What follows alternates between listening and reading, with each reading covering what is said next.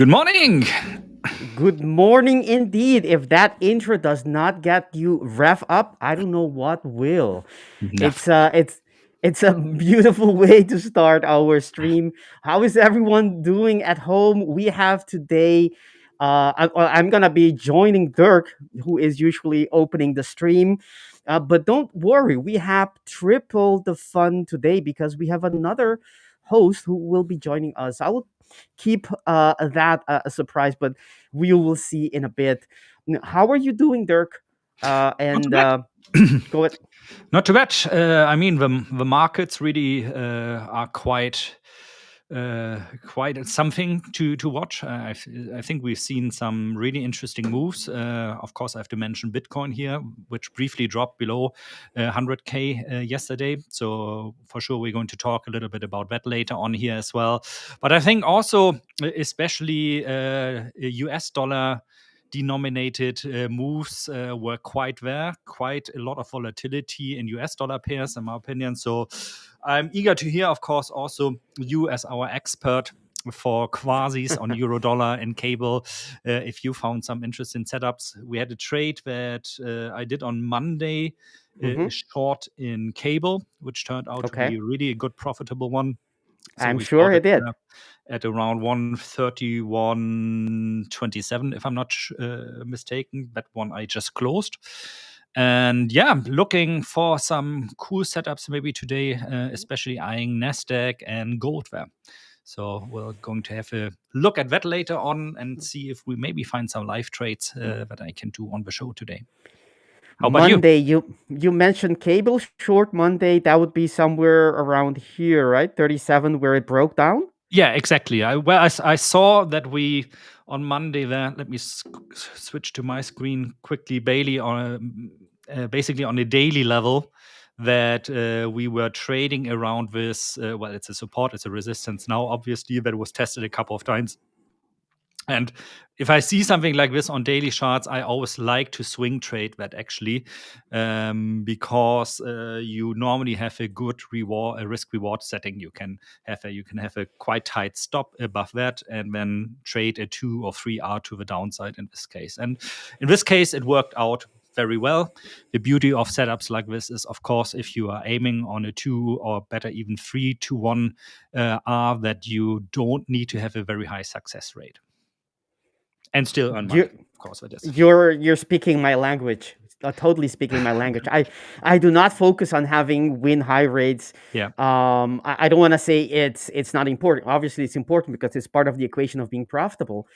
But I focus on getting the opportunity right, getting the upside potential much bigger, and just keeping my stops as short as possible, and it will take care of itself as long as I can identify these opportunities. You were talking about the level, and of course that's the exact thing. Basically, we say this all the time, we show this, we display this all the time. We have different traders. Dirk and I were not the same as traders. We are completely different. I mean, in the way we are as a person. I assume because we're all different, but also in the way we were shaped, nurtured as traders. Right? He has a different background, a different career path as I did. So, but it does not matter. The thing what Dirk just explained is exactly what I was thinking when the market was reaching and breaking. While you were talking, Dirk, let me go back to the daily, and it is basically the same. It's the break of a daily order block. Yeah, and exactly. you say tomato, but it's basically the same thing when you're eating a tomato or tomato. I saw the break of that line, and on the lower time frames, that's the level, right? The first time it reacted nicely. The second time, it was not worthy of. Hello, Anastasiia. How are you doing Hello. today? I'm good. Sorry for just popping up in the middle of your explanation. Please finish. No problem at all. Good morning. And before I continue, how are you doing? Yeah, I'm good. You? How's the I'm market treating you this week? Beginning of November, start of the new month? Yes, the recovery after the difficult month. So yes, let's do it. So coming back to the price action of GU. So the first reaction was beautiful. That was the first, at least from my point of view, on the 4 hourly. The second one was, wasn't worth. It's a little pop. That's not a recovery. That's a little pop. That sets the tone of who is in control. And this was the confirmation. That was the confirmation that something has broken here, and that was not supposed to happen if the buyers were supposed to come in. And that gave me the reason to start looking for that short, even though I didn't have the reason, not the reason, the valid justification to hold this all through, which I didn't. And you could ask myself, shouldn't you, Victor, shouldn't you have just, hold it through? Perhaps, but I'm just following my trade plan, and as you can see, I got a lot of things I can still improve, but that's not the point. So that's the area where you got in, and I got in on the. I did basically the same trade, only that I was waiting for the retest to come in and then push lower. I think you got a little bit of a better entry than me. I can see, but it's funny, that now that's like you said, like two different traders, and we haven't talked about this trade before. So we haven't. No, and still we came to the same conclusions, and it's one of those examples also that is so beautiful because in its simplicity, it's very beautiful and easy to execute, in my opinion. Indeed, I haven't. We haven't talked for a fact. We haven't spoken in about 10 years, so it's completely unconnected. Dirk, that was a joke. I know. I'm German. I don't laugh. No, I thought you wanted to add something to it. Sorry. Anastasiia, what are you looking at this morning on the charts, or perhaps outside of the charts? Since we are talking about the GU, I'm looking for the reversal potentially for GU, but want to see it breaking a little bit higher first.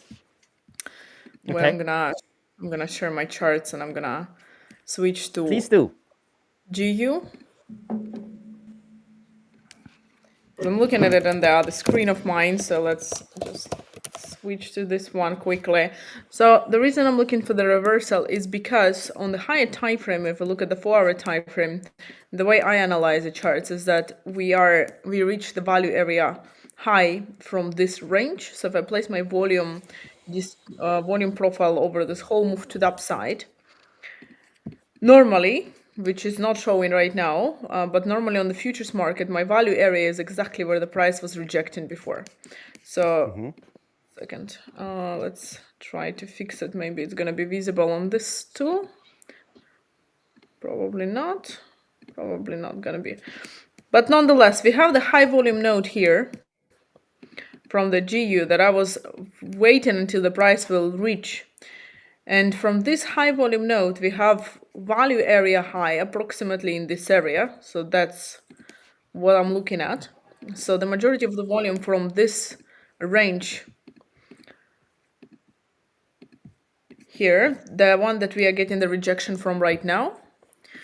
So, but however, on the 30-minute time frame is something that is disturbing me and is not giving me an opportunity to take an entry yet, is this volume from this consolidation. So if you just add the volume indicator, the normal one, because it's not, again, something that I'm looking at is not really visible on the CFD charts, but we had the increased volume in this area where the price was trading, so this range here. We also had another one here, but this is the one that is disturbing me currently because the price is reacting to this right now.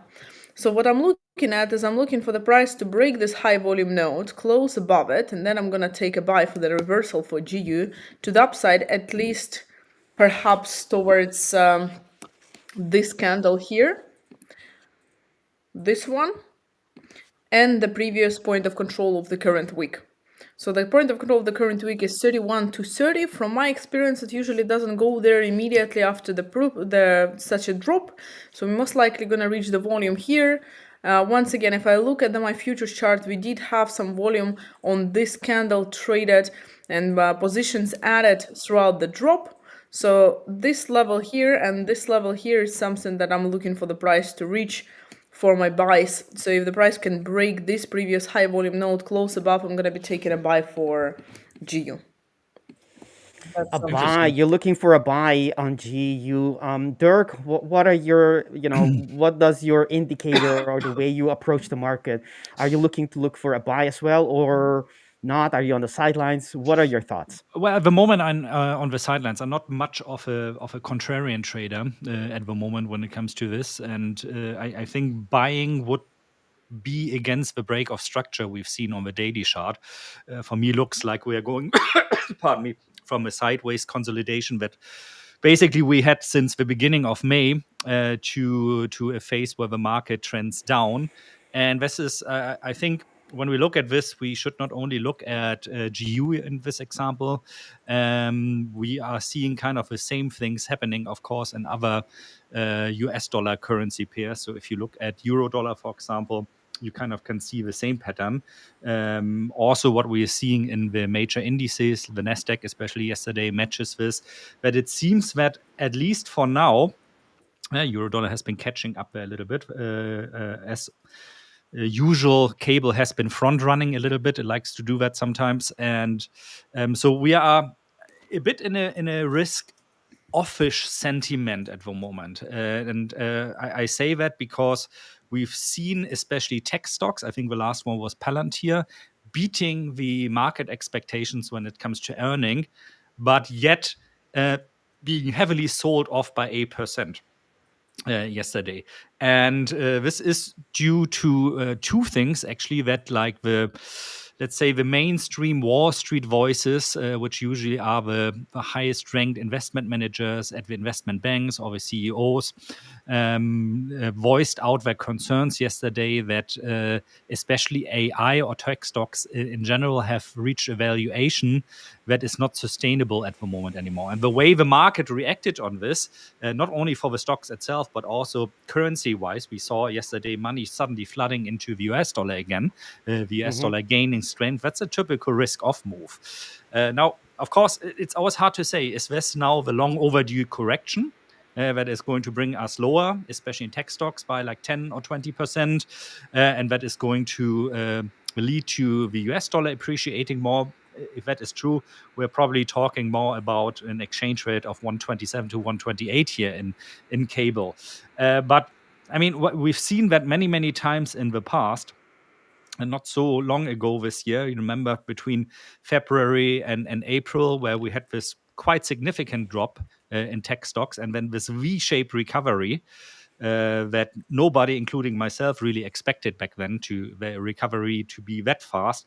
So it could as well be, and this is like my favorite scenario for selling the US dollar again, so for buying, for example, cable, then again, would be if we see the NASDAQ dropping somewhere to this blue moving average, which is the 8 weeks moving average, currently trading at around 24,780. This for me would be an indication like that it could be time to buy the US dollar again. So I'm approaching this more from a like fundamental dynamics, as you can see, not so much from a technical point of view. Of course, once we've reached there, then I would go, for example, into the daily chart and see, do I find some order blocks there? What is what are the 4-hour candles, the 5-minute candles, and so on, telling me to find the right timing. But at the moment, I rather stay sidelines and see what the day brings, so to say, in terms of price action first. However, I can see your argument there as well, Anastasiia, because from what I've seen from your volume analysis, it looks very likely that we're going to see a bounce back first and then maybe a continuation to the downside. Because the candle, of course, yesterday was also quite severe already. To be honest with you, the reason also I'm looking for the correction. First of all, I'm not looking for the trend reversal, so it's more of a corrective kind of trade, reversal trade. Yeah. Right? The Same continuation setup would be obviously, completely for the short.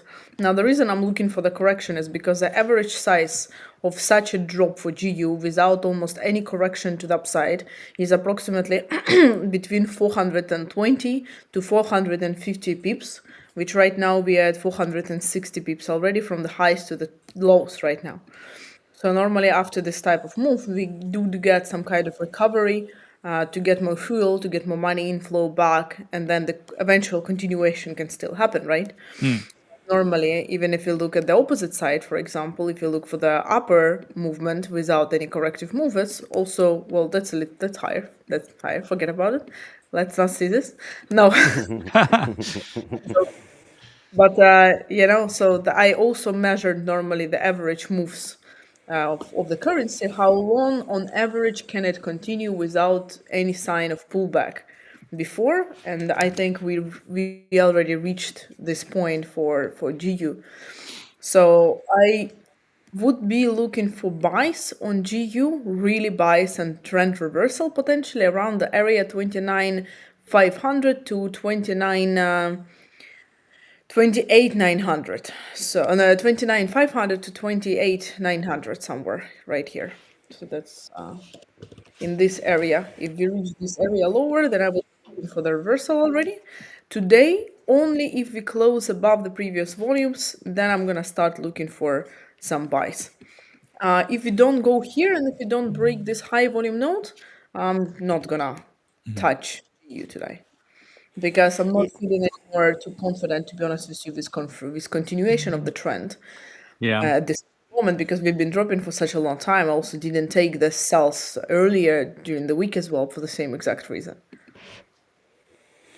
Yeah, I totally understand what you guys are saying. I can't say I have the same insights as you do, Dirk, and bringing the fundamentals and the sentiment and those looking back at the last time we had the recovery and all of that, and which is I think is great. I'm just looking at price action, and I agree that this, to me, at least if we have a pop, which I totally see, Anastasiia, that we could have that, because indeed it makes sense to, aren't we all what we do as traders? We are pattern recognizers, right?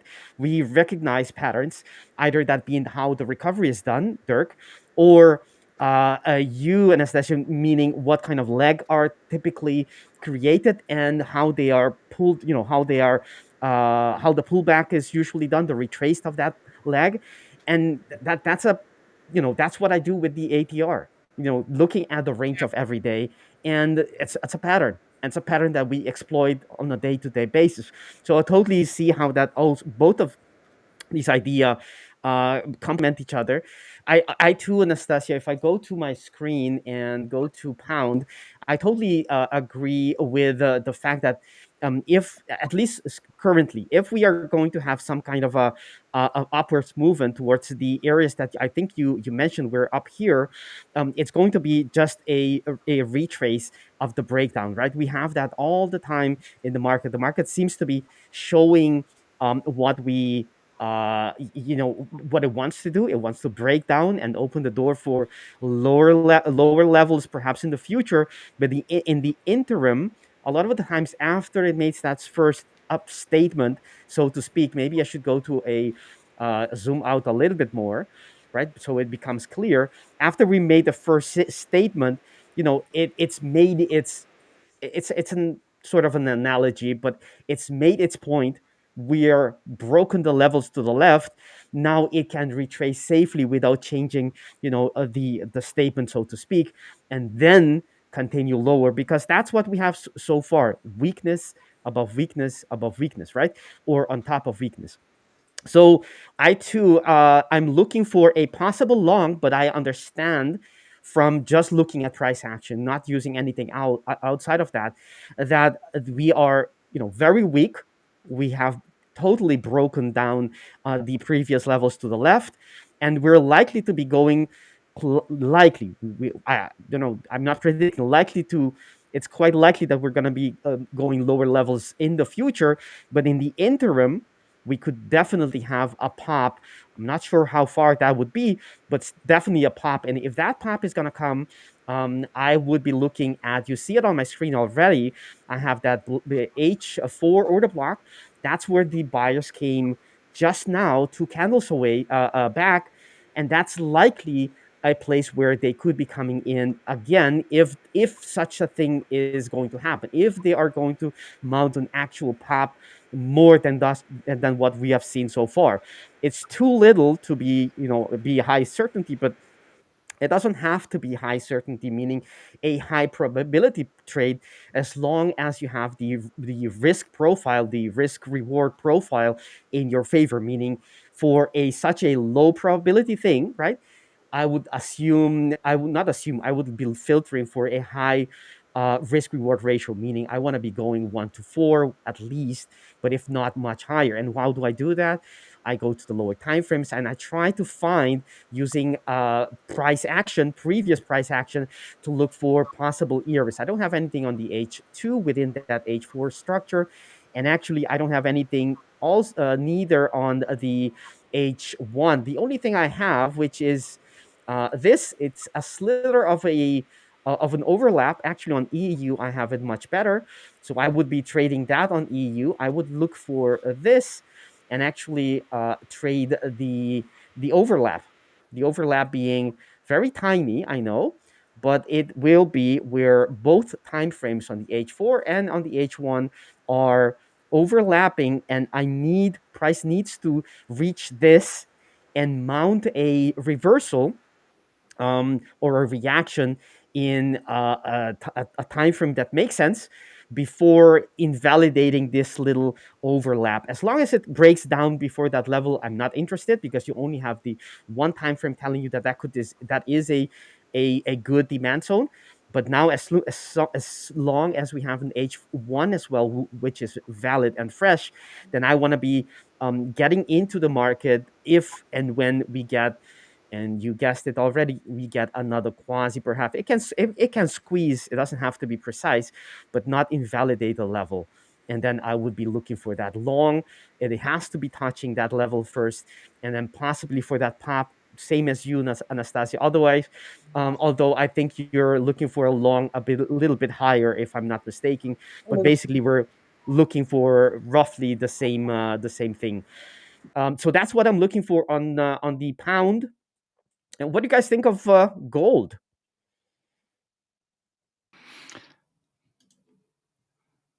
Go ahead. Yeah. I mean, hold on a second. Let me quickly, if you don't mind me going first, Anastasiia, that is, of course. And how ungentleman of you, Dirk. How could you? That's why I try to rescue my dignity, the little dignity that I've left.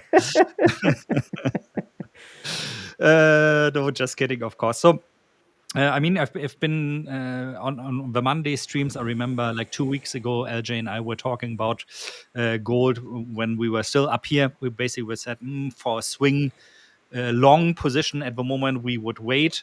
I said the first thing I would wait for is when price retraces to the 8 weeks moving average again, which it did. So there was a possible long entry there. I didn't take it because I still think it was too high. For me now, from a swing trading perspective, that is, of course, nothing to do with intraday trading in gold now. I would like to actually see the price go into this box here. So somewhere there into this box, preferably all the way down to the bull market support bands, which currently are trading around 3,650 to 3,700. So if we should see this week, which I don't believe is going to happen anymore, or early next week, that would be an indication for me where I would say, okay, this is where I want to buy, because the long-term trend up for gold is still intact. And you can see every time it reversed down to those bull market support bands, sooner or later it came up again. So that's a great zone, in my opinion, to buy if you are swing trading, if you are especially longer term, maybe holding onto physical gold. So you also don't want to hold too long onto positions when you trade CFDs, because you have an overnight cost for overnight financing, which in the case of gold especially can be quite high. So you don't want all your earnings being eaten up by swaps then, of course. So this, like from a long-term perspective, from a short-term perspective, I'm looking here at my Renko chart, so especially the one I'm swirling my mouse in on the top left here at the moment. The last position my system took there was a short at 3966. So price more or less about where I entered this short position. And this is basically just based on intraday momentum, like looking for strong moves into one direction, and then it will enter with a trend. But this is something that is happening automatically in the background, so I don't interfere with this manually for good reasons, because I'm a terrible trader manually when it comes to gold, intraday at least. And yeah, so let's see. By the looks of, if I have to make an educated guess, I wouldn't be surprised to see us later on today attack 4,000 again. So if I would have to make a choice, I would like to see a long signal posted by my indicator here in the background today, possibly going higher than 4,000. But until that happens, I'm completely neutral. Anastasiia, tell me what I overlooked, please. I don't think you overlooked anything, to be honest with you. For the high time frame, from my perspective, at least from the high time frame, we are going shorter still for gold. So I also see, you were saying that you're waiting for the price a little bit. I think even a little bit lower. I'm waiting for the price to hit approximately 3,860. For me, this is the next level where I'm going to be looking for the reversal. I was expecting the price to reach it already earlier, which it didn't. So we tapped into this zone, but we didn't reach the specific volume level I was looking for. So I'm looking for 3,865 to 3,830, this zone here. But this is overall long term, so potentially it's something like this, and then I'm gonna be looking for the reversal. However, today, like right now, for example, I am looking at my volume distribution, order flow on the smaller time frames, and we do have the volume right here, and also quite big volume nodes traded on these lows before. So I'm expecting the price to eventually pull back higher from this level. If it's gonna close below, then the opposite, right? Then if it's gonna close below this zone here, this one, right now, I'm gonna be looking for the price to go lower immediately.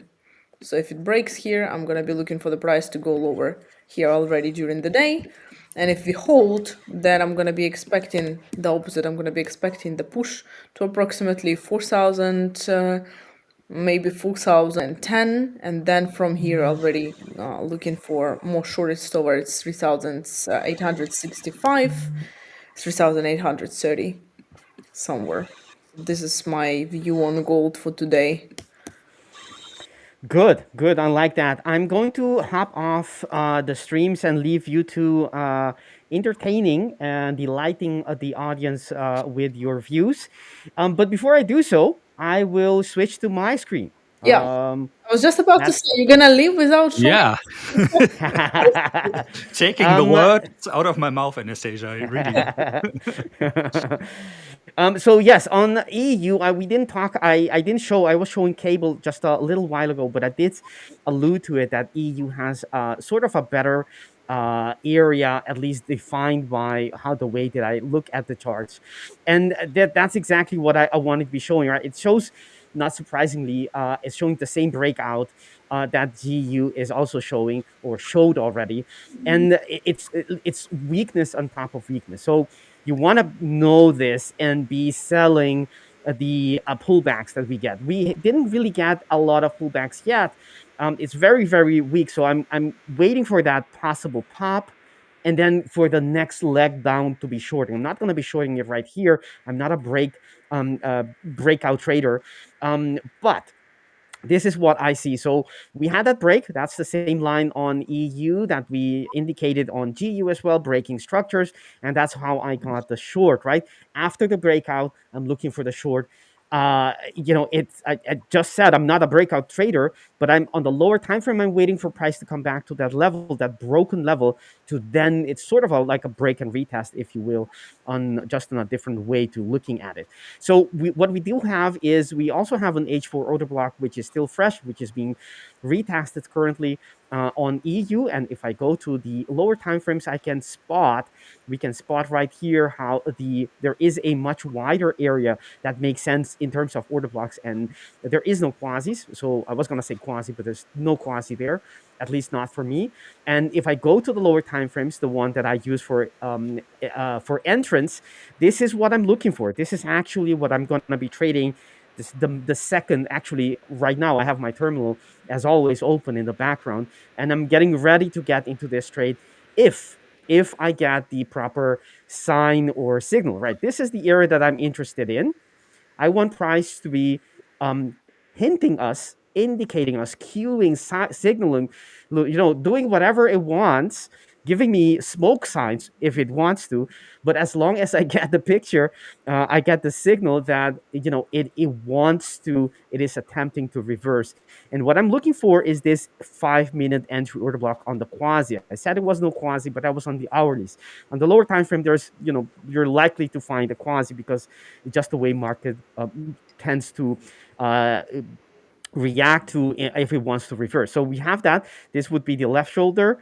The left shoulder, the neckline, the head, and the head isn't in this case the lower level. Why not? Because I'm interested. It's based on the reaction we had from the H4, right? So that's one thing, and this is the area that I'm interested in. You can already see that the way we got in, right? Look at that big handle. So for the reversal to be, I'm not going to say exactly what I'm waiting for in terms of candlestick combination, because that's the secret sauce. However, what I'm looking for is the market showing us signs that one side took over. Because if it's going to reverse, it has to do that. There's no other way it can reverse without buyers coming in and taking over. And so that's the biggest leg you have on the 5-minute. And I want to be convinced by the market that that leg has been negated and the market has switched side and going the opposite direction. And so far you can see, unless you know nothing about the market, you're likely, even if you're a novice, you'll likely understand that reversal, that sign, has not been given yet, and perhaps will not be given. And if it does not signal a reversal from this area, then the whole setup crumbles down into ashes, meaning I'm not going to take the trade. So that's it, what I was going to share with you guys. This is EU, and I'm Victor. I'm going to be back with you guys in about a couple of hours, and we'll see you there. It's been a pleasure, Anastasiia and Dirk. I would like to, not I would like to, I'm already planning to do this from time to time. Come in and interact with the both of you, because I enjoy it. Simply, I know it's very selfish. I'm thinking about myself. I'm enjoying it. Of course, it's good for Well, the audience as well. But I'm just being honest here. I Shoot me think if you want. I'm being honest. I think the pleasure is on our side as well. Always enjoy hearing your in-depth analysis. I'm almost amazed how much you can read, like from a 5-minute chart or 1-minute chart, and I always feel smarter after streaming with you. Let me put it like this. You're too kind, Dirk. All right, so enjoy it, and this is directed to the audience. Enjoy these two great minds sharing all their gold nuggets. Bye. Thank you so much, Victor. See you soon. Thank you. All right, that was Victor, guys. And I'm looking right now on YouTube because, of course, I'm always nosy how much people we have watching at the moment. And I'm seeing there, what am I seeing? We only have 44 likes for today. So, guys, leave us a like. Subscribe to the channel if you haven't done so already. We are sitting at 88,900 subscribers, and Jonatan told me on Monday if we reach 90,000, there's going to be a great giveaway again, where you probably can win maybe some nice goodies. Maybe we can convince Saul to throw in a couple of free accounts for you, evaluation accounts. The 5ers are, in my opinion at least, always very generous when it comes to giving away good stuff that helps you with your trading. There was a question earlier that I saw. Hi, Dirk, what is your indicator? If you don't mind, well, if I share this indicator with you, I would have to kill you. No, I'm just joking, of course, but it is my proprietary indicator, and Cough in the end was like, no, I'm joking, but I'm not joking. no, it's like. Sorry, I'm really coming up with a cold here, but that's it's always what happens when you try to make like a sarcastic or ironic joke as a German. People always take you for serious, Serious. whatever you say. It's like has been a story of my life. But yeah, it's a proprietary indicator, so it's one I'm not sharing with. It's one I've mainly been trading short term with. You can see this in gold. I'm trading this in an automatic way. Where is it? Not this one. This one? No, not this one. Here we go. For Bitcoin, also where I'm currently long at around 100,300. I open a long You're position there. currently long already and holding Bitcoin. You bought also or what? No. I'm asking if you're already long and you're looking or you're looking to get in. No, I longed already, but this is like for day trading, for scalping. So the last position I opened was at 100,300, which was automatically done last night. So this is a bot in the background trading the strategy for me. And so this long-term Bitcoin, in my opinion, is a whole different story. I mean, you guys know I'm always very pro Bitcoin. I'm an enthusiast when it comes to Bitcoin, but I think this bull market cycle actually has come to an end. If you would have asked me like half a year ago, I said, well, we haven't seen the FOMO phase yet. Normally we see a breakout from this green band up to the red band, which then marks the final stages of a bull market. That actually hasn't happened yet. So when we look at it in a mathematical way, when the last time was that Bitcoin reached a regression high, that was actually last year in December already when we touched the upper green band. Since then, at least on a logarithmic scale, we have been trading more or less sideways. Interesting enough, the fair price, according to my model of Bitcoin at the moment, is around 106 to 107,000 US dollars. So we are well below that. I've sold most of my Bitcoin over the year. Every month I was a net seller of stocks and Bitcoin. And now I'm waiting for us to eventually touch the lower green band again, which is currently around 76,000 US dollars. Can be also that we overshoot like we did last time. During this FTX disaster. So I wouldn't be surprised next year to see prices around 60,000 again. But latest then I'm going to buy again. But all in all, this kind of cycle has been a bit underwhelming for Bitcoin, which probably indicates also that we're dealing with a maturing asset here. No? It's easier, of course, to go in market cap from 10 million to 100 million than going from 1 trillion to 10 trillion or something like this. And this natural cycle should end around here somewhere. So we are actually precisely at the moment where I actually predicted, like according to my model, this should be the highest price now. Has been a lackluster. There are other models out there like the Bitcoin Power Law that predict the highest price for mid to end of January. I don't see that really happen. I think we are about done, and I don't see where the hype should come from still that pushes up to 200,000. So I hope I'm wrong, but I wouldn't be surprised to next year have the opportunity to buy somewhere between $60,000 and $70,000. I'm for sure going to share with you again when that is the time, and time for that has come. And I can guarantee you nobody wants to buy Bitcoin because everybody's afraid again. Yeah. Oh, that's a nice comment. Dirk is giving Bond villain vibes with that comment. Yeah, maybe I should get a cat, that I have here and can pet and do like. Yeah, actually, you could work in a movie. Thank you. Yeah, with my accent, you're always prone to play villains. How's that you? Are you actually holding Bitcoin or want to buy, or is that like something? Not holding Bitcoin, but I normally don't even trade crypto because some long time ago I started with crypto and then I went into completely off. So I didn't trade crypto for a long time. I held some, I sold it. Now, when the flash crash happened, I got back and I bought Ethereum. Then I sold Ethereum. Then again, I sold Ethereum. And now I'm looking for the short-term pullback to the upside. Yeah. The only thing about Ethereum, and I'm looking at the Ethereum futures on CME, that's what I trade. I'm gonna open it on CME. There we go. So what I'm looking at is I'm considering buying either right now or waiting until the price gets back to this point here. We have the huge volume area here, and my level for buying it is 32.28, or right where we are right now almost, which is the specifically 32.97.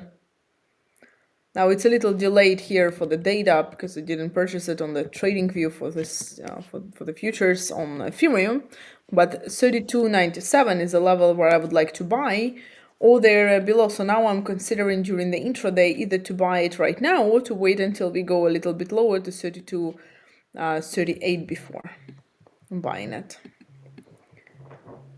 So Interesting. that's something I'm looking for. However, again, I'm very careful because overall, long term, if you look at the 4 hours, if you look at the daily time frame, I'm looking still for the price to go further down. The reason also I'm looking for the full pullback is because we did reach my level for the pullback for Ethereum, the one that I was looking at. If you also see that this was a zone that was quite interesting for Ethereum already for a long time, right? So the price has always come back here to the same zone for multiple times in a row. So the reason I'm looking for the pullback from the same zone is because we did get the reaction here. But preferably, I would like to see the price going into this area before buying it, perhaps for a little bit longer period of time for the midterm. So I'm still short overall, but I'm also looking just for gold to try to catch potentially the intraday pullback to the upside. Understand. I actually never trade Ethereum, honestly. I don't hold it like long term. I also don't trade it intraday because I've always the feeling, at least for those coins, that are maybe in the top 20, top 30, according to coin market cap, they more or less always copy what Bitcoin is doing. So I'm always thinking, with the exception maybe of Ethereum that sometimes has a life of its own, I have to agree with you that it can be good sometimes, to look for setups there. But the volume is in Bitcoin. And it's funny that you mentioned the flash crash. That flash crash really cost me a lot of money because my systems were not at all prepared for it. They got like good signals. But for example, for a short signal, the actual trade execution was a couple of $1,000 lower than the signal was, just because there was such a delay in order execution and the order books were suddenly so empty. So that is like... There was enough liquidity in the market to fill in the order as well. That is really the downside when it comes to crypto. You rarely see something like this in legacy market, especially if we're talking about gold and euro dollar. It happens sometimes. The last time I saw it happening was actually during Fukushima. I think that was 2014, if I'm not mistaken, or 13. Don't remember anymore. And but not to this extent. So that is something that caught me off guard, and where I decided then, I need to implement some volatility measures, if I can take a trade, which for me is now, if a price has moved in the last 60 seconds by more than 2%, I'm not taking any trades anymore, because there's a high probability that the order books are not reflecting reality anymore. And I know a lot of market makers also went bankrupt that day, which is, of course, a shame because it pulls out further liquidity from the markets. But yeah, it's like these black swans always come out of a direction that you don't anticipate. Probably that's why they are called black swans. So be careful out there, guys, when you trade cryptocurrencies. But I'm sure, I know like the majority of our audience is actually not trading actively cryptocurrencies, but concentrating more on Forex and precious metals, especially gold, I know, is one of the favorites. So let's see. Gold currently not doing very much. Well, more or less where I entered my short trade still. Anything other in particular that you're looking at, Anastasiia? Honestly, not really for today yet. Somebody coming and visiting you. Dirk, I'm so sorry. I'm gonna leave you guys for like 1 minute, and I'm gonna be back. Good. And bring your dog with you. We would love to see your dog.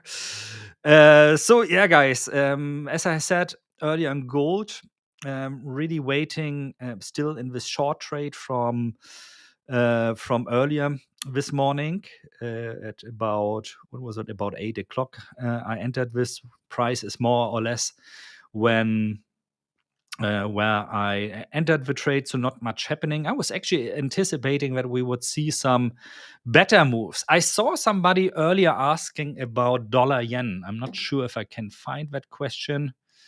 Let me scroll up here quickly. Doo-doo-doo. Who was the one asking about dollar yen?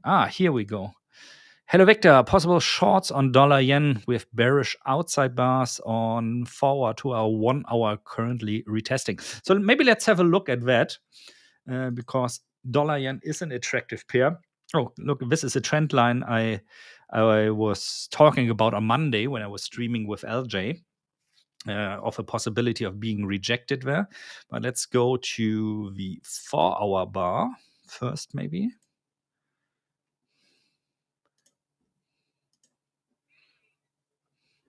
And what did you say? Bearish outside bars?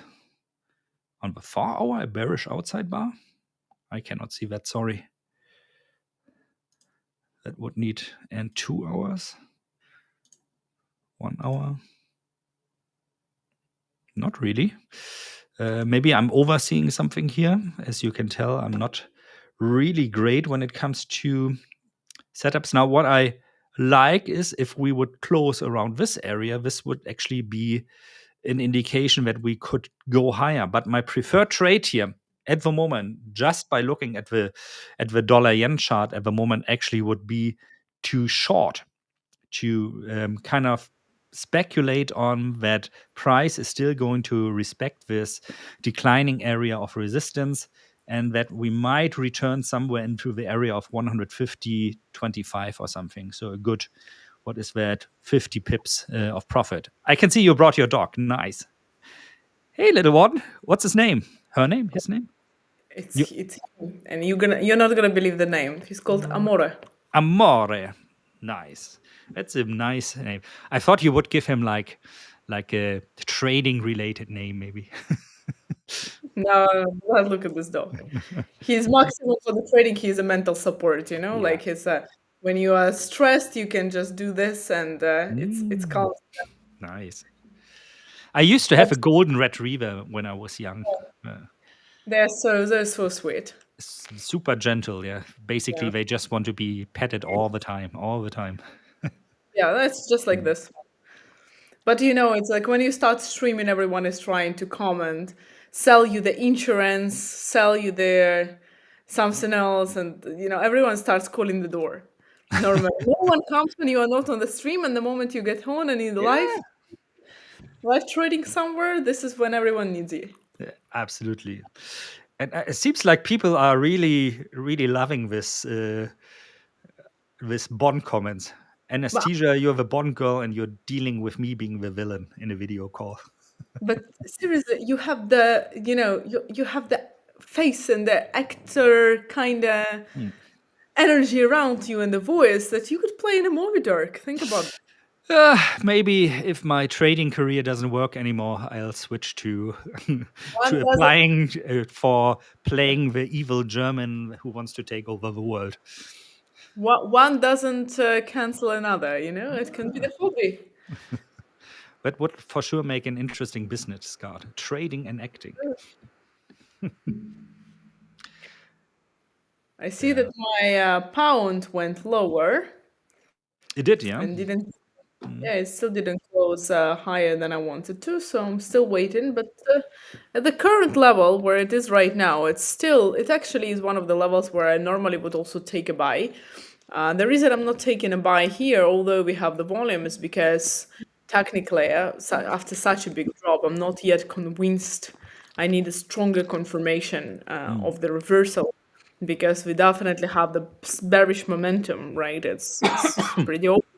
So I would want the price to close at least above this to confirm that buyers are stepping in, because right now there is a riskier and a less risky setup for me. So the less risky setup is to wait until the buyers step in. The more risky setup, which sometimes I go with, is to wait to take a reversal trade immediately after it touches my volume zone, which I can do, but normally I don't do this if the trend has been such strong one as, for example, the past couple of weeks. Now, I want to ask you one question about this. If like the price, if you would see the price going below, what is that, 130.10, I think, so those lows there, would that be an indication for you to take a short trade? Only if we go and close strongly below this. So if the body of the candle on the 30-minute time frame closes way below this, then on the pullback I could take a short. Because that's typically the trade I would be looking for then. Because for me, that's like a continuation of a momentum, of a downwards momentum. Yeah, that's something that I would be looking for, and then I would be aiming into the zone where we were looking at before 29,500, 28,900 area. So if it does break this zone today, but I always look for the candle closure. Yeah. This is also important in the system. So I look for, because I don't want to get into the situation when we have a squeeze, we have a week, and then the price, starts reversing with me in the opposite direction of the trade. So if we close below, we break it, then on some kind of pullback, I would be taking shorts as well. I think that could be a good risk-reward ratio on that trade as well. Then, just by the looks of it, I think probably something 1 to 2, 1 to 2.5. I mean, the question always is, are we really going all the way to 129 if that happens? But yeah, that's the problem we're always dealing with as traders, right? Yeah. So, and if we break through this zone, 3,500, then I'm going to be looking for the upwards movement until 3090 and 3,100 for GU.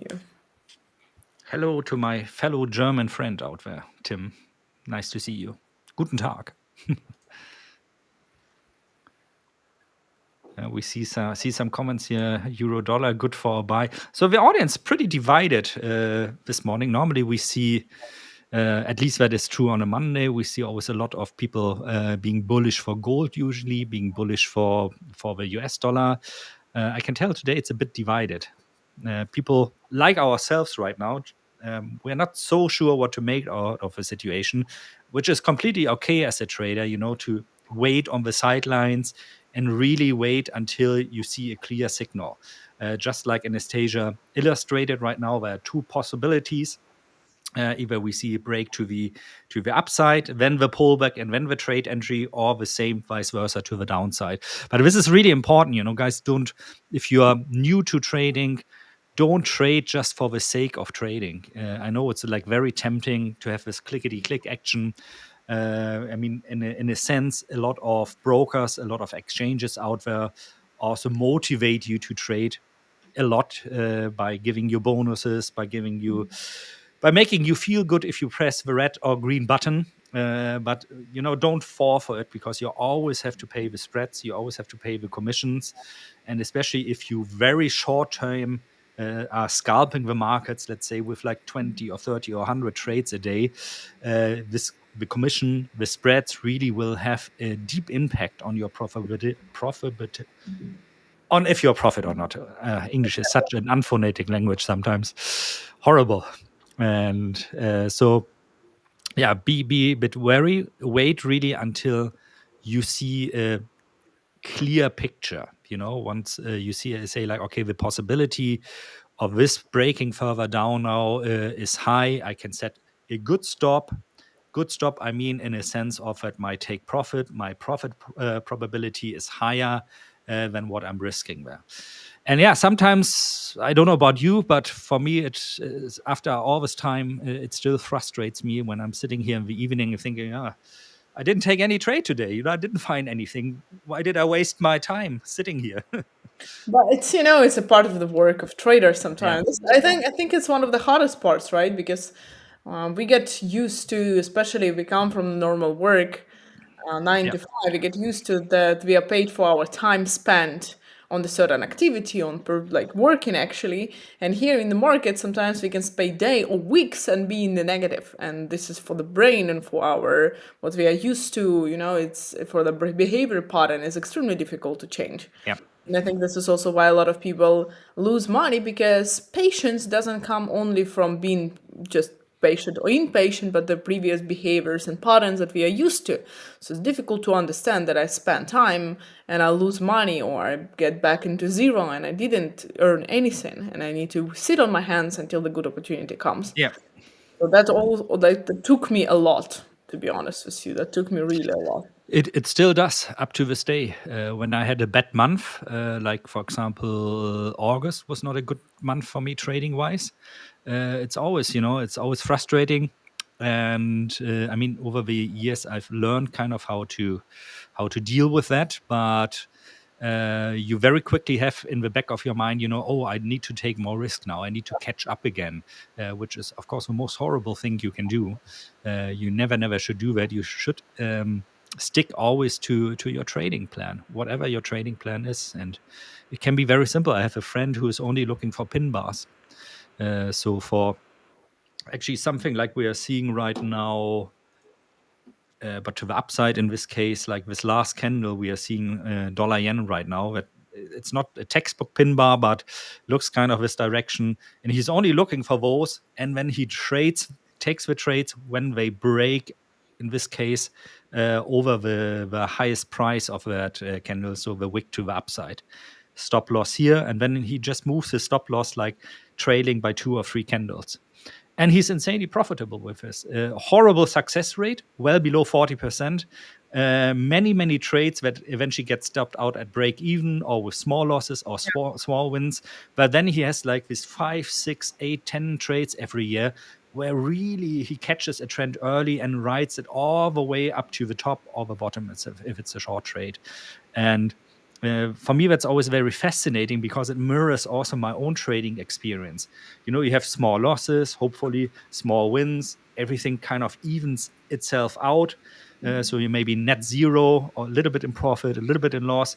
And then you have those outliers to the upside that earn you the money. Yeah. Yeah. Is it the same for you, or am I the outlier maybe there? For me, it is a little bit. Sorry, I'm gonna be back in a I think Amore is keeping Anastasiia busy. He doesn't like that she is spending time with us and not with him, maybe. So let me look at dollar yen. Well, we are basically looking at that right now. Like I said, my preferred trade actually here at the moment would be to short it, which would mean shorting the dollar, which I'm not, because of a risk-off sentiment we are seeing actually right now, not a big friend of. One thing I, by the way, wanted to mention earlier already, before I forget it, if you're trading pound sterling, US dollar, be aware we have an interest rate decision of the Bank of England tomorrow. So you might be careful trading around that. That could skew up price action and so on and so forth for a little bit still. But yeah, for dollar yen, my preferred trade actually would be a short trade here. And the way I would trade it, I'm not saying I'm taking this trade right now because there need to be other things to fall in place except some arbitrarily drawn trend line. But typically, this is a trade I probably would do something like this. Stop here over the highs, and then my target would be somewhere around the 8 weeks moving average. So we would have a risk reward ratio of 2.8. That's very good, actually. Oh, that's an attractive trade. Maybe I should take that one. You know what? I'm going to take the trade. So let me go into my 5ers account and take that trade. It's not that there are other things I would like to see in place, but for the sake of it, because I also always want to take live trades with you guys here. So let me see here quickly. I need to. Amore is keeping me on my toes today. Yes, yeah. I think he doesn't like that you are spending more time with the audience No, it was just a guy cleaning jacuzzi, so he doesn't like the guy who comes here. So Oh, okay. barking at him always. I want to get a jacuzzi as well for my home. I've been thinking of that so long already. It's especially with the German weather, I think. Yeah, that's the thing. Exactly that. So let's see. What did I say? Short would be stop loss 154.80. 54.80. And I want to risk 0.25 on that. All right, let's go. So, what is your average risk per trade? Normally around 0.2 to 0.25%. This is what I feel comfortable with. Yeah. Because I usually it always depends on the strategy, of course, that I'm trading. But with my automated strategies, for example, the win rate always ends up somewhere between 48 and 52% long term, like looking at thousands of trades, that is, of course.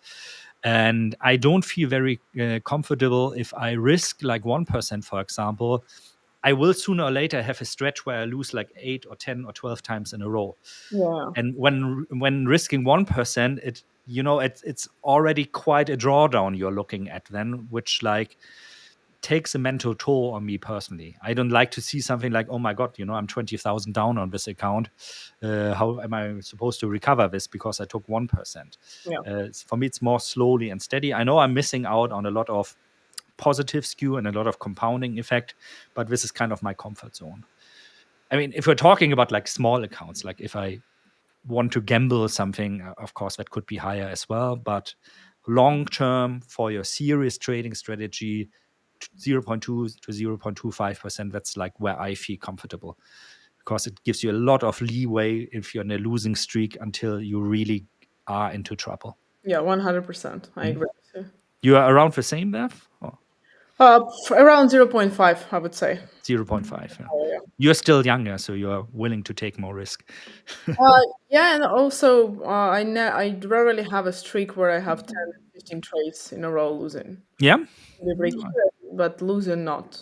I press a break usually on time. If I see the beginning of the week, for example, doesn't work well for me, I would rather take it slower and not take any trade instead of keep trying. So then I lower the risk, and then I come back when the market is a little bit better again.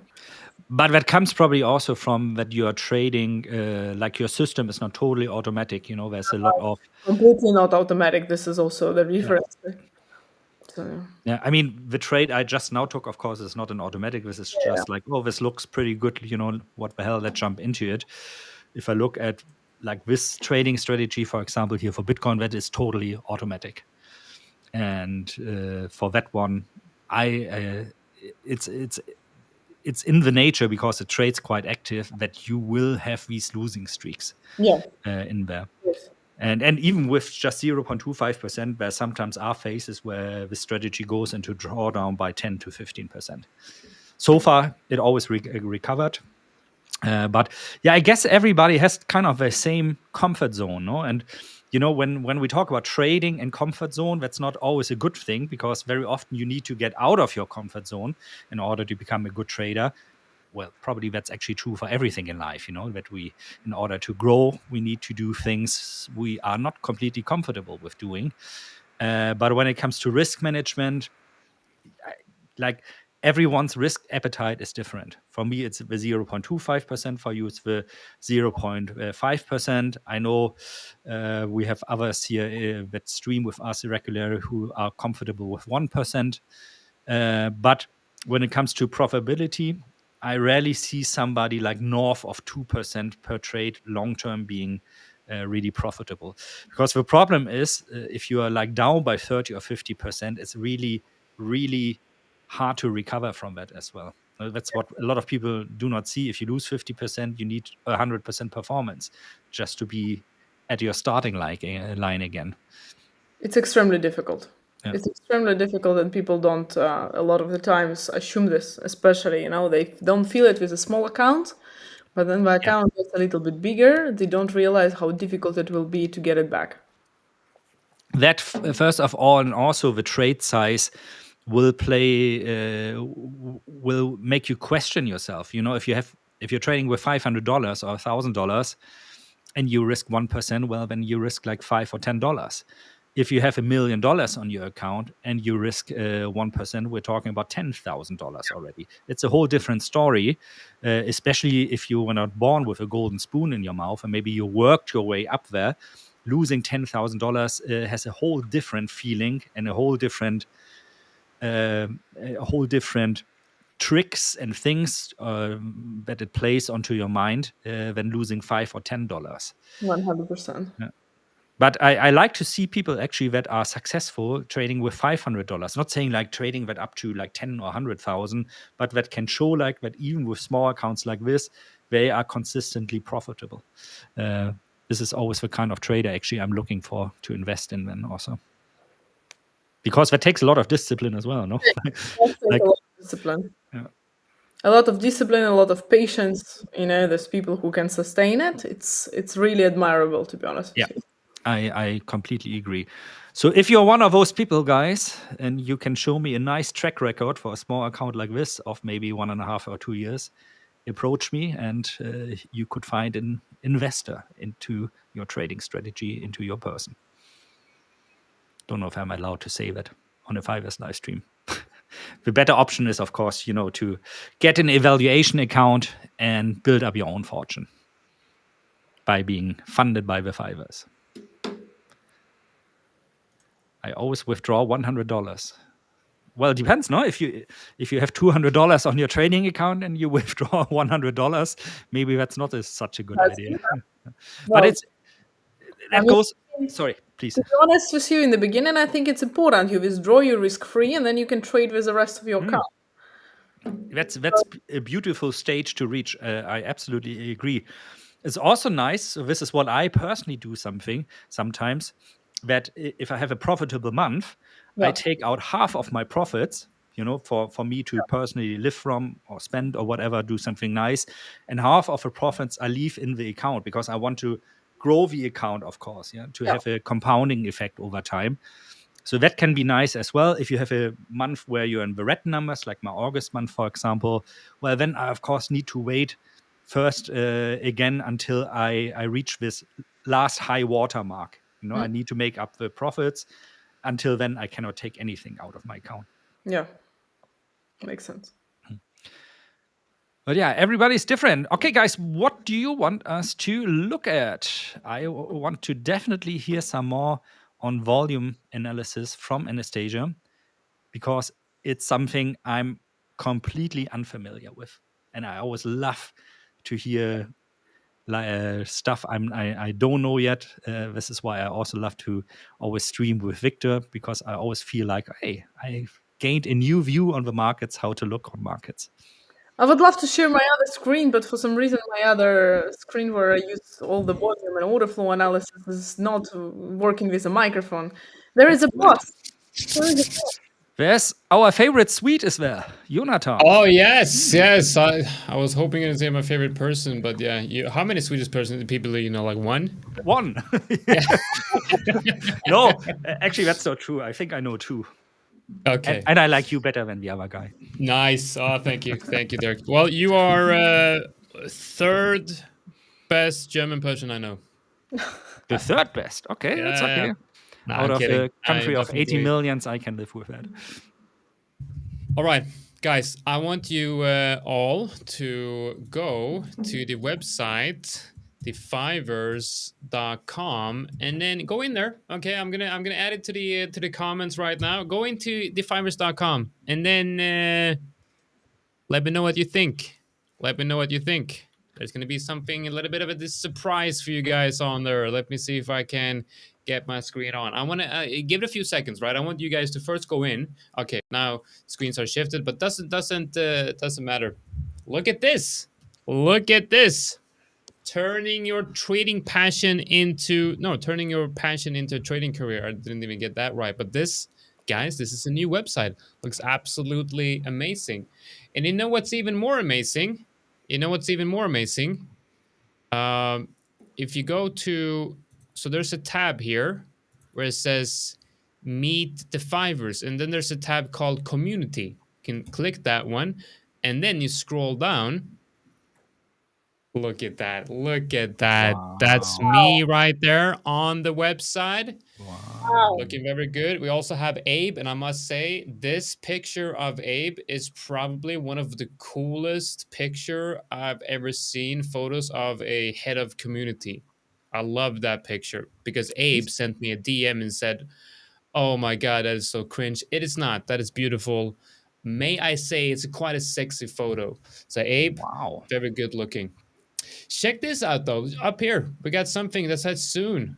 Have you seen that, guys? It says futures right there. Very cool. Very cool.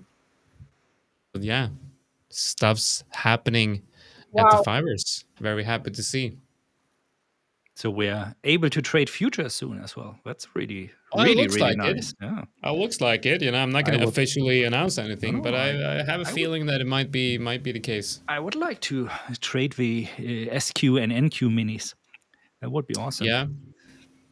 Yeah, because what's interesting with the futures market is there's no. Okay, so what's really is it no commissions? No. No, there's commission, but you don't have those large overnight financing fees you usually have with CFDs. That's like one of the issues. It's not Fiverr specifically. It's with every CFD brokers that you have those large fees and the financing fees, and these fees are priced in future prices. This is why you usually see that the futures price of the NASDAQ, for example, is higher than the spot price. This is the interest rate taking effect there. So, and apart from that, like the market itself, especially the NQ and the SQ, are insanely liquid markets. It's really insane the amount of money you can pour into this market without moving the price at all. Yeah. Yeah. But And I'm because sure there's so many, yeah, because there's so many big Yeah. institutions and traders trying to hedging with futures, and the futures market, if I'm not mistaken, was invented for certain professions and sectors to hedge their supply and hedge their This market is invented to hedge the prices of the initial like underlying asset. Like for example, if the price of corn is rising, but our cornflakes in the store remain approximately the same price. Without the price fluctuations, no matter if the corn was bought cheaper or more expensive, specifically. So it was created not as a speculative market, but for us as a consumers and for producers also to save their production costs at the same approximate levels. I think initially it came from nobody really knows where it comes from, by the way. So there are no documents there that say like this is when a future was invented. But I think the idea stems back from farmers, for example, producing goods, knowing like, okay, this year in August I'm going to have so and so many bushels of wheat that I need to sell to the local mill. Yeah. I don't know how the price is going to be then. A lot of people having a good harvest. Am I the only one? Am I having a bad harvest? So we agree on a price already now and on a delivery date later in August. So it gives, for the producer side, it gives you the ability to already calculate with fixed prices and not be surprised because suddenly, the price is like 30% lower or something like this. And I think that's extremely important also, for example, for gold mines that always sell well in advance the amount of gold they are probably going to mine. Yeah. Nowadays, Guys, of course, for us, it's speculative. I just wanted to jump in and show you guys this. We just launched the new website. Very cool to see. Very nice upgrade. And I will be back with you guys later with Saul. We have Saul, the CEO of the 5ers, coming on Nice. at the last hour of the live stream to do some live scalping. So I'm definitely going to be there. I'm actually not scheduled to be there, but I feel like I really want to, and hopefully you guys feel like you want to watch that as well, because the knowledge that you gain from those sessions, it's incredible. So make sure that you join the last hour of the live stream today. Take notes and make sure that you listen to Saul and ask all your questions that you have to Saul, because you can really learn a lot from the way he's trading and all of his experience. So I'll be back for that. And in the meantime, I'll be watching in the background as always. All right. Take care. See you later, man. Yeah, see you. So talking about futures, Anastasiia, I think for you as somebody who uses volume analysis, that must be great as well, to be able maybe in the future trade futures with the 5ers on something like gold, for example. Absolutely, of course, because I trade futures, right? For my Yeah. personal trading, I always trade futures. I don't trade the CFDs or anything. So, of course, it's going to be directly through what I trade because now I need to transfer this data from futures to CFDs or Forex if I trade the different assets. But that would be much better for me. So, I'm really looking forward for that. Likewise. I'm really excited. Yeah. Likewise, yeah. For me, always it's like, I mean, talking about the NASDAQ and S&P 500, I know there's like no commission charge if you trade those with your 5S account, but the swaps are then very high. So if you hold it over the weekend, sometimes you can be surprised how much of your profit has gone for financing. It's not because the 5S are greedy or something. It's just normal on CFDs. I hope they are going to have like currency futures as well. That would be nice to see as well, and for sure would make your life also easier then. Yeah, for sure. I'm sure if the futures going to be launched, they're going to be having a futures, currency futures too. Yeah. So I'm really looking forward for that. Yeah, of course. I know LJ looks a lot at that as well, especially at the option pricing and expiry dates and expiry prices, strike prices, I mean. Yeah, guys. So what shall we look at next? Well, first of all, leave us a like, leave a comment, subscribe to the channel. As I said, we are closing in on 90,000 subscribers, and I'm very sure that Jonatan and Saul would love to bring a bag of giveaways and free goodies, accounts, you name it, to share with you guys out there. But only if we reach 90,000. So if you haven't subscribed, I think this is the reason to subscribe then.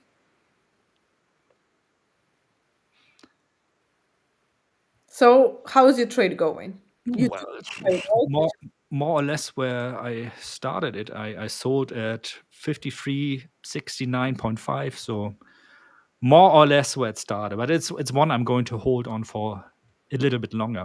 Let me look at the swap there, actually, if it's good to hold on for a bit longer. Let me see. What do we have here? Specifications. No, it's not. Of course, it's a negative swap, but not a very high one, so that's not too bad. Other than that, gold not doing much, still more or less where we left off. Yeah, I'm looking at gold as well on the second screen, and it's approximately where it started, so didn't do much since then. A bit surprising, honestly. I thought after the moves we saw yesterday that we would have a bit of a more volatile session, but it looks like once again us Europeans are not willing to have our own opinion and are waiting for our big brother over in the USA to take over and show us which direction we are going. I think it also comes from the point that we still don't have the shutdown lifted, right? So we still have the shutdown. So the market is probably looking for at least some kind of piece of information Yeah. to rely on. So that's most likely why we are also ranging and not going anywhere because of this, So I would be expecting the price to move closer already to the PMI numbers in the second half of the day. That's really a problem, especially for me as somebody who relies a lot on fundamentals for my long-term planning. I kind of feel like I'm deaf and blind at the moment and don't know what's really going on with the economy. So it's going, and it's also having effects already on potential Fed rate decisions. Fed already said, without us knowing what the data looks, especially for the job markets at the moment, they are less likely to lower interest rates in December again. I remember we were like a couple of weeks ago at about 99% confidence, but we're going to see another rate cut. This is down to 69%, potentially even lower then. So this is having real world effects already, especially, of course, if you are somebody working for the US government and, you might not have seen the last two paychecks already. Is it the longest shutdown already? Do you know that? Yes, It is, yeah? because Yeah. a lot of us, it is the longest right now. Crazy. Can you imagine that? You're working for the government, maybe you're a teacher, maybe you're working for your local town or whatever in the administration, and you're not getting paid. I mean, people normally look for jobs like this because they have a lot of security, no? Yeah. And, Yeah. and now Just it's like, once again, yeah, exactly. This is once again just a proof that security doesn't come from 9 to 5. Especially right now, the current modern world, you cannot, I think, rely on the security of the 9 to 5 job anymore. yeah. Yeah, very true. I see the company my brothers has been working for 30 years now. They are like replacing more and more jobs with AI, and I kind Yeah. of have the feeling, it's just a matter of time until his job is going to be replaced as well, and you basically have to reinvent yourself every time. But the same goes for us, I think. Like when I look back, like just 20 years back, you didn't have charting capabilities like this, like trading view, for example, at reasonable prices, although that is for sure discussable if it's reasonably priced or not. You were depending on something like a Bloomberg terminal, which puts you down with $2,000 to $2,500 per month, not per year, that is. And now we just for a couple of bucks can look at financial data that was just not available for the normal person not long ago. Okay. And I know, guys, if you're watching and you're maybe 20 or 25, when I say not long ago, 20 years, that is like your whole lifetime. But it's in the broad scheme of things, it's really not that long ago. I still remember when I started, and I sound like the old guy, telling all those war stories from back then.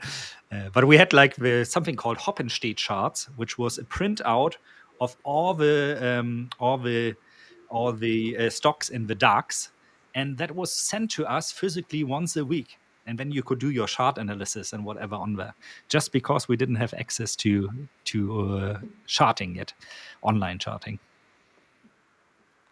Wow. No, that I didn't see it. At least I'm definitely familiar with Bloomberg because, well, of course, Bloomberg is Bloomberg, but this is something that I didn't hear before.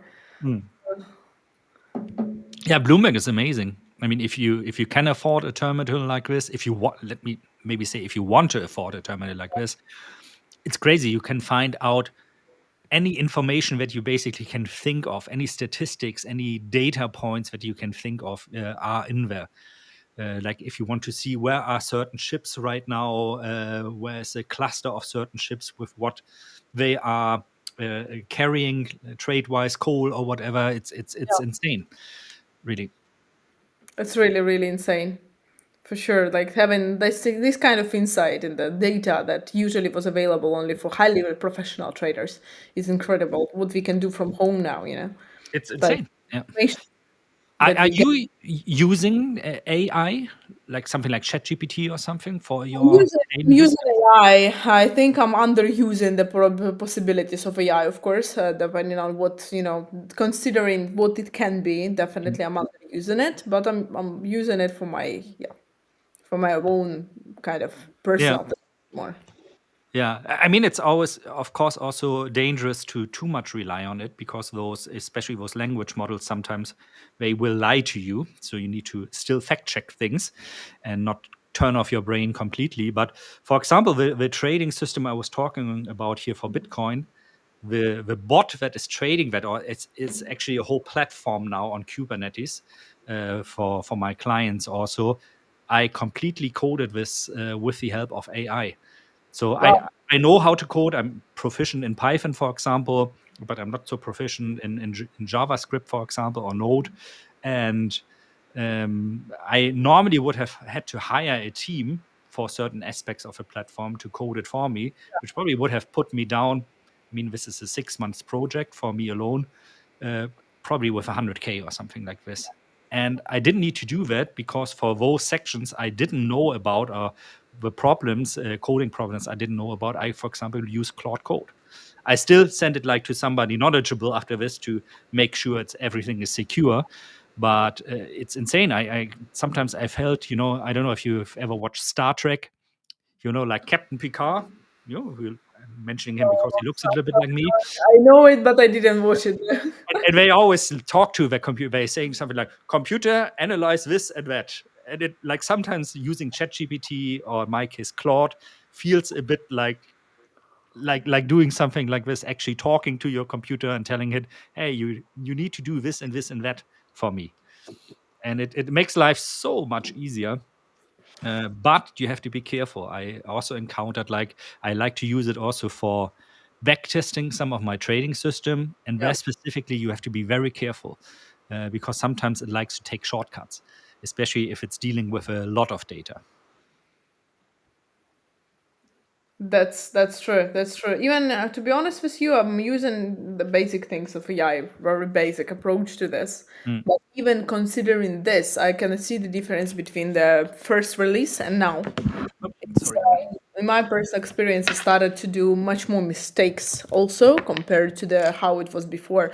But this is one of the things that we discussed with Selj, one of the previous streams, is that is AI becoming smarter or more stupid, because it essentially the machine learning is coming from us as people.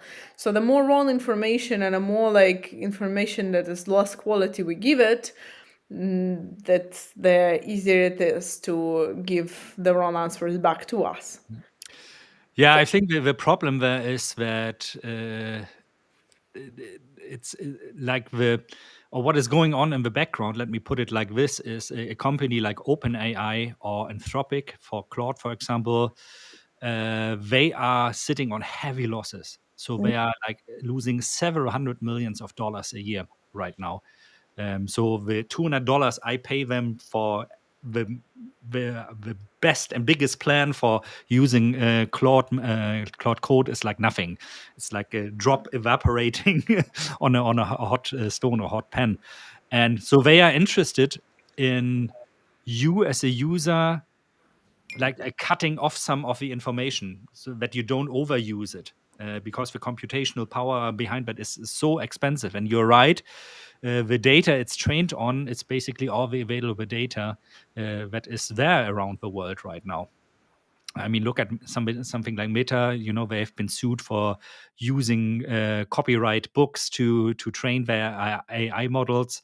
There's probably a lot more things like this going on behind the scenes that we know of, actually. But I think the next challenge is going to be to make those models smart in a way that they don't consume so much energy. So basically, actually, like our human brain. I mean, we run on what, like 20 watts, which is a light bulb.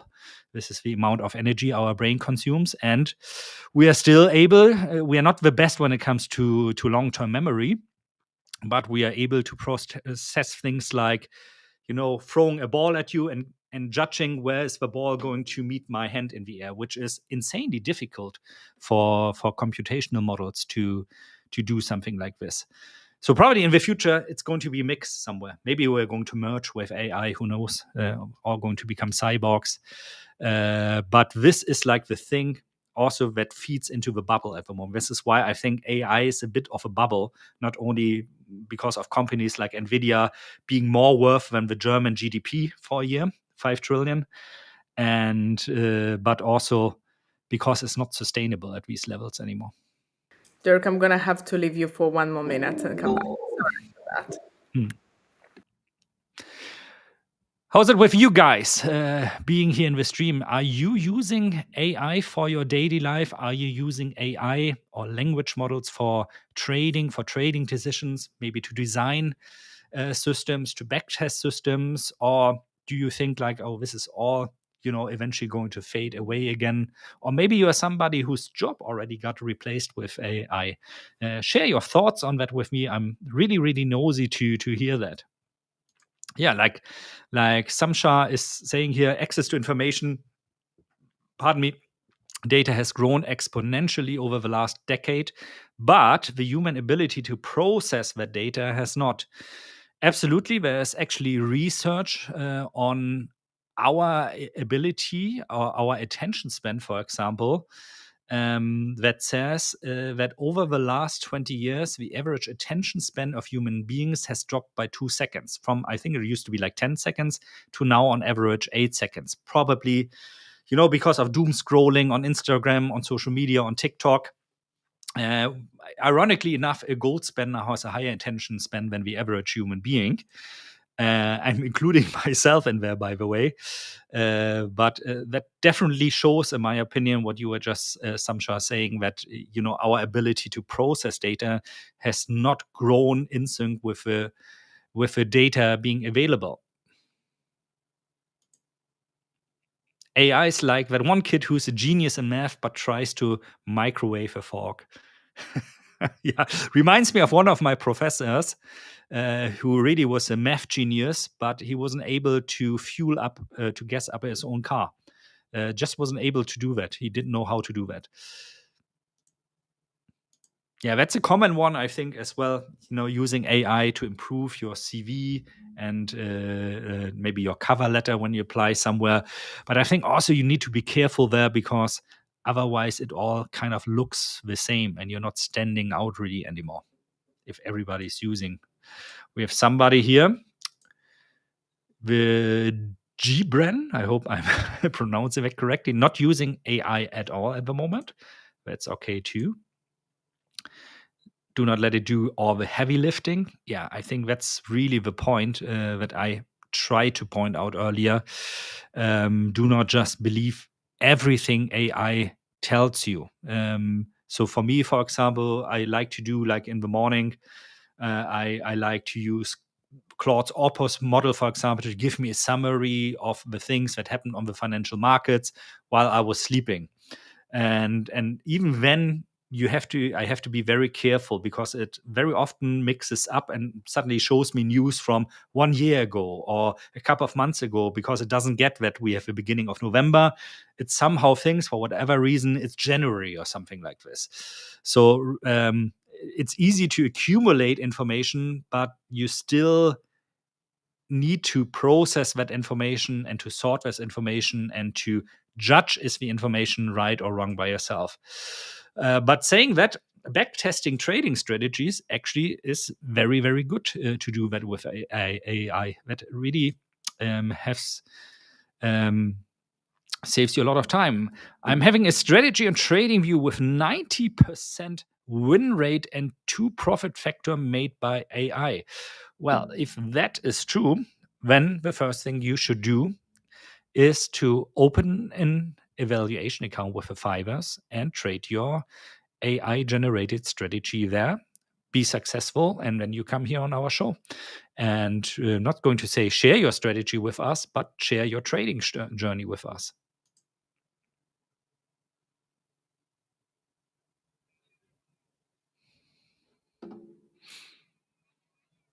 All right, guys. Anything else? We are dollar yen not moving much.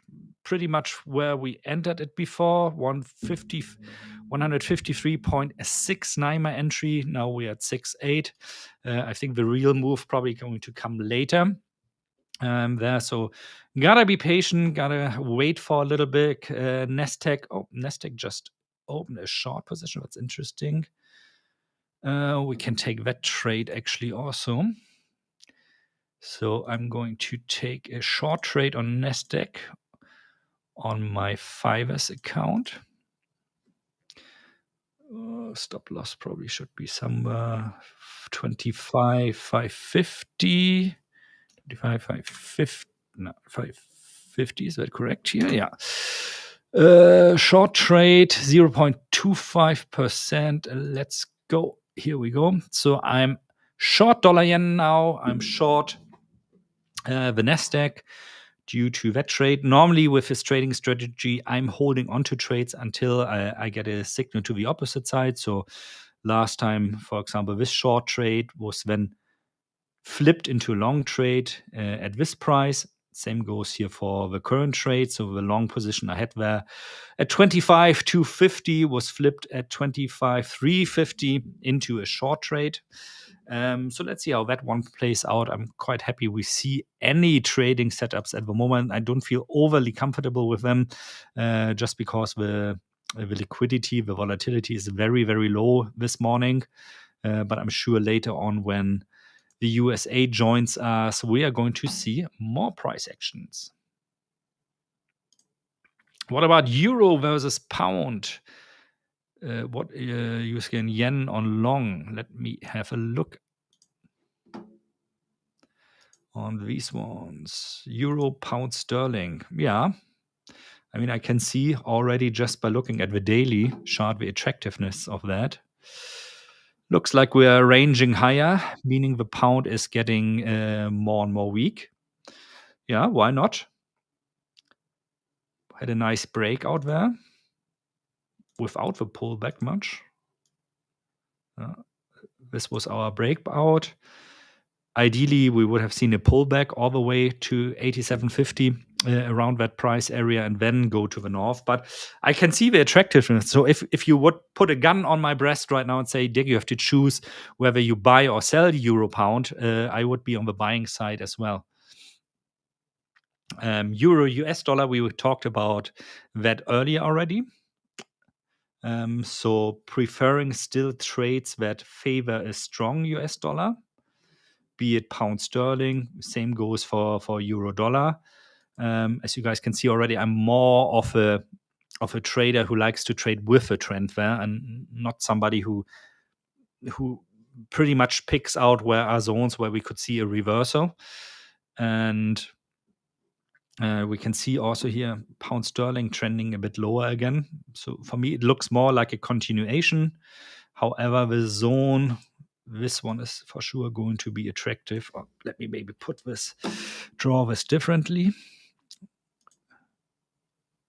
So the zone, and I think it wasn't either Anastasia or Victor were earlier talking about this. So this kind of order block from way back in March, April 2025, this could be interesting. So typically I would like to look here for some sort of price action, maybe on the lower time frames. If I would be trading something like Victor does, for example, I'm not trading Forex pairs very much on the lower time frame. Usually I take my trade ideas there from the higher time frames. 130 could provide a lot of support to cables. Scotty1 is saying, yeah, just because it's a round number, for sure, and it's a decimal number, so 130 has a whole different importance than something like 131 or 132. I agree with you. Price is always attracted to those even numbers. But then again, I mean, this is a possible short trade then as well. If you see it breaking through now, then moving back. So I'm thinking about something like this. Let me visualize that a bit. So if we see something like going lower, then pulling back, then this really would be for me a possible short trade there. But then again, we have a Bank of England interest rate decision tomorrow. Expectation is unchanged. Nonetheless, of course, this is going to have effects on the markets, and usually these effects are, at least for a short while, for half an hour or something, pretty much random and difficult to judge with price action or something to give you signals there. So you want to be careful. I'll tell you, in all honesty, it's not my favorite trade anymore. I think the trade setup here was nice because we saw it going through, we saw it bouncing back, not going over the resistance again and then going down. This is why I took that trade on Monday. This is why I closed it during the session this morning now at around 130.15. I think I got out of a trade. So I don't want to force another position there at the moment until I get a clear picture. Maybe stemming also from the fact that usually I trade Forex with options that have an expiry of up to 3 months and not, just a day or a couple of days in the future.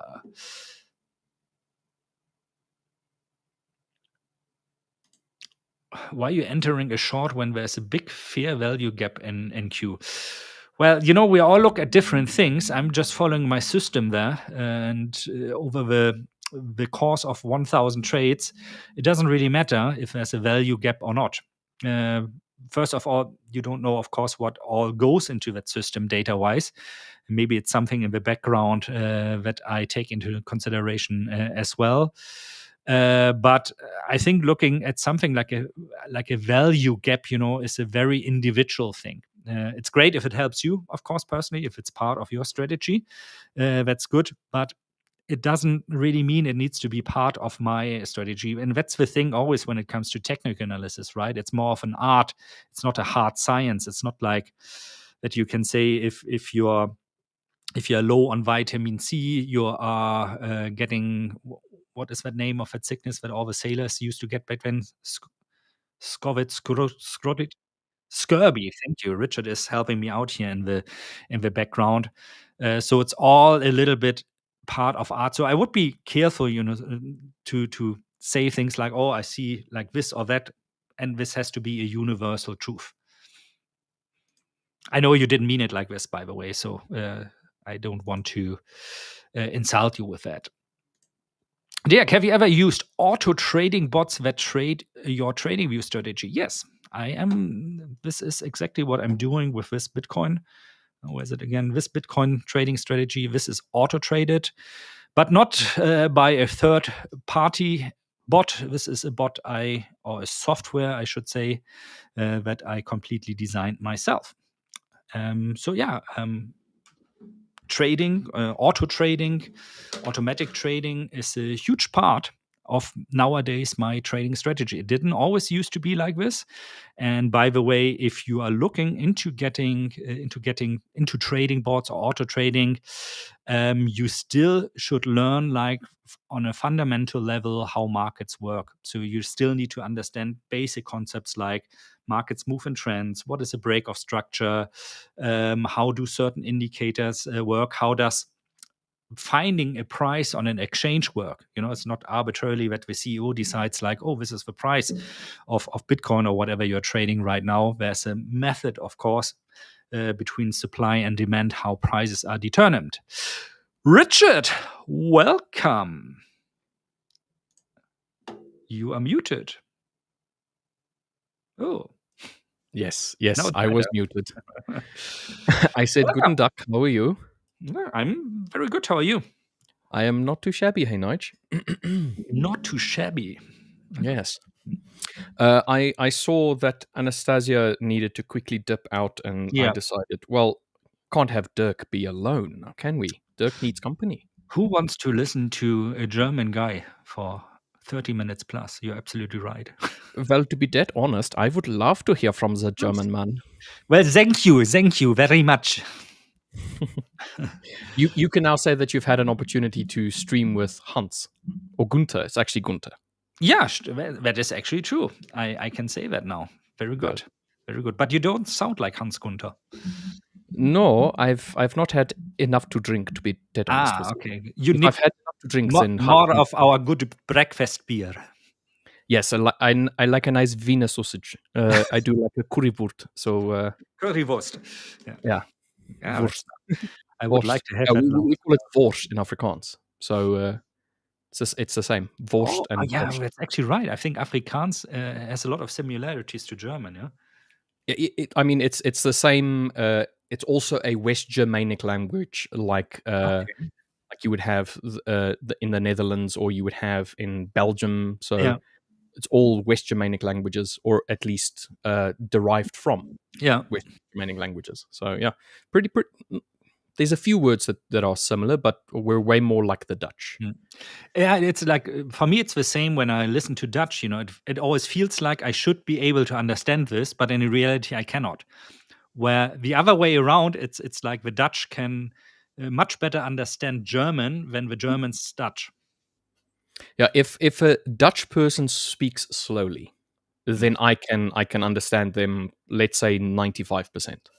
But if they speak quickly, then it's just like, okay, you said something, and then I can like just ballpark figure guess. Yeah. But it's too quick. Yeah.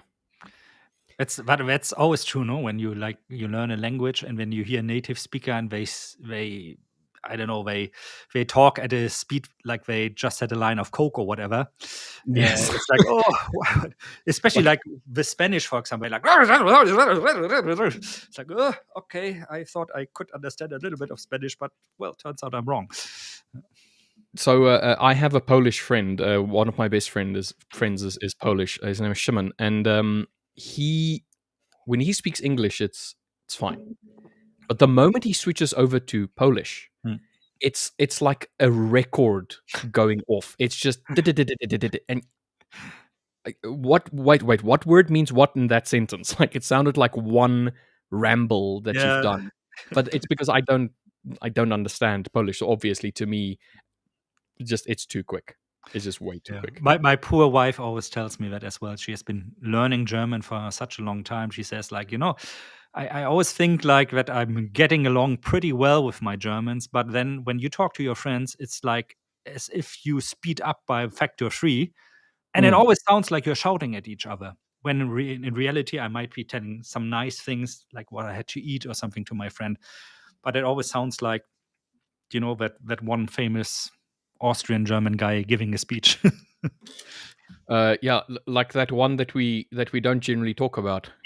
Exactly that one. Yeah, William, welcome. Wilhelm. Hello, how are you doing? Wilhelm. Willkommen. Wilhelm. Willem. Wilhelm's your second. What's up, Will? Good, mate. What's news?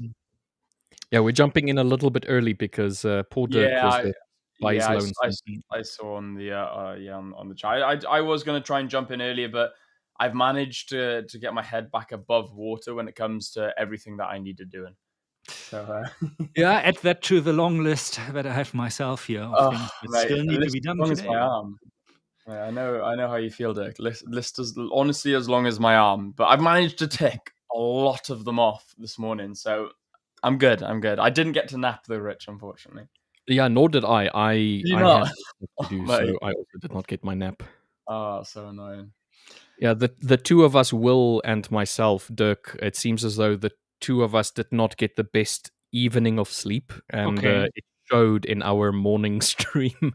we were both de-energized and just lethargic, so we wanted to have a little bit of an energizing nap between the streams so that we could, be lively and entertaining, and we both just didn't. That can be a good thing too, if your nap takes like suddenly an hour, then you're probably more drained than you would have been without the nap. That's true, actually. So I never believed in this. I never believed in the whole 15-minute cat nap thing, and I'd go for a nap and wake up like 45 minutes, hour, 2 hours later, feeling like garbage. Yeah. Recently, I'll go for a nap and I wake up probably like 10, 15 minutes max. And I'll tell you what, I feel amazing. Yeah. But it's so difficult, to force yourself. How can you I need to get up now. Yeah.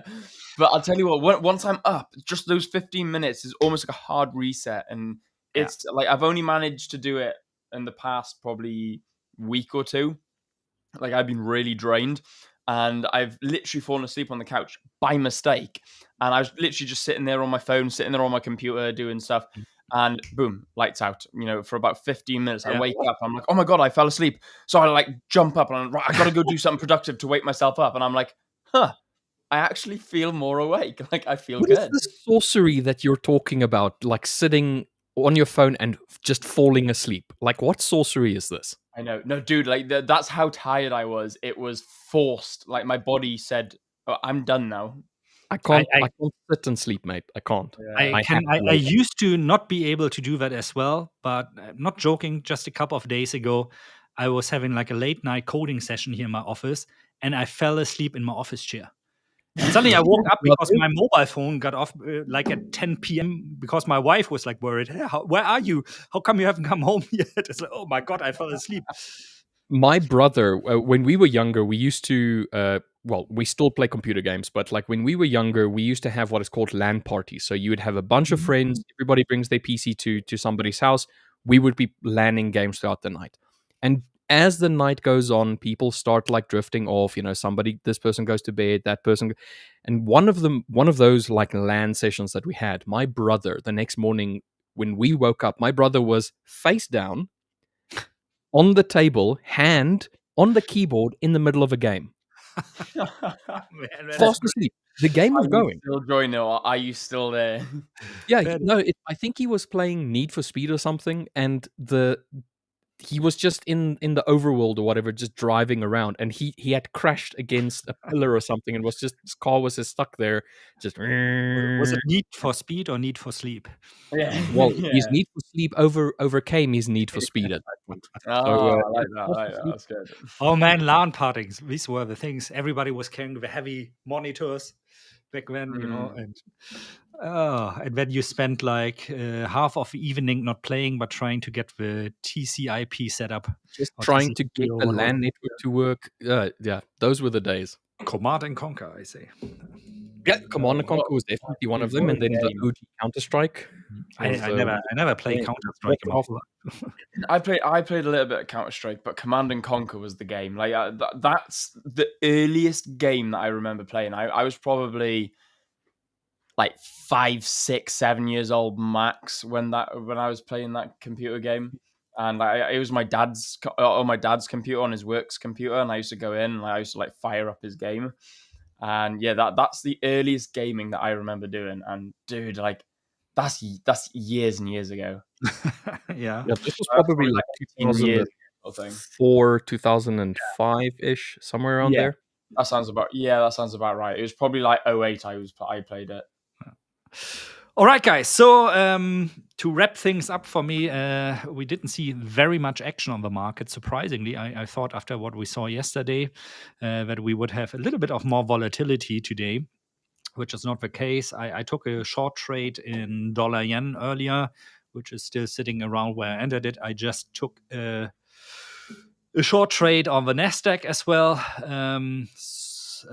I don't know if you guys are currently looking at something that is a bit more creative than the stuff I came up with trading wise for this session. But I'm very, very sure the audience will love to hear about it. That being said, I'm going to be back next Monday morning again. Thanks for joining a bit early, Richard, Hans Gunther, and Wilhelm. And I'm going to leave the stage now for you. Take care, everybody, and see you again very soon. Bye-bye. See you later, man. Have Have a great day, mate. See you next week. I did catch a quick pound sell. Very quick. Yes. Oh, lovely stuff. Show us. No, you're probably gonna have something a little bit more interesting than me. Let's have a look. Oh, never mind. Oh, yeah, you got it. I have to listen to that still, yeah, because it. So on this morning stream, Will and we were discussing this bottom portion yesterday on pound. The bottom portion of the New York session became the bottom portion of the Tokyo session. So this became a very nice area of support for me specifically. So I would like to see how price reacts in this area. But then at the same time, we had this area over here where we had a bit of consolidation and just it's a little area of interest for me. Price moved into price pushed lower, wicked off of it, came back into it, just jumped around and then moved lower. So I had this band over here where I wanted to see price move in. And so when we started the morning, we were traveling in this area, basically, just not really giving me much confidence that we wanted to push higher. Then we got the break, we broke, pushed higher into this box, and then from there on, we just started failing. So as we started pushing lower and we retested this upper end of Tokyo, which also coincided with a 5-minute base of mine, which is a rally, a base candle, and then another rally. We came back into it. It looked like we were going to move off of it, and then we just started pushing through. The moment we pushed through, I waited for another drop, base, and then confirmation on a drop candle, and I just entered that one, aimed for the bottom of this box of mine, and that ended up being a 1-2 exactly 10 pips. So Nice that's one. exactly what I Nice wanted. one. Really good one. Yeah, beautiful trade, man.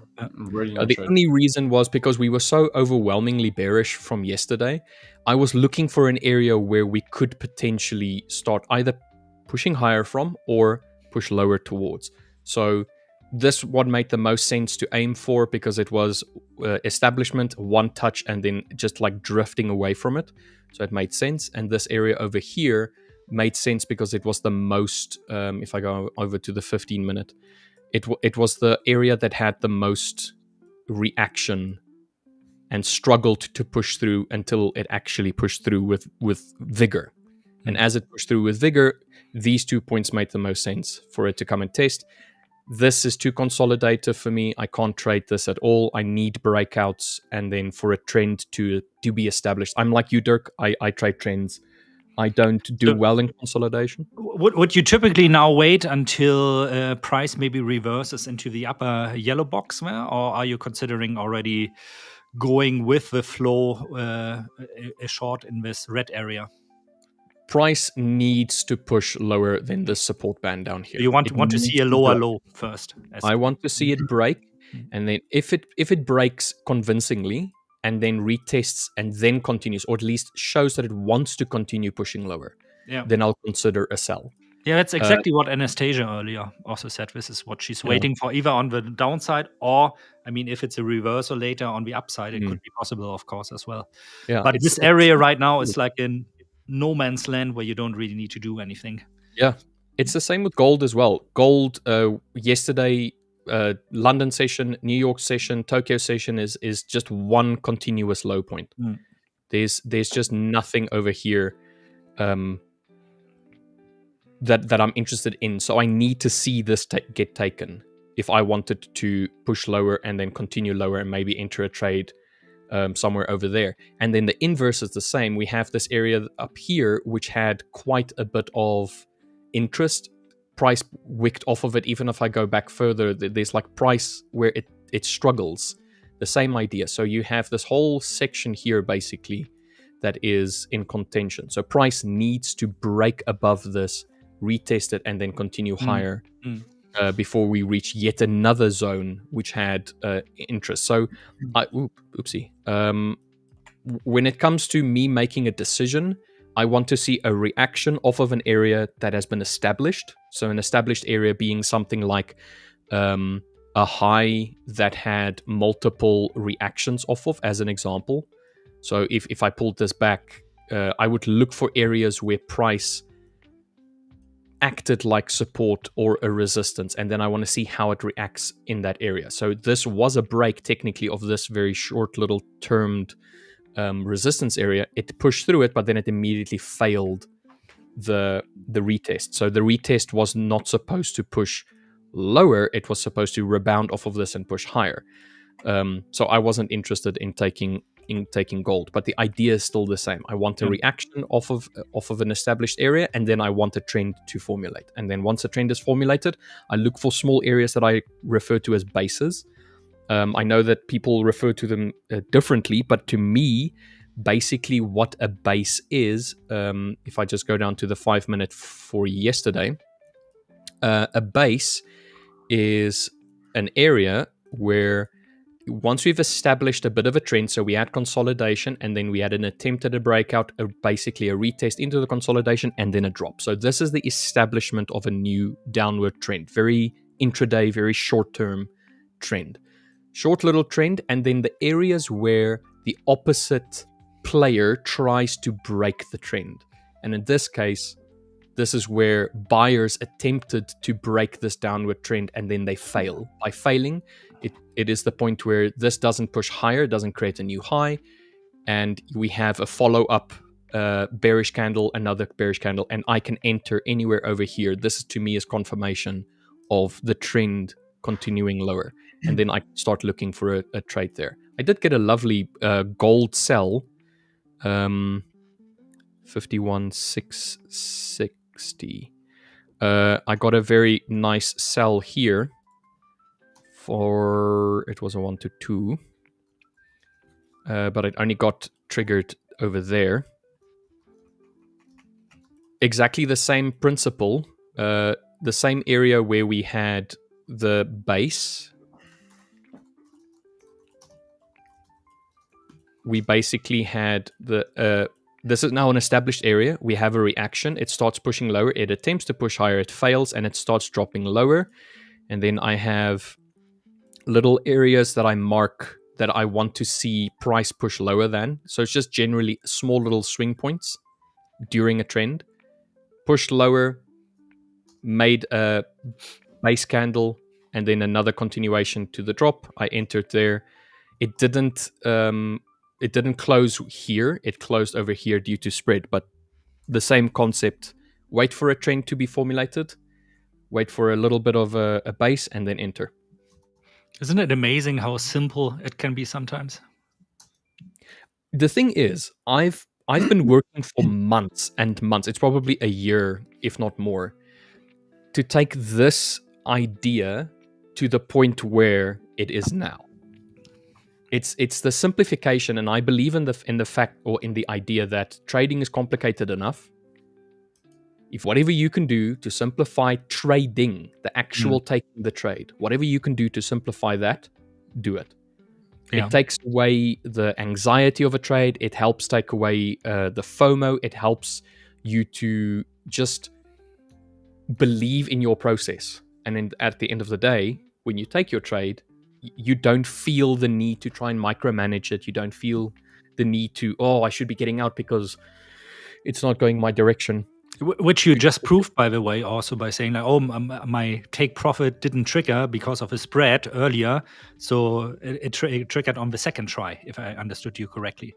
Yes. Many traders, including myself, by the way, sometimes still, would do something like, it's like $1 away now from my take profit. I'm going to close the trade now because I don't want to have one of those trades where the price goes to my take profit shortly before reverses again, and then I end up with a loss or a trade closed at break even.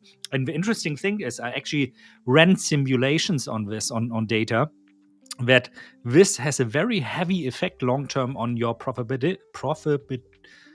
on how profitable you are. Profitability. Yeah, thank you. The beautiful phonetic English language, and how much you win, how much you earn, and this really has an effect. And you wouldn't think that because we're talking about it's here 50 cents, there $1 or something like this. But if you look at this over 1,000 or 2,000 trades, this has a really, really great effect of lowering how much you can earn from a system as a trader. Seems like such an insignificant thing, no? But that's the thing. It's just like you get to a point where you have adjusted your style and everything to the point where the smallest of margins makes the largest of impacts. Yeah. And I got to the point where if I wanted my back-tested data to ring true, to actually be as expected, I needed to follow exactly what I back-tested. Yeah. And if my back-tested strategy told me or implied that I have to wait for either TP or stop loss to be hit, then that's what I'm going to do. I'm not going to close it 10 pips before, 5 pips before, because that's not what I tested.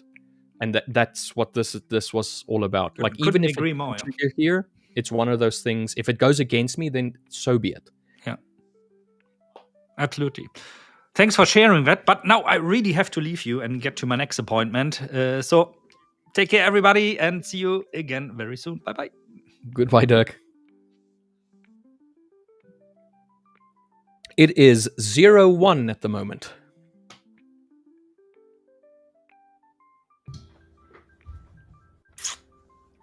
Hello. I was wondering why you ignored me the first time. I wasn't trying to ignore you at all. It's just I said something. I was like, oh yeah, no, I like that because this, and everyone ignored me. I was like, huh. All right then, fine. I won't say anything. I'll be quiet then. Yeah, I'll just sit here and watch. I'll just join chat. I'll just sit and watch. Oh man. Yeah. For those who don't know, whenever one of us has accidentally muted our microphone, the other one scores a goal, pretty much. So it's 1-0 for today. Oh, dude. So, anyway, yeah, mate. Dude, I love your strategy, man. I wish I could trade your strategy. It just... No, you don't. You don't want to true. trade my strategy. You want yours. But there's just something so sexy about your strategy. There's just something so yummy. There's just something just like, I think it's because it resonates so similarly to my strategy that I There's look at a lot of similarities between ours, mate. that's what I mean. And like, there's so many similarities. I'm looking at it like, it's such an awesome strategy. I'm passionate about it for you. So like, even when we're not streaming, if I'm at the charts and I'm seeing like a rally-based rally or drop-based drop, I'm like, oh, Rich may be in this trade, you know? That's the thing. Like, I've seen you trade so much. Like, I know how your strategy works in the way that I see it, not in the way that I'm going to trade it specifically, but I can see your thinking process. And then I see a reaction on something and I'm like, Will's going to take a buy. Yeah, Will's gonna I'm like sure Will is going to take a buy, but then it's like, where is he going to take a buy? And then sometimes I get it either with your breakout or with your retest, but I don't get both. I won't get both of them. I'll get one or the other one, and then you'll tell me, "Oh no, I'm already in, and now I'm waiting for this," and I'll be like, "Okay, I know the one that you're waiting I for." predicted that. I predicted the second one, not the first one. So like, it's there's be some occasions, like in the morning, I'll jump on the stream with you, and I'll see it. Or I'll see something on GU, or I'll see something on EU, like a rally-based rally, or a drop-based drop, and I'll be like this, waiting for you to say, guys, I just hit TP on a nice rally-based rally. And I'm like, yeah, I knew it. It's one of the best feelings. Like, especially 100%. if something happens and you're like, I wonder if Will took this one, and then Will comes in and says like, guys, I took it. Just hit TP, and it's just like 100%, man. Literally that. It's the same like back when me and Richard Wells used to trade a lot together when we were live streaming, and I'd look at him and I'd be like, Rich, are you gonna buy? He goes, I am. I was like, I'm gonna guess where, and like I'd guess it like to the fraction of a TP. Like I'd be like a pipette out and almost bang on his TP zone or bang on his entry zone, and he'd be able to do the same with me. And it was such an awesome feeling. Like, it was a fun game we used to play with each other, and the fact that I can now do it with Rich as well is, or Richard as well, is it's super cool, man. It is quite exciting. Anyway, a quick catch up with. Sorry, before you carry on, that's definitely something that I've come to realize. The more time you spend with someone and you actively listen to what they're saying and you actively pay attention when they're doing something on the chart, you start picking up. But hold on a second, this makes sense. Or why did Will do this? Yeah, absolutely. And then at the end of the day, you start realizing, okay, this makes a little bit more sense. And the difference is, though, you got to actively listen to them. Like, you can't just like watch stream. And go, I'm gonna play some trades. Oh, Rich and Will are talking. You know, oh, okay, this, that, and the other. Like, genuinely think, okay, I'm looking at this. I'm looking at that. Okay, while I'm waiting, what are the guys saying? And if you genuinely listen to us, you will see our strategy outside of stream, and you'll be able to say, oh, I wonder if Will took this trade. And, like, you'll be able to come on the next day and be like, Will, like, did you take a trade from this level, this level, this level? Or Richard Butler, did you see, you know, a rally-based rally or a drop-based drop on GU at 3 p.m. yesterday during, you know, whatever post-news event, etc. You know, you'll be able to see our strategy outside of stream, and it's super cool because, like, especially if you're a regular here at the 5ers, you know, especially if you're joining in chat regularly and you're actively listening to us, you will see our strategy sometimes even before we do. Like, I've said to Rich before, I was like, Rich, do you take that sell? And he's like, what sell? I was like, go have a look on GU real quick. And he'd look and he'd be like, I missed it. And I'd be like, see, I can trade better than you. I'm better at trading your strategy than you are. But then he'll be better at trading my strategy than I am. He's like, Will, did you get that breakout on gold? I'm like, nah, I missed it. He's like, why? It's an A+ setup for you. Yeah, it aligned perfectly. Like, it had this, it had this, it had this, and you're like, yeah. So that's quite a cool feeling. That's quite a cool feeling. Let's jump on with chat real quick and have a bit of a catch up. Unbiased trader, good morning, William. Good morning, mate. How are you getting on? The painter. Yes, he who shall not be I'm named. not the painter. LJ's the painter, mate. Yeah. That's a lot of Central and Eastern Europe. Oh, I missed your chat. I heard something about a Polish friend. That's about it. Louis, hey Will, what's good, Louis? Good to see you in. My 2 favorite hosts are here. Dude, thank you. We like that. Appreciate you, brother. Really appreciate that. Guys, don't forget as well, give us a thumbs up and make sure you like the video, like the live stream for your 2 favorite hosts. Unbiased trading. I mean, the fact that we're somebody's favorite host has already got my mind blown. We appreciate that, man. A lot of love. Hello, how you doing? Defilia? Do apologize if I've butchered that. But hello. I'll just say hello. How you doing? I'm trying to... So goodbye, Dirk. Where are you taking profit, brothers? I'm actually... I've got something on my jumper. I'm not in a trade at the moment. Currently, I took a bit of a loss. I'll break that down in a little bit. On gold, in fact, gold and EU, I took a bit of a loss. So I will break that down in just a second once I've caught up with chat. Need for Speed Most Wanted. Oh my god, dude. I remember that, I remember that game. What a fun game. It was one of my favorite Need for Speeds. If you think about it, what an old game. Like, you go play that now. 20 years old, mate. It's such a rubbish game. Like, you're like, oh my god, the quality isn't there. But it's just the nostalgia, man. But yeah, 100%. It seems structurally UJ is bullish and Dirk is entering short. What did he see different? Oh, damn, dude, I'm sorry that we've only just seen this, or Dirk's gone. I mean, I suppose we'll have a look at UJ, see if we can try and fathom what Dirk was seeing. But again, a bit like what we spoke about earlier, we haven't spent enough time with Dirk to understand his strategy properly. Thanks, Dirk. Yeah, Dirk, have a great day, mate. I don't know if you're watching the stream right now, but absolute legend. Dirk's just one of those guys that, I feel like he's underrated. I don't really see enough of Dirk, but every time I come on, it's just such a good conversation with him. He's a hell of a guy. I love Dirk. Yeah. I love all of the 5ers. Hosts. Things I spend more time with the other hosts. I've spent a bit of time with Victor. We've spent a lot of time with LJ, Anastasiia. I feel like we've spent quite a bit of time with Pedro. I've not spent much time with. Like Samir, haven't spent any time with Samir. Like only in the competition. Dirk, again, it's very similar to Samir. Haven't spent much time with him. But every time I do come on with them, they're just awesome guys. So I can imagine, that's why it means so much that you guys think that we're your favorite hosts. Like, that means a lot to us. Just because we have a lot to live up to. We have a lot of... I mean, we know that the other guys are super cool. Yeah, they are super cool people. Hello, brother. I have been learning trading for about 3.5 years. And I also know how to trade, but I don't have the capital. Can you guys give me at least $100? I thought that was going to be a really serious question. I was looking forward to it. I was like, I love a good meaty question, like a really good juicy trading question. It was just asking for money.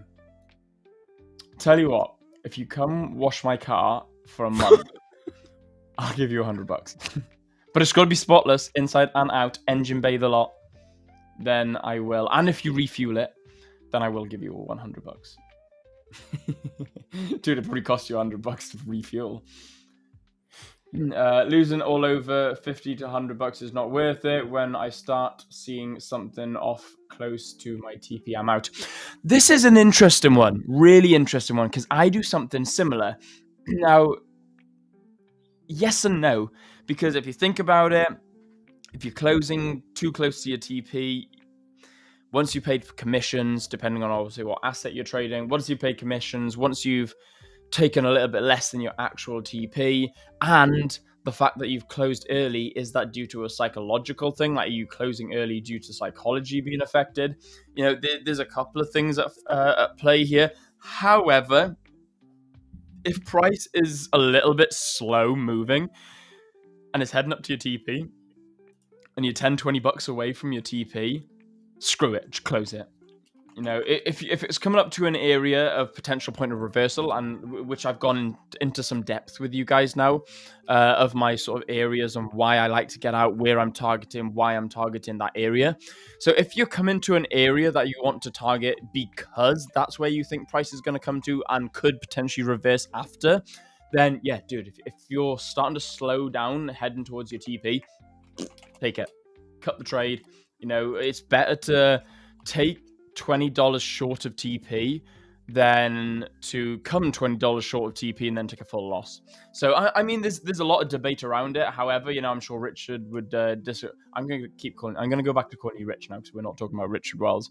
So I'm sure Rich would quite happily disagree with me with this because he's got a very mechanical strategy, whereas he makes sure that, you know, it's TP, stop loss, an entry. They're the only things. He enters, he waits for TP, or he hits a stop loss. It's as simple as that. Whereas me, I'm a little bit more discretionary. I'll look at it, I'll weigh up the pros and cons. I'll be like, okay, what are the chances here? I think I got a little bit. I think I got a bit more market experience than Rich as well. So you know, that's going to be a contributing factor as well.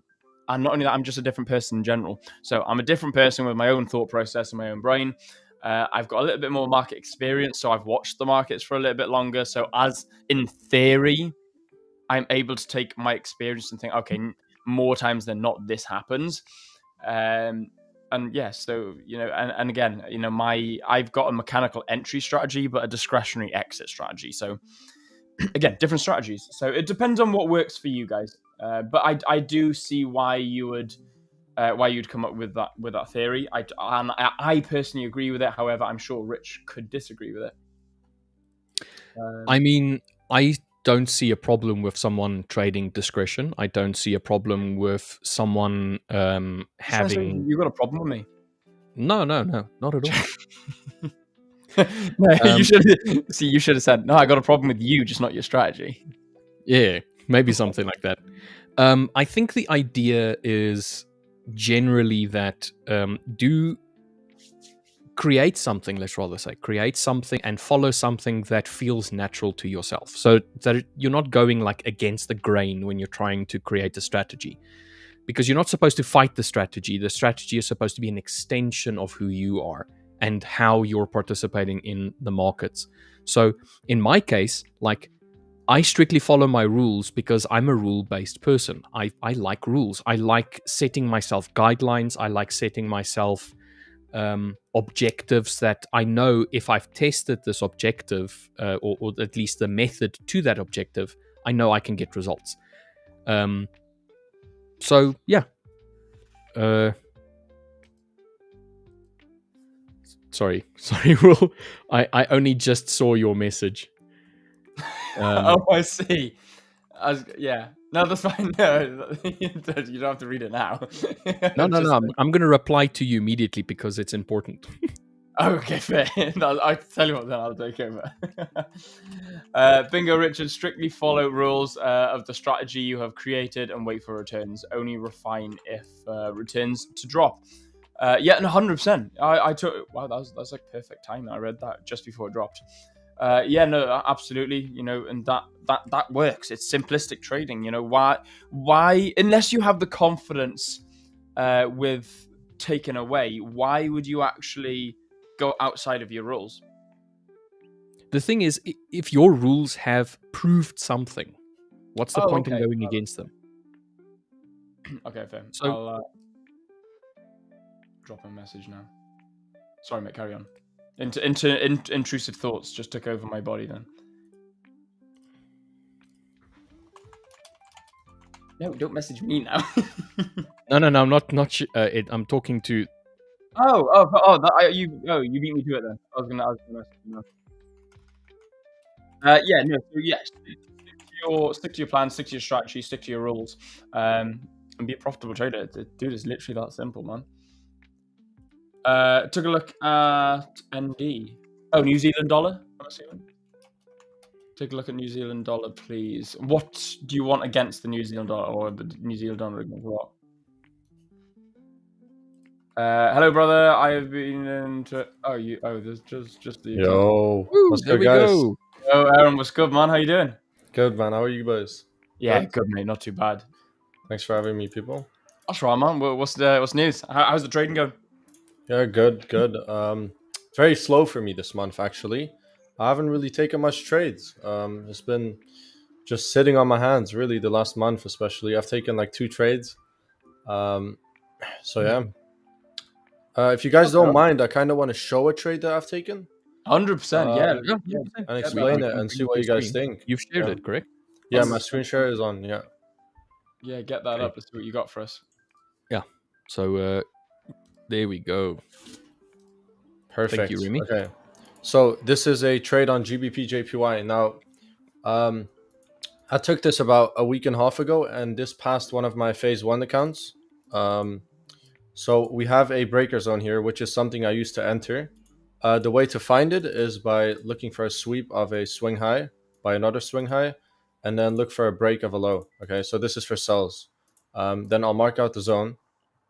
Now, first thing I did was to get my bias, I'd go to the 12-hour time frame and look for the candle close, which there's a lot of candles. Let me find which one it was. So this candle closed bearish, right? That's also where the setup occurred. Now, I did not enter here. I entered off this candle. Now, the reason for me to enter especially is because we rated this high on the 12-hour as well, which I expect a push down off that. But we did tag the entry zone, right? So I looked for an entry here. I entered about 450 here-ish. And I put my stop loss at this 12-hour high, which is a safe spot for me to sell off. And then this trade, this zone held for so long, man. Like it played out 3 times for like 5R, but I obviously didn't catch that. I just stuck to my rules and targeted the next low, which was this one. Ran for a clean 1.7R, and as you can see, 2 days later, it tagged it again, played again, tagged it again, played again, and then it ended up finally breaking above that. So that is one of the trades I've taken recently, and that's the last one I've taken, and that was a week and a half ago. Yeah, that's sick. So would you call yourself a sort of like maybe a into swing trader, would you call yourself a swing trader? Not really, because I still do exit during the day. I don't ever hold a trade longer than a few hours. That's really interesting. So you would call yourself an intraday trader, but you almost analyze on a swing trading sort of style. Yeah, exactly. That's super interesting. Yeah. So one thing I also use is the opposite pair. Okay. I don't know if you've seen a lot of people do this, but I use JPY itself, which is right here. And if it isn't correlating with the other pair, I won't trade. So let's say the 12-hour closes bullish on JPY, and it closes bullish on GBP JPY, then I just won't trade. I'll just wait for the next 12-hour close. Yeah. Aaron, you've been on before. Yeah, correct? I've been on once. Yeah, once. Yeah, and I remember you explaining that you trade usually off of just the 12-hour and then the 1 hour, if I can remember correctly. Correct. Yes, correct. Do you mind breaking down, just, you don't have to give us all of the details, but just what is it that you're looking for specifically on the 12-hour and the 1 hour that you just don't really see maybe on the other time frames? Why specifically only the 12 and the 1 hour? To be honest, I learned the strategy from mentor, and once I started using it, it just works so well. I found the 12-hour a very random time frame as well, but every time I use it, it's usually correct. It's very accurate. So what I look for on the 12-hour basically is the candle close. So if we just get a normal bullish candle, I'll be bullish on the day. And if we get a sweep of a high, which we get here, for example, so today I'll be bearish on JPY, so I'll expect it to go down. Same for the other side. So if it closes bearish or sweeps a low, I'll be bullish. And then the 1 hour is very like readable in my opinion, because if you have your market structure, which at the moment is bullish because we broke above this high here, then you can easily decide what to do, because you drop down from the 12-hour into the 1 hour. If the market structure is bullish and the 12-hour is bearish, you're not really clear of what you want to do, so you can just sit out the day really again. which I'm doing today as well. It's not in line, so I'll just sit it out. Dude, Awesome. that's super cool. That is really, really awesome. So you with your trading strategy, let's call it, it's very passive, very chill, very relaxed. Sort of, you watch the markets, you're sort of very, very chill in it, very sort of easy going, and then you'll execute when your strategy comes. What would you do now? Let's give you a situation that you're in a buy, and then Right. you're waiting. So would you enter another? Would you scale in? Would you have multiple positions open? Or like when it comes to your risk management, do you enter one trade, wait, and then like that's it? Like how would your risk management work? So the way I do it usually is I'll enter a trade, Mhm. and sometimes the zones are quite big, right? Because you're trading a bit of a higher time frame. So if I want to risk, let's say 2.5% on this trade, I'll enter at the initial entry. I'll risk 1.5. If the trade goes to TP without drawdown, perfect. I've risked 1.5%, hit TP, I'll take it. But if it goes down a bit into the zone, then I'll enter with another position of 1% to get a better entry. Nice.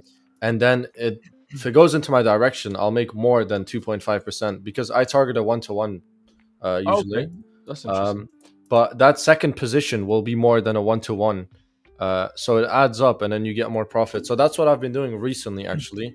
And it's helped me quite a lot because when it does lose, and I don't add an extra position because something goes against my trade, then I do save some loss.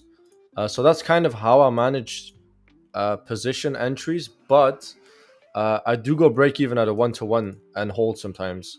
Okay, so other than that- you will actually go to a 1-to-1, move stops to BE, and then you just let it ride then? Yeah, usually I'll let it ride. But if I'm risking a lot, I'll just close it a 1-to-1, just to nice. secure it. Yeah, 100%. Dude, I love that. That's super cool. So that's similar to how I used to trade going back a couple of years ago. I used to trade like 1 or 2 trades a month, if that. I'd try and target like maybe 3-4%. Yeah. And I'd just go for like a 1-to-3. 1-to-3, maybe 1 to 2 trades a month, EU, GU. And that was literally my strategy. It got me profitable. So, yeah, dude, that's super cool. Guys, everyone in chat, can we have a massive warm welcome for Aaron as well, guys? Can we all come say hello to Aaron? What an awesome intro that was. Straight in with some awesome analysis, dude. That's sick. Let's have a quick catch up with chat. Scotty Cymraeg, yeah, Team Shout Cymraeg. That was I did. I don't know what I had on me. What we'll do, I'm just gonna, guys, if I do miss some of your comments, I do apologize. You guys are super active today, which is absolutely awesome. So guys, don't forget to smash out that thumbs up, give us a like on the video as well. Does mean a lot. Guys, can we get to 90,000 subscribers on the channel? Excuse me, choking on air. Make sure you subscribe to the channel, guys. There's a big giveaway coming through at 90k, and we're so close to it. So Aaron, tell me, how long have you been trading? Like, what's your? Tell me a little bit about your journey. 2.5 years right now, I believe. Nice. Yeah, man. I started trading through a friend, and then I found a mentor, and that's really how it went. I just put in the work, and now we're here. That's super cool, man. Super cool. So what about yourself? How long have you been trading? Dude, I've been longer than I wanted to. I'm kidding. About 7 years, I think. 7 years. Yeah, wow. I think I've been in the markets about 7-ish years. Okay. But it feels like I've been trading in the market 7 years for about 2 years, so maybe 8 years. Yeah. You sort of lose count. I know what you mean. I think I was about 16, 17 when I first learned about trading. Similar to you, trading through a friend. There's a guy I know. He had a BMW i8 and he was only like 20. Wow. And he was just driving around in this flash car, and I loved the i8. I love my car, a big car guy, and there was this affordable supercar, and this guy, and I was like, what's he do for a living? He's like, he's a forex trader. I was like, no way, and I was like, I made it my mission to get to know him, and it turns out we ended up being quite good friends actually. We haven't spoken to each other in a while. Unfortunately, but we ended up being quite good friends, and then just got learning trading. I bought his course and then learned through that. It didn't work for me, he trades a different style to me, and then I just sort of found my own way. And then once I was like, I got hooked then, once I was into it, I got hooked, and then next minute I know I'm a full-time trader. I've been full-time now 4-ish years, something like 4 or 5 years. Yeah. And dude, I haven't looked back. But what about you though? Like, have you looked back? Do you ever get those moments where you're like, God, I wish I had a job. Like, it would be so much easier, or do you just think, Not really, because I love the game, honestly. I love it. The losses, the wins, the struggle. It's just, I love it. Especially when you do win, it's like, it's all worth it. So yeah. Yeah, dude, I feel that, man. By the way, Aaron, how old are you? 21. Just You're 21. Yeah, bro, yeah. That's awesome. Young gun. Yeah. I'm young, that's super cool. I wish I was in your position when I was 21, dude. When I was 21, I was still like trying to wrap my brain around what the hell trading actually is, even though, you know, I'd been in the game like 4 years at that point. Dude, that's super cool, man. Good on you. Like, super fair play to you. Thank you, man.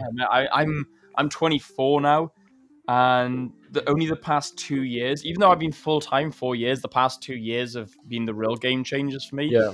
So, dude, like, massive congratulations to be at your stage now at 21. Are you full-time, part-time? Like, part-time at the moment. I mean, I could have just done nothing but trading, but I kind of want to just study as well. Man. And just, I like to work as well. You're studying, you're a student, you? Yeah, I'm a student. Mate, best time to learn trading. Yeah. Your teachers won't. Your teachers, your lecturers. I don't know. You're in, I'm assuming, uni. Yeah. So your uni lecturers will tell you stop being a degenerate and concentrate on your books. Your parents will probably tell you the exact same. Yeah. Dude, like college, university, school, best time to learn how to trade. Because like everyone thinks that, oh, you know, you got to keep your head in your books, and 100%, get good grades. You know, always focus on good grades first. But the time that you have on your hands, instead of partying, instead of going through all that garbage, get your head in the charts, man. The best time of my life was in college. I managed to get full marks in every exam I did in college because I kept my head in my books. Yeah. However, like, I had so much free time. You know, I managed. 100%. I concentrated. I did all my exams or all my like sort of assessments, whatever you call it, like during class time or after class time, like during breaks. And then like silent study, we used to call it, like study time that you'd have during the day. Dude, straight up just analyzing the charts. So like, I got a lot of respect for you there. You're preaching to the choir. There's another really important thing here. Not really a question, but a statement. This is super cool to see. Both Will and Aaron are young guns. Oh, no, sorry. Not this one. I wish I was that young. My other one. Sorry, mate. But I will come back to that comment. I'm 21 and I feel old. I feel that I'm running out of time all the time. Dude, like, this is a super important statement that a lot of people our age deal with. I've seen this so many times. So I get mistaken for like my mid-30s on the daily. You know, like, I look quite young on camera. Sometimes, like, I look a bit weathered, you know, especially if I haven't looked after myself. Life has been hard for dude, poor like, William. You know how many times people have said to me, like, you've had a hard paper out? I'm like, mate, I get it all the time. So, like, a lot of people, and it's my maturity as well. You know, when you get into something like trading, it levels you up as a person. Like, you don't realize, like, people, you got to treat, it's a business, you know, at the end of the day. So you are an entrepreneur. You're a business owner in theory. And to become a profitable trader in trading, you've got to learn that you are now an entrepreneur. You're now a business owner, and that mindset has to shift. And you end up acting like someone who would own a business. And most of that demographic are going to be 30s, 40s, 50s, 60 years old. You know, so when you're trying to learn trading, you've got to shift and up your game to be in the same realm of competition of the people older than you with lifelong experience. And you get mistaken for an older guy a lot of the time. And Aaron, I'm sure you get it. I get it all the time. Yeah. But dude, you're still 21. And Bobby Fischer, this goes for the same with you, man. You're 21. You are a kid. Well, you're not. You're an adult, dude. You're a fully grown adult. You know? Not going to pass. I was about to say, dude, 21's adult, mate. Yeah, I'm not going to patronize you at all. But what I mean is, like, your life is just starting, man. You know, we're here stressing over, you know, why we're not ahead of the game, why we're not better than we are already, you know. But stop and think. I made a whole reel on Instagram about this. If you want to go check it out, it's Will Davis Official. I'm Blue Badge. Don't get scammed by someone who isn't me. I made a reel saying, most of our competition, most of the people our demographic are out partying, they're out drinking, and this last weekend just gone, most of the people that we would see as competition were out dressed in fancy dress, meanwhile we're there with our head in the charts, we're there concentrating on, we're there stressing over why we're not better than we already are. Dude, cut yourself some slack, man. I love the drive, I love the passion, I love the energy. Definitely be harsh on yourself, but don't be negative. Dude, you are doing super, super well. I wish I was as profitable or as far ahead as you guys are at your age, and dude, I'm only 24. I'm only 3 years older than you. Let's not talk about age here, guys. Come on. Shut up, granddad. You youngins of today. Yeah. Back in my day with the Quotrons, we didn't have no internet. Is that what your uncle sounded like? We didn't have no internet. None of that garbage. We had to call someone on the phone. What are you talking about calling? We were walking to our friends' houses. Dude, I remember those days. I remember the days of the landlines. Like, I'd memorize my friend's house phone number so I could call him, and his mum would pick up, and I'd be like, "Hey," I was calling Bob. I was like, "Hey, is Bob there?" And it's like, "Yeah, okay." And Will's there.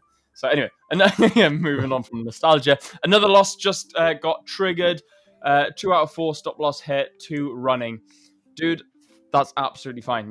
Don't worry about that. Move on, head up, keep it going. Unlucky on the stop loss. Let's know what you hit stop on. Let's see if we can do a bit of a breakdown for you, maybe.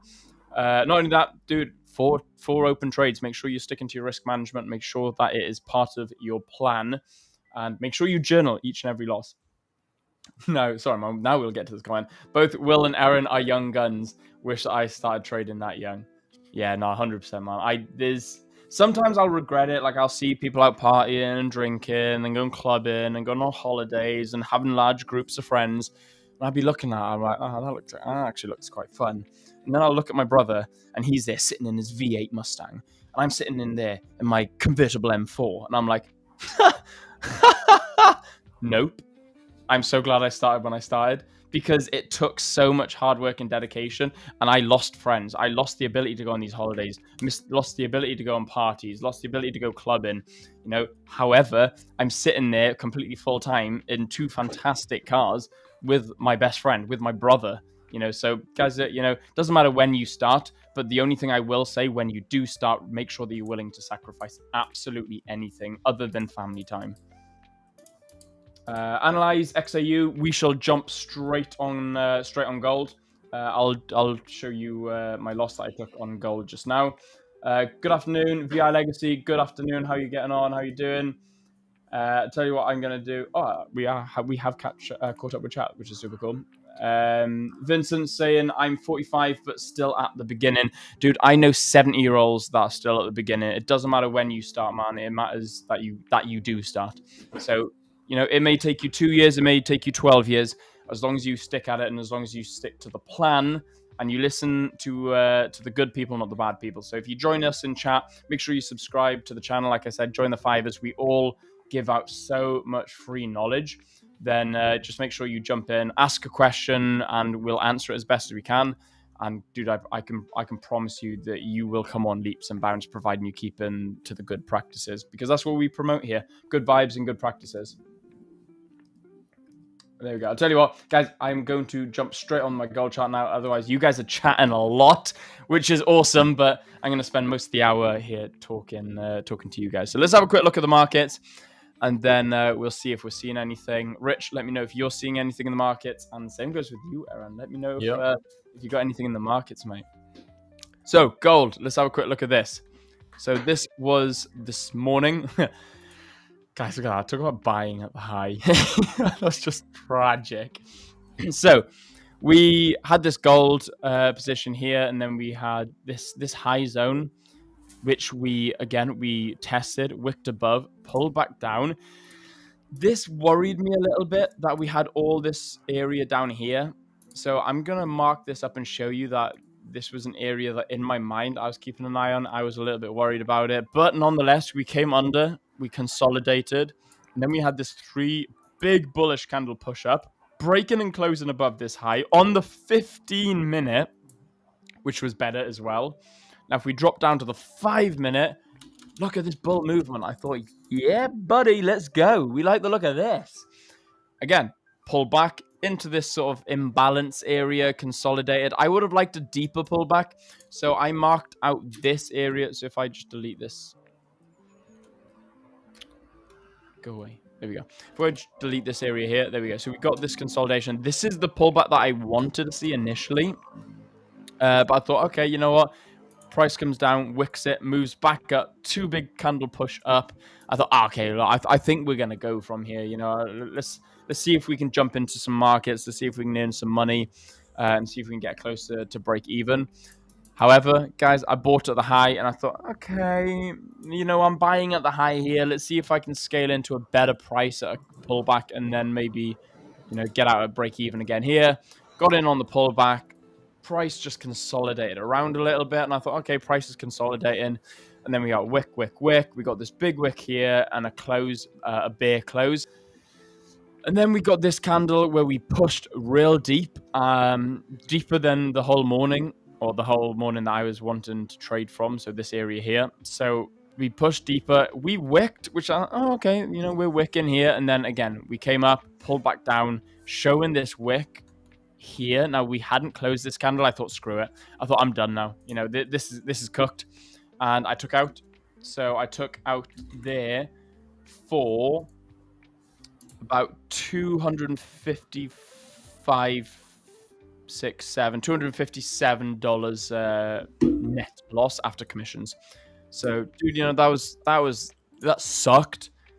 But it is what it is. Who cares? You know, first month, you know, always going to be a losing trade. You know, the same goes when you open up a new account. New account, first trade has to be a loss.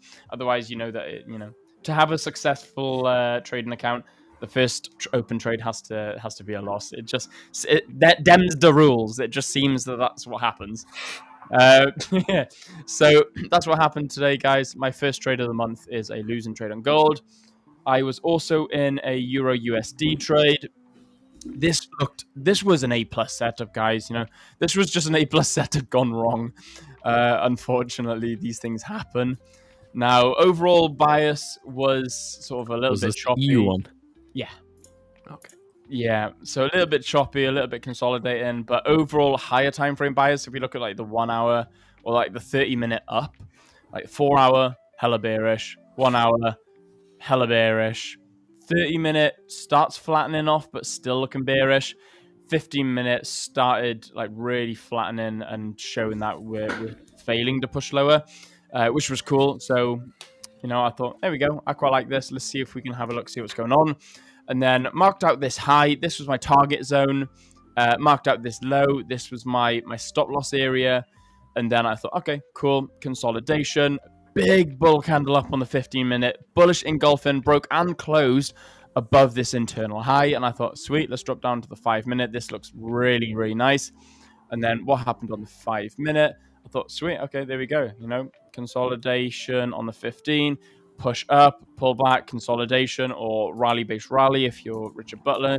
And then we had an engulfing candle. Okay, we had a wick above, but then followed by this real confident bull candle here, breaking and closing above the previous high. And I thought, well, okay, structure shift to the upside here, liking the look of it. What happens? You know, big rejection wick here. Then we get an engulfing bear candle. And I thought, okay, I don't want to enter now. And then we got 1, 2, 3, 4 wicks and showing bullish strength. You know, wick indecision, bull candle, wick indecision, bull candle, bullish engulfing candle to the high side. I thought, yeah, screw it. Like, this looks good. And then we got bear candle, bear candle. I thought, okay, this is just a retracement candle. Entered in. We were about 80, 90 bucks up. And then we just plummeted. We plummeted, started moving down. We had this massive wick rejection, but I was still glad that I took out, just because the way that we plummeted down, I was like, yeah, no, thank you. So again, took that out at minus $82. And then, we just melted and we would have hit my full stop loss. And like I said, discretion, guys, that was my market experience kicking in. I was like, okay, market experience telling me this is going to go down. And it did.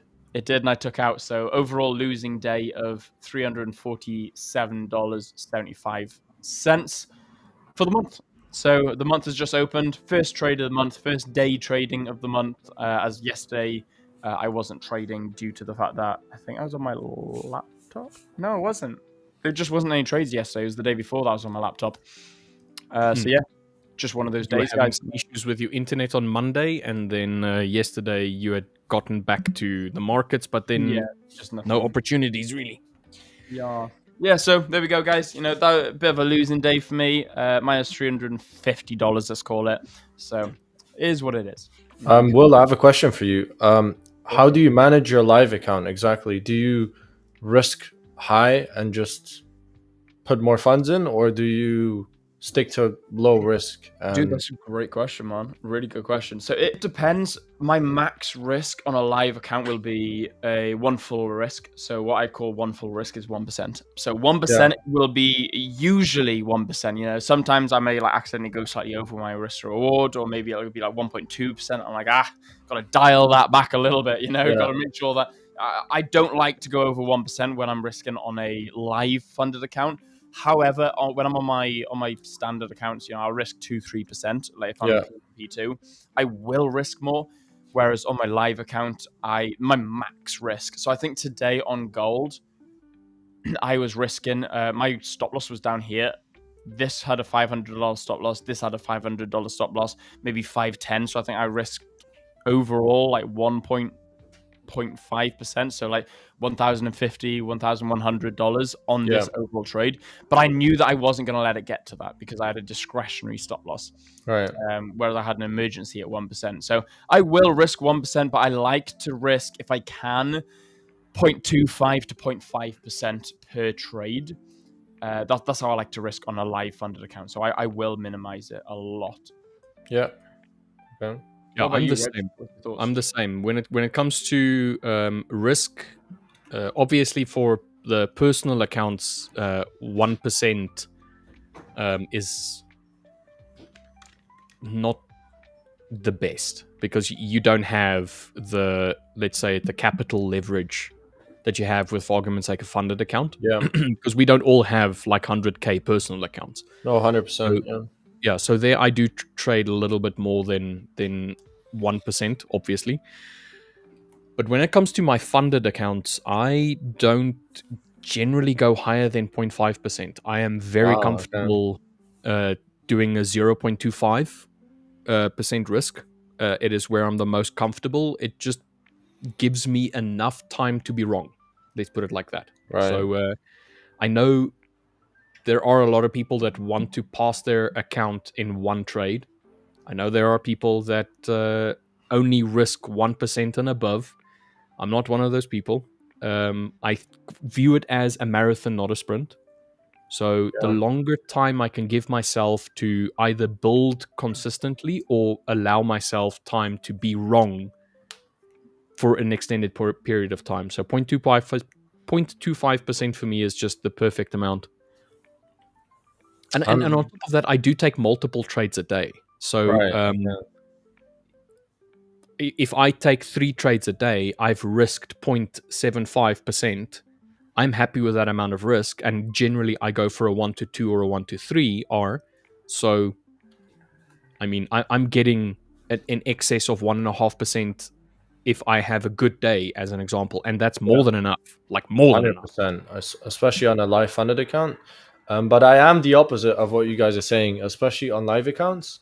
I like to risk 1% on big accounts. So let's say I'm trading on 100K live or even 200K, whatever. But like maybe below 50Ks, I'll risk like 2% on live accounts and just try and get a payout. And that's simply because when I trade challenges, I risk so high that I either pass them or lose them quick. Yeah. So I don't mind losing the live account after I've gotten 2-3 payouts. Okay, I mean, I suppose as long as you've mitigated your initial risk. Ooh, hello gold. Sorry. Peak getting distracted by the market. You're like a moth that just saw a light and you're like Mate, going towards literally, it, like, ooh, gold light. just lit up at me. I was like, pretty color. Pretty clever. Yeah, no, I suppose I have a 50k account which I risk 1.5% or 1.5 times my risk on this. So Yeah. I've got a couple of accounts hooked up to the back end of this. One of them is a 50k account, which is 1.5 times the risk, and that is, that's just climbing. It is growing in profit compared to this, like at a faster rate for obvious reasons. So I get that. But it depends. It depends. As long as you get a couple of payouts and you're like, okay, I've covered my initial fee from actually paying for the account and buying the account. I've covered that and I've gotten more, then you don't mind blowing it because technically it's free money if you're going to do that sort of maths. Yeah, but you kind of do want to make sure you make profit out of it, right? That you're making money out of it at the end of the day. So it's not the smartest thing to do, but that's why I do it after like 2 to 3 payouts. Fair. And then I'll go above 1% potentially. It depends. If it's an A+ setup, I might do it. One of those setups where you just know it's gonna win. Obviously, you never know 100%, but like according to your plan, right? Yeah, and if it's not that, that's the most important thing. Yeah, Follow your plan. You know, or you should know how much you have to risk. If you know that you can go 10 trades losing in a row, or like a 10 trade losing streak, don't risk 1%. Yeah, because you're going to blow the account. 100%, And you know 100%. that you're going to blow the account because your data tells you at some point you're guaranteed to blow this account.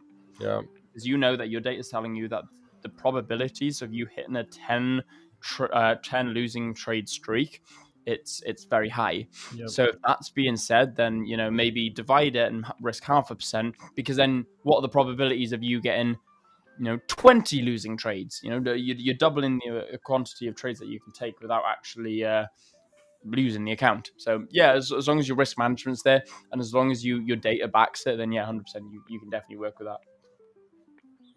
Yeah, I rate that. There's two sides of this coin, basically. There's actually more sides, but like the two that stand out the most to me is I have confidence in what I'm doing, and I want to secure as much profit as I can. Yeah. So I'm going to risk more. So be that 1%, 2%, 6%, it doesn't matter. Like whatever the data and the maths tell you. You follow that, and then you have the other side of the coin, which is so let's call the one side aggressive, but it's not a negative. It's not a negative thing. This is not a positive versus negative. It's literally just two sides of the same idea. The one side is the aggressive approach. I have confidence in what I'm doing. I have a good strategy. I have good mindset. I want to risk more than what is considered the standard. As an example, let's say 1% is the standard. I want to go more than that, 2.5%, that kind of like thing. And it works for me. But I know that there's a likelihood that eventually I'm going to lose this account. Yeah. Because I only have 10%. That's 4 trades at 2.5%. It's fine. I'm willing to lose that, but I know that I have made 12%, 18%, 20% gains, and I've taken the payouts. The alternative to that is the conservative side. It's the side where people say, you know what, I want to keep this account as long as I can. I might, I don't know, like let's say 0.25% or 0.5% as an example. I give myself more time. Now instead of having, for argument's sake, just 4 trades, now I have 40 trades that I'm allowed to lose, as an example. I'm not going to make nearly the amount that you're making in the same time frame, but I will keep that account for much longer than you would. And it's at the end of the day, it's what you are comfortable with. It's what you're comfortable with losing, and it's what you're comfortable replicating. Like, if you're comfortable with 2% risk and you're unfazed by it, by all means. Personally, I would never. Yeah. Not on a prop account, because to me, I view it as it's my capital. Would I do that with my own capital? That's interesting. Really interesting. The thing is, sorry, go ahead. Sorry. No, go on, Aaron. I was just gonna say that, like, I get where you're going with the risk, because the more you risk, if you lose, you'll lose quicker, right? But me risking more has kind of made me keep my accounts longer, because I get a payout quicker from the risk, if you know what I mean. So if I take my A+ setups only, and I target my 1-to-1, my win rate is very high. So when I make the right decision, usually I'm gonna win. Which I've done on one of my accounts for the last year. I've risked 2% on it, because it's a small account. And you've kept it for a year. It's a sorry, what? And you've kept it for 12 for a year. Yeah, so now it's been 12 months exactly. That's awesome, man. I've gotten 14 payouts on that account from just doing what I do, and that's with 2% risk. So I don't think high risk always means growing the account. If you take like the right risks. But I guess that comes with experience as well. Yeah. And obviously risking 0.25% is more ideal if you want to keep the account. But yeah, I just wanted to point that out. Sorry, go ahead, William. No, I agree with you. I'm not like disputing what you're saying. No, I know. It's the two sides of the same coin. Yeah. There's always going to be a debate. Whoa, guys! You know, if we're gonna scrap it out, let's put some gloves on, shall we? Oh, dude, like you're misreading the room. Yeah, you are. No, it's 100%. Oh my god! It's 100%. There's always going to be this debate. Yeah. That's better. Oh. What? I'm gonna ask Jonatan and Remy for administrative privileges. No, I am not allowing that. I'm gonna demand a workplace email with a complaint. You complain to HR. Yeah.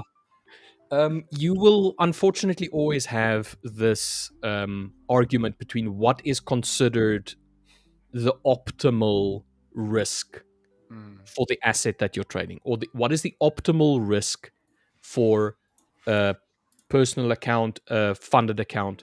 And the thing is, at the end of the day, there isn't really this is the correct answer. Yeah. And the thing is, it's very personalized. But mathematically, there is a point where there's a divide, where there's a cross. Like for argument's sake, you mentioned you have a pretty high win rate. Yeah. Okay.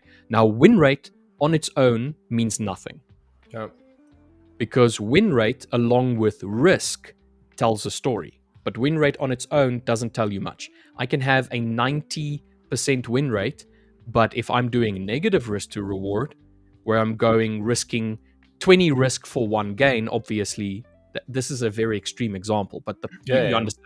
Yeah, 100%. Point being that your risk is part of the calculation. It's part of the story. So I don't think that there's a right or a wrong answer. It's personal and whatever aligns with the mathematics. In your case, it works perfectly for you and it's good. Yeah. Because you're used to risking a bit more. The impact of losing, let's say, 2% doesn't faze you as much. Someone else might honestly feel like 2% is just way above and beyond what they're willing to risk. Yeah. They're super uncomfortable with it, and it might affect them psychologically. So it's just a balance point. It's just like trying to find the balance between what I'm comfortable with and what is what I can stomach to lose, what I can afford to lose, that kind of like thing. It's all personal preference. Yeah, I mean, if you're not comfortable with risking 2% on a live, I totally understand that with a lot of people. Personally, I'm not comfortable doing that either on bigger accounts, right? So it's all personal. If you're comfortable with smaller risk, then you should risk smaller. You should not go up. Same for the other side. If you're comfortable risking high and you don't mind it and you know what you're risking, then it's fine, as long as you are comfortable with it, then that's all that matters, right? Yeah, 100%. As long as you're not putting something at risk that you're not willing to lose. Yeah. And that's what I say all the time to people, if you've got, if people buy $100,000 account, what was that? $500? Like let's say between $500 and $600. Yeah. Yeah, let's call it $500. Screw it. $500 for $100,000 account. Yes, okay, boom, you got $100,000 account. You obviously need to pay for it, or you need to pass it, phase 1, phase 2. Then you got to go actually into profit, and then you got to withdraw, and you got to have your profitable day. So let's assume that you're, excluding all that, you've got to pay for $500. Now, my thing is never buy $100,000, and then never buy any account unless you're willing to take what that account fee is, $500, and set it on fire. I'm not saying do it. Like, please don't go, haha, what? See, I'm happy. I'm not saying do that. It's the principle of you're willing to throw it down the toilet, because if it goes wrong, and dude, I've been there, I bought $100,000 account. It was too soon. I shouldn't have, and I was in a not a dark place, but I was in a bit of a psychological downfall place, coming out of a 6-month drawdown. And I bought a 100K account. I was like, oh, come on, I'm back. But I'd gone from 15K, 20K accounts straight to 100K just because I thought, let's get there quick. I'm not going to get there quick. I'm not going to be a full-time trader unless I got the capital to back it. So I needed a 100K account. Now I put $500 down on a 100K account, and I thought to myself, okay, well, I've come out of a 6-month drawdown period, so I've just rinsed through a lot of my savings. I've not earned money for those 6 months.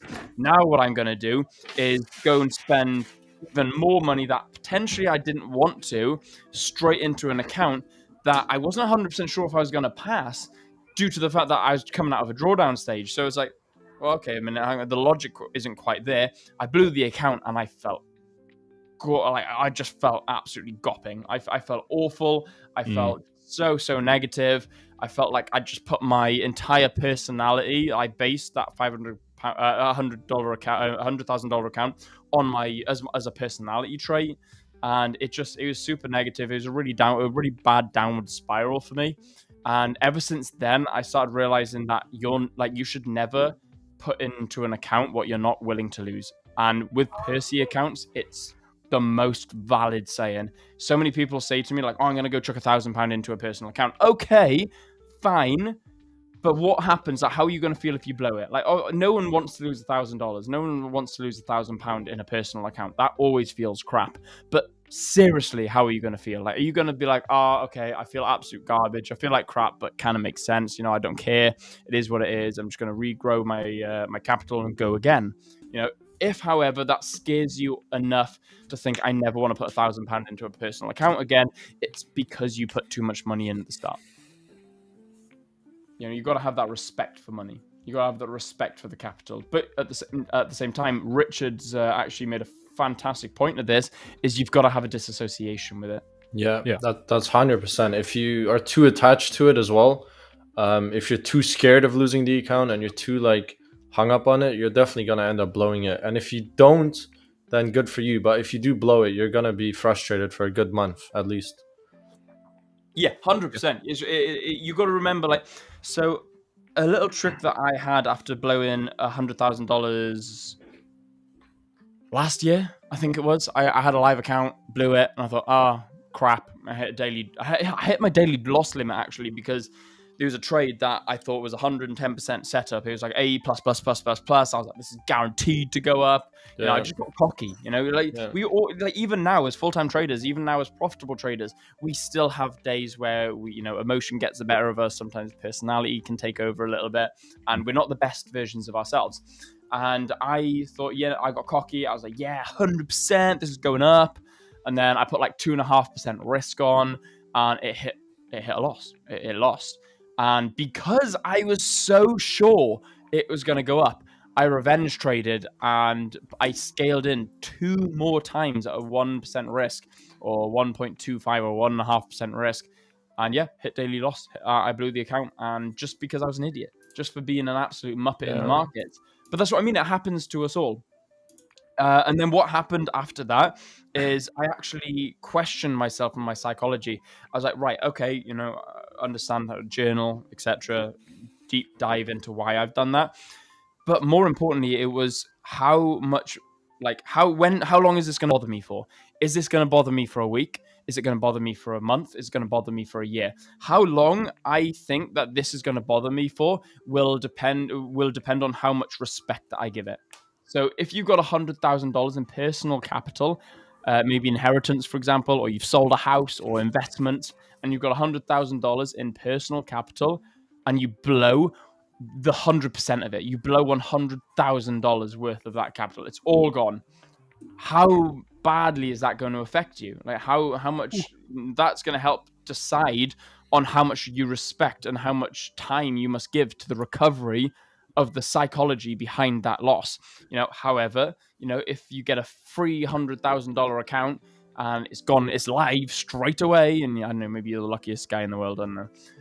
You're $100,000 live funded account straight up, then it's like, okay, how much is it really going to affect you if you lose it? Like, is it going to affect you a little bit, a lot? The potential of it, of course, is always going to be a contributing factor.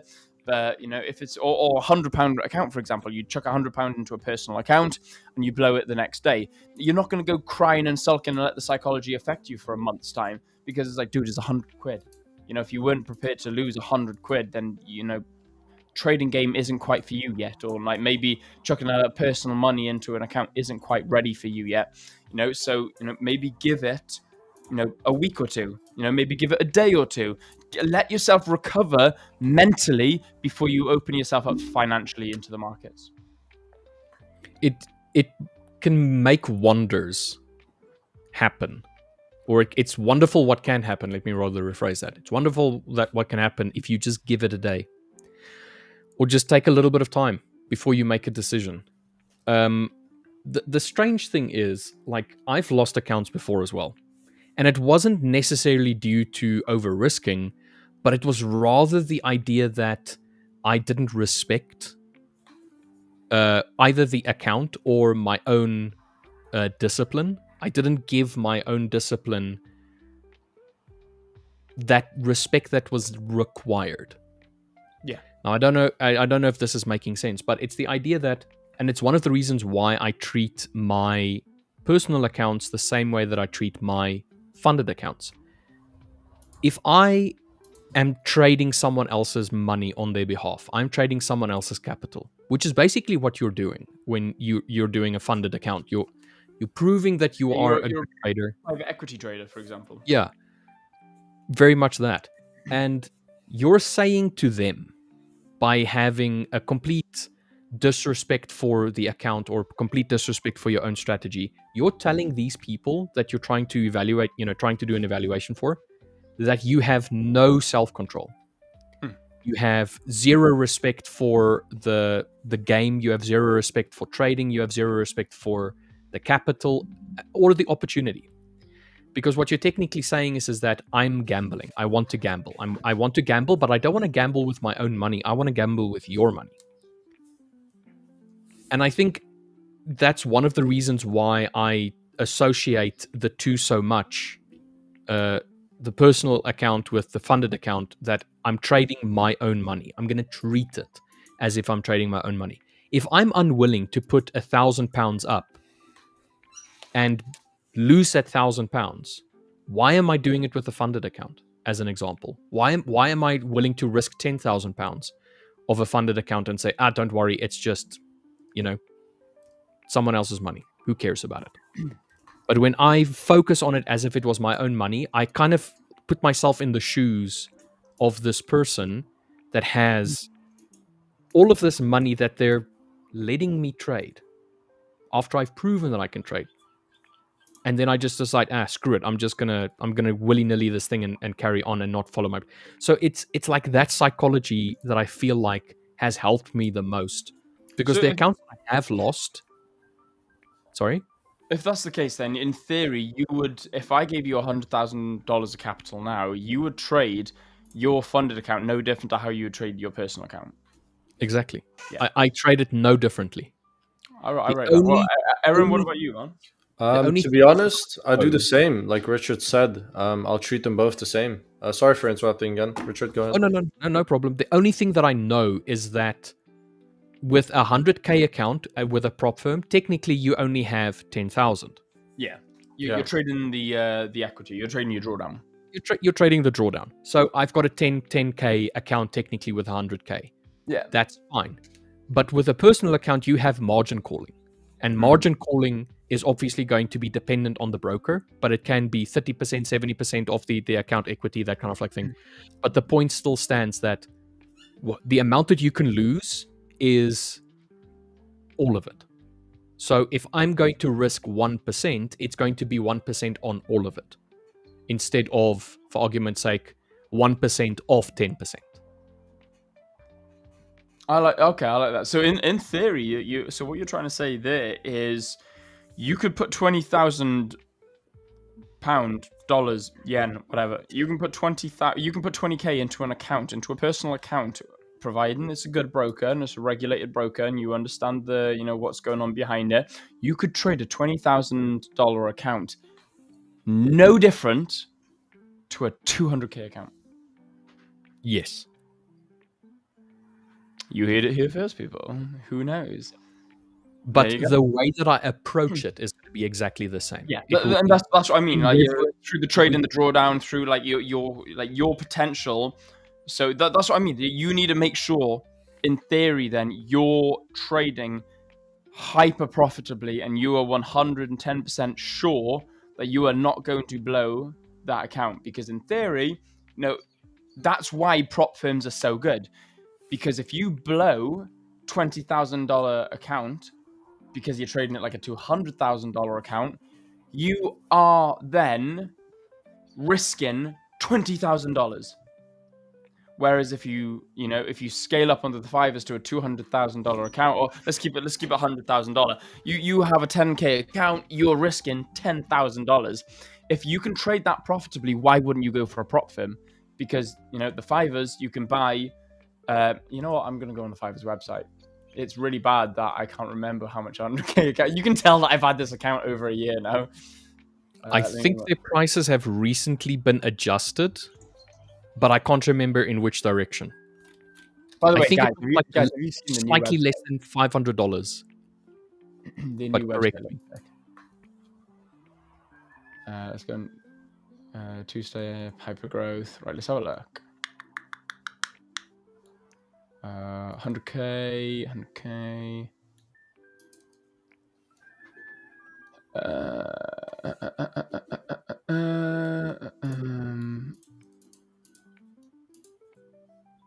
Right.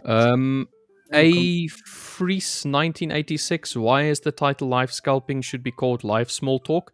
Well, technically, we are talking about trading. So this is a trading related live stream. So we're talking about trading. Yes, we are going to look at... I mean, we are trying to scalp. There's nothing to scalp, unfortunately, at the moment. But in between that, there is talks about trading. There's talks about psychology. So I don't know what you're on about. Maybe a little bit of patience. This isn't small talk, it's big talk. It's big boy talk with the big boy traders. Right now, we're talking about risk management. We're talking about looking at an account as an example and how to manage that account. So just a bit of patience from your side would generally help you quite a bit. One tip I do have all good. For the trading thing, when you scale your account, is think in percentage. Don't think in like USD or something.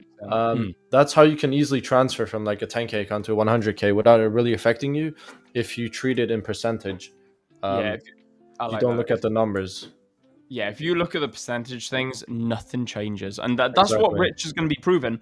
I'm currently trading with $100,000 live funded account. So going back to actually that comment regarding small talk or scalping, like if I gave you a $100,000 live funded account and told you to trade it live on stream, would you just take trades that you wouldn't take usually, or would you actually show the guys that you have real value and you want to take real good setups?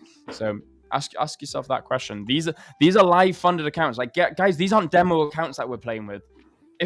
I'll tell you what, guys, if you want, I can open up a demo account and I can just full port, full trade and like live, like scalp all sorts of garbage trades. I can do that if you want, or I can show you that I respect this account and I can show you good practices. And if they are scalps, then yeah, 100% I will scalp this market, but I'll only scalp with valid scalps. So yeah, it is live scalping, and we are live trading. This is a live account, and these are unfortunately live losses that I took this morning. But these are live funded accounts that will pay me when I get it back up to profit. So I'm going to take my time with it and make sure that that there's good trades going on. No different to how you should be with your trade analysis. But yeah, 100%. That is what Rich is going to be proven. Rich has got a 5K account, I believe. Rich, brand new $5,000 account with the 5ers. I've got a live funded $100,000 account with the 5ers, and we're going to be showing that there's absolutely no difference between 100K and 5K when you ignore the P&L. The percentage is going to be the same, the percentage growth, the equity curve, everything is going to be the exact same. The only difference is going to be P&L. So that goes to show you can trade profitably no matter what size the account is. But yeah, going back to the, it's $545. I was close. I was $45 out with how much an account was. Yeah, I thought it was between 500 and 600. Okay, so technically you would have gone 550, so you would have been You would have been close. You would have been $5 out. I did it. Do you know the worst part is I can't even remember my point I was going to make with that. Can you remember where I was going with that? No. Oh, that's right. Good. Oh, thanks, mate. Good job. I'm paying attention to myself. Only you know what's going on in your mind. Yeah, fair. Going back to risking 10K on an account, $10,000 on a personal account to trade it like $100,000 account, knowing and trusting that you can stay longevity in that account and earn good money in that account. Why wouldn't you go for a prop firm? The 5ers, literally, instead of risking $10,000 on an account, okay, yes, you got to pay pass phase 1, phase 2. That should be super easy for you. If you can trust yourself enough to risk $10,000 in a personal account, you should be able to trust yourself enough to to pass phase 1 and phase 2. And instead, if you do blow the account, worst case scenario, you've risked $545 instead of $10,000. So this is like a lot of people say to me, oh, why prop firms? Wouldn't you want to put in personal capital like $10,000? You're only trading the equity. You're only trading the drawdown. 100% makes sense. It's costing me $500. It's got to call it 600. Let's say they hike their prices up $55. It's costing me $600 to trade $100,000 account or $10,000 account instead of risking $10,000 of my own personal capital. Makes sense. It does make sense. So guys, once you trust that you're profitable, prop firms, if you have a good relationship with them and respect them for longevity, yes, you can have a $10,000 account if you want. But dude, prop firm, it just makes so much sense. The only difference is, okay, there's going to be an 80% profit split. But, the more you grow with them, goes to 90%, goes to 100%. The 5ers will actually eventually give you 100% profit split and a salary. So, dude, why not? Prop firms just make so much sense for longevity if you know that you're profitable. The question is, are you profitable? Aaron, Yeah. I had to jump off of the stream for like a few minutes. So I don't know if you've already answered this, but do you have a favorite pair or pairs of assets that you like trading? To be honest, I love trading the yen pairs. Only because they're so volatile. They move quite quick. There's a lot of volatility in it. I like EU and GU as well, but it's just they're quite slow compared to UJ and GJ and Euro JPY. And there's not a lot of pips daily in EU and GU as there is on the yen pairs. So yeah. And then if you've traded a yen and let's say you're trading yen mostly and you just don't get your setups, what do you do on the day? Do you then look for other assets that fall in line with your trading strategy? Or do you just say, you know what, I'm not going to trade today? Well, recently I've been looking at DE40, the German index. Forward tested it for a while and back tested it, and it plays very nicely for my strategy. So sometimes I'll look at that, and if I don't see anything on that pair either, then I'll sit out the day. I have a lot of pairs here, but I just have a very messy watch list. I accidentally clicked on this button that mixes it all up, so I don't know where my pairs are now. But yeah, that's what I do. So yeah, EU, GU, yen pairs, and then DE40, and then that's it.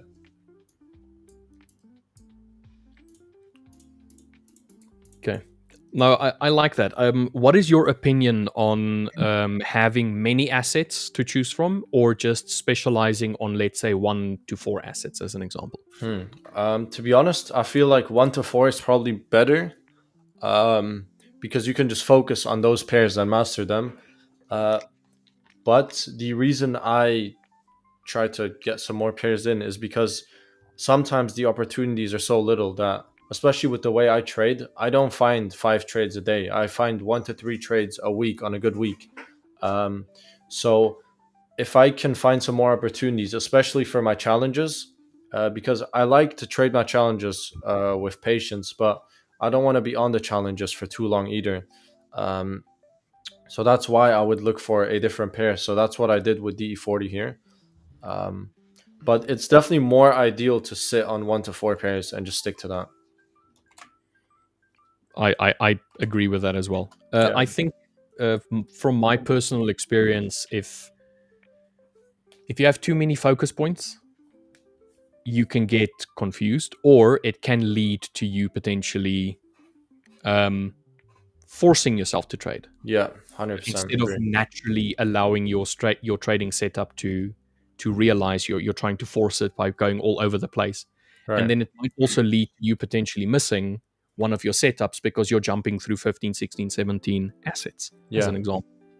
So you'll see on my screen that I have all of my watch list pairs and assets lined out on the right-hand side. So I have some futures, there's a bit of crypto, there's indices, and then major pairs with the dollar exotics, and then the GBP pairs and EU pairs. Yeah. But I have only 3 focus points. So between the 3, I will always have one of the 2 up to view, like this. Yeah. So I would be ready to jump between whichever one if I see it is setting up.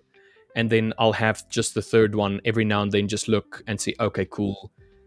I'm very far from a potential testing area, and then I'll just go back to my normal one and I focus on this. And it's one of the reasons I feel like I have, let's not say mastered, because I don't like the idea of mastering something, because it means you've got nothing left to learn, where I would want to be a learner in the market for as long as I can, because there's always something to learn. But I'm comfortable enough with the pairs that I'm looking at that I can look at it very quickly and I can determine, not almost instantaneously, but like very, very quickly, on whether or not I want to take a trade or not. Right. So just something to take away from anybody maybe in chat. There's nothing wrong with focusing on multiple pairs. The more opportunities you can have to try and follow your plan, good. But if you wanted to bring it down a little bit, make it more focused, there's also a way for you to become profitable by doing that as well, by just focusing. I know, like for argument, Samir, one of the guys that also trades, one of the hosts on the Fivers as well, Samir used to trade a fair few pairs, and then he just brought it down, I think, to 2. So he's either on gold or he's on NQ. Speaking of Samir. Yeah, Samir was good, man. Hey, Rich, how are you? How are you guys? Good seeing you. I was just talking about you. Yeah, I was hearing. I was here only. How you doing, Samir? I'm good. What about you? What about you guys? I'm not too bad. Yeah, I'm all good, mate. Very good, mate. Hey, Aaron. Good, man. Good, man. Nice to see you. All right. So you got in any trade, you guys? Not really. I do think gold might end up going up a bit today. I don't really trade the pair though, so I'm not going to get involved at all. Just looking, you know. Not financial advice. He does not trade. No, I don't trade gold, so don't listen to financial. Don't follow me. I don't like gold either, man. Yeah, gold is really tricky. It's a mine FX. Speaking of the devil, I didn't want to say that because I don't refer to the devil as, or don't refer to Samir as the devil is what I'm trying to say. He the devil. Don't refer to the devil as Samir. That's not what I meant. Would you like a JCB? Meaning. It'll be quicker than a shovel, mate. Yeah. Can you help me dig this hole that I just put myself Yeah, into? I'll go get the machines out now. It'll be a lot quicker than doing it by hand. Samir, what have you been trading? What have you been up to? I'm just looking at the charts. Today I haven't really been too much active on the charts. I'm just seeing it with you guys only. So let's go to the NAS 100. Definitely we are printing lower lows, as I'm that kind of trader who like to see the current leg of the price action or whatever the price is doing. So I definitely think price can, go up and maybe tap to these lows again. So I would like to take sells in NYSE. Of course, we still have a lot of time actually. So let's go to the bigger time frame actually. Okay, 4 hour, we have a very good fair value gap I can see here. So maybe we can get a volume push, and then of course I will look at some kind of a correction type of pattern, and then I will take the trade. Going to the daily, because we already have swept the lows actually. So we make and sweep these lows again. I know there is a very good structure point here. I'm aware of it. But at the same time, the current leg is very beautiful. Look at this impulsiveness. So 200 EMA is also to the downside. So it holds a very good, amount of weight. You want to say it that way. So I do think we can get maybe close to 200 EMA. Maybe we can get a small reaction that I would like to catch. And how I can position myself, I will look for some fair value gaps on the 1 minute that I normally do. I have already discussed a few times here. So I will just repeat it once again, something like this. So price closing above the fair value gap, I want some kind of correction, like this case, it is very beautiful, something like this. And then once we, kind of try to go up, I will just position myself something like this. So this is kind of a trade pattern that I will look once we are coming on near these areas. Of course, I will not be jumping too quickly. I just want a very precise correction type of thing, and very precise like this type of inversion type of thing. So if this thing happens, then I will surely sell this pair. On the other hand, if we continues to go down, like we sweep these lows, like volume can come to the upside or to the downside. So if the volume decide to come to the downside, then I will look for the similar thing, which is fair value gap, price closing above, just one little bit of correction, then I will just take the entry. I do use trend lines here and there. I do think this might be a trend line liquidity, a little bit up, and then yeah. NAS 100 looking good for shorts. I might can buy one new challenge just to, pass it. Now, I don't know, which challenge should I buy with the 5ers? 20K, 100K, 60K. Actually, I already have the 100K, so I cannot buy 100K. So I only have 20K. Yeah, I forgot about that rule. Yeah. I was this close to buying another 100K account. I was like, oh wait, I can't. I'm like, I can only buy 20K now. So yeah, I'll probably buy 20K today in about 30 minutes. Let's see what my mood is. Let's see. Let's just see how I feel. Yeah. If I feel like I want to trade another account, fresh account, then yeah, I will just buy the another account.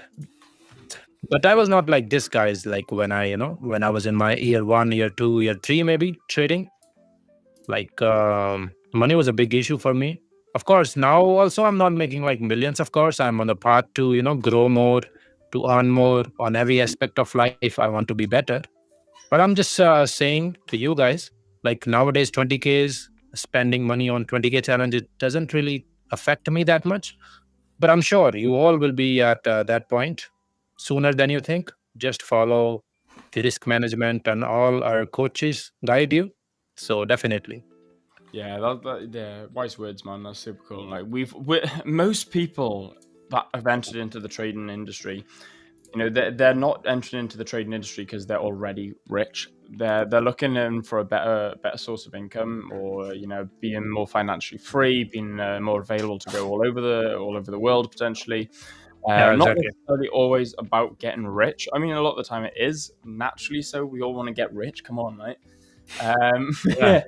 But at the end of the day, you know, we've all struggled to get into the industry. Yeah. We've all struggled to pay for accounts. We've all struggled to pay and put money into into personal accounts, prop firm accounts.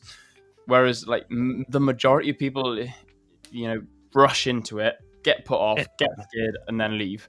You know, whereas if you do it correctly, you know, you get the skills, you learn, you go demo, you open up a small personal, maybe then buy a small prop firm, and then slowly start scaling. Then yeah, 100%, man. You know, there's a very good chance you may end up on stream with us one day, or there's a very good chance you may end up super profitable and earning good money. You know, it's about Exactly. I think being stubborn in the market is also not good. Like, for an example, if a trader is, not getting any results for maybe 1 year, 2 years, just, doing the things blindly, doing one thing again and again, which is not working out, that is also a problem. Like, you should not be that kind of trader. You should be open to learn, and you should be open to, learn from other people who are doing good in the market. Of course, you're in this market, so I will, relate things according to this particular field only. So yeah, It is a difficult field. it is very difficult field. Back in the day, we was discussing with Jonatan. I think you was also there. Like, we got profitable and then we got unprofitable. Like in my journey as well, I got profitable in I think 2022 maybe. 2022 was good, and then I got unprofitable. So there are many phases you're gonna face in this trading thing. So actually, market is gonna teach you anyway. If if you have the eye of learning, and if you are keen enough to learn from others, so you are gonna be that kind of person anyway. But don't be afraid, to face these things. Of course, if I was at the place, if I was like on the year 1 of my trading thing, and if somebody told me, okay, you got unprofitable, then you got profitable, then you got unprofitable, what kind of trader you are? You still face those challenges, what kind of trader you are, how you are growing. But these things, I think, are gonna stay with you forever in this trading career. But the level is just gonna, it's gonna change. Now maybe you are... Yeah, exactly. Now maybe you are making $100, $200, and then you will, increase those zeros, and then the struggles are usually the exact same. No different to, like, think about it like exercise, gym. I don't know if you guys like the gym. You go to the gym, it's super difficult. Your legs ache, your body aches. You don't want to go, and you're lifting, I don't know, 10 kg bicep curls, and then you go and lift 20 kg bicep curls, and then 30, then 40, then 50 kg. Yeah, exactly. But the point being is, it doesn't get easier; it just gets better. Like the same goes with trading, guys. I'm trading with $100,000 live account now. I've got a lot more personal equity in the background. But I started off with $15,000. Started out with a 15K prop account. Then it was a 20K prop account, 1%, or 2%, 3%, like $100, $200, $300 at a time was super cool. Now it's $2,000, $3,000 at a time. It's still the exact same. It's just as difficult. The only difference is the numbers are better. It doesn't get easier. It just gets better. Exactly. You just get used to the things. Yeah, literally that. You just get used to that pain. Maybe you're used to that pain. Okay, you like that. It's just another day, similar day. Okay. You just move on quickly. Yeah. For everybody in chat, we have high impact dollar news, the ADP non-farm employment change in about 8 minutes. So please be careful for those high stakes traders. The window is 2 minutes before and 2 minutes after the news event. No new trades are allowed to be opened. You will get...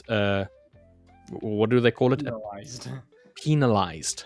Yeah. You'll get a penalty on your account if you open up a new trade. Old trades that have already been opened previously, they are allowed to hit stop loss or take profit so long as you didn't enter a new trade. But yeah, for everybody else, please be careful. ADP non-farm employment change usually moves the market quite a bit. Sorry for interrupting, Richard. I have to go now, guys. It was lovely to be here. course. Hopefully, I'll be back soon, and have a good day, boys. Okay, take care. 100%. And yourself, man. It was Thanks. absolutely awesome to have you on stream. We definitely welcome you to me and Rich's session again soon. So, dude, keep it up. Anytime, mate. Perfect. Thank you, boys. Take care. Nice one. Have a great day, man. See you later, dude. And then there were 3. Hello there. I see some new faces on the chat. I don't know if I'm coming too late. Thank you, guys. Thank you for joining us. Yeah. Absolutely. Also, guys, I just want to say we haven't asked you guys to like. You know, we've not chased you guys for likes or liking it or liking the video. I think we did a little bit. We were just like, we didn't give you a challenge to get to 200 likes. I've just checked it, and we've got 248 likes. Sorry, 250 likes just now. Guys, we love you all. This is absolutely incredible. We thank you all for the support. It really does mean a lot. Don't forget, we got 1,000 subscribers. We're 89k, 1k from the big giveaway, guys. So make sure you subscribe to the channel and make sure that you do hit that like button as well. It's super cool, and we are super grateful for you guys. And the support that you show us. So 100%, man. Make sure you keep smashing that like button and give Samir a massive welcome by hitting that subscribe button, by hitting that like button. And let's jump in chat and say welcome to Samir. We have invaded his session, though. So we're going to join him for an hour, and then we shall love you and leave you. We promise. We won't invade anyone else's session. Dude, Saul is going to be on. I'm not exactly sure what time he arrives, but it's probably going to be like the last hour. Yeah, He comes at last hour. Yeah. Should we invade? Can't wait for Saul Saul's section. Should we just jump in and be like, "What's good, Saul? We're jumping in now. We're invading your session as well as Samir's." I'm joking, guys. Don't worry. We will make sure that you have Saul all to yourselves. We're not gonna, not gonna invade him. We don't want to anger. We don't want to anger anybody. Yeah, no, literally. I'm HK 118. I see you. Hey, HK. How are you? HK, what's good, man? Hello, Samir, Richard, and Will. How you doing? Hope that you're having a great day so far. I'm very good, thank you. Will, go on. What do you think of gold, mate? Oh man, I've been looking at gold. It's just so slow. That's the only issue. By the way, that bot is still working perfectly, mate. By the way, on Discord, it's so good. It's just so slow. I didn't even have to have the Forex Factory open. It just popped up saying, "Hey, listen, there's going to be news in the next 10 minutes." And it's like, literally, I know. It just pinged me. I was like, we got news in 10. News in 3 minutes time. USD, okay. We got, and then 3 p.m. Oh, man, I mean, we're bullish. Oh, I don't know, man. It's odd. I want to buy it. I think we can go up. I really do think that we can go up. But I don't think we're... I just don't think today's the day. I'm and ahhing too much about it, and I shouldn't be. I think that's the issue. I mean, what is that saying that you like saying? When in doubt, pull out? Absolutely, man. When in doubt, pull out. Like, okay, so most of the people know this already. When you're sure, secure. Yes. Dependent. For those that don't know, we're not predictive traders. Myself and Will, and I'm assuming Samir, you can correct me if I'm wrong. Yeah. Predictive trader. We're reactive traders. We're looking for certain reactions at certain points, and then we decide to take a trade based on the reaction.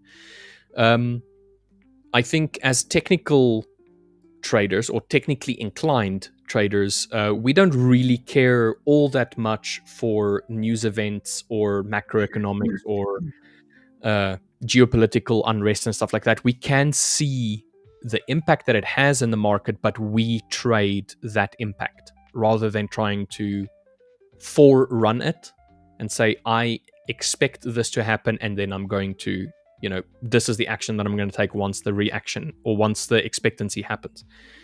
So for those of you who are looking at trades right now, once again, be careful with the news. But secondly, like for ourselves, there isn't a reaction right now for me to take a trade. So I can't take a trade live. And I think it would be foolish of me to even try and take a trade right now if there's just nothing that aligns with my strategy. And I think that a lot of people should also view it as such. Don't try and force it. Don't try and force a trade if it doesn't align with what you're looking for. And then find that thing that you're looking for and see if you can find it consistently before it happens. Like, don't do it in hindsight trading. Do some forward testing. If you have a theory, test it. But before you implement it, make sure that you have the back-tested data and that you're happy with the results from that back-tested data. Yeah, 100%. I rate that a lot. Yeah, I'm also bound to, wait for NYSE open. If I take the trade, I know there is a high chance I'm going to lose the trade. So why should I be in that place? We have news out right now. Yeah. Okay. Yeah. 45. Yeah. Let's have a look at the DXY and see how the DXY is reacting. The numbers are positive. Had we have not had news out, I would have been tempted to take this trade here on XAU. So this would be interesting. I got another question as well. I love it. Like, guys, look, I'm seeing some of you guys in chat. Maybe you don't like the topics of conversation. Maybe you want to see more trading, which is absolutely fine. Or maybe we talk too much psychology. Guys, we love a good meaty question, whether it's psychology, whether it's about technical analysis. We struggle a little bit with fundamental analysis because we're not fundamentalists, whereas LJ is. However, we're happy to discuss it. Guys, instead of saying, oh, you don't talk enough trading, ask us a trading question and we're more than happy to answer it. But there's a fantastic question here. Guys, I have a question. Trading prop versus personal funds. I'm all for personal trades personally, but what's your opinions?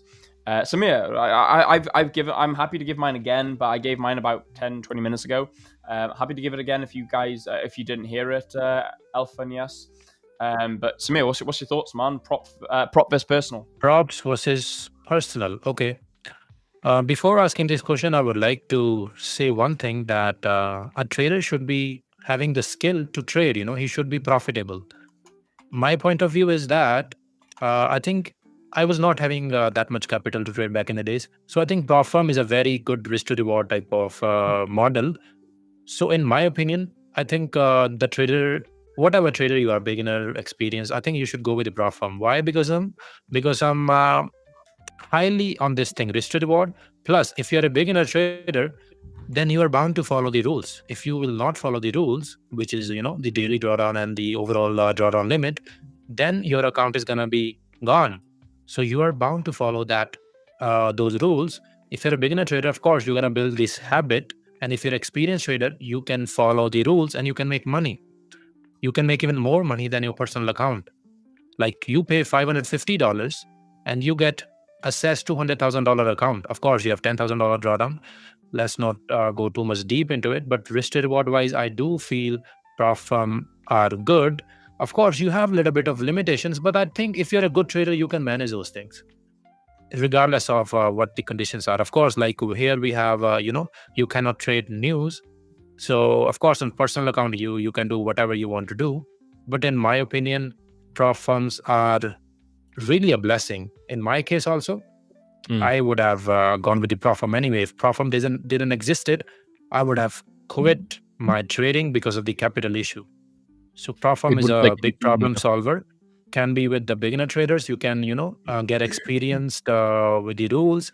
It will just make you stop, You cannot risk 5% on the account. You cannot do these practices, gambling practices, or else your account will be gone. So you are bound to follow the rules. You learn many things. Even as a beginner, if you are, experienced trader, you are skillful. And of course, there is a very huge opportunity for you to make money. You get access to the capital.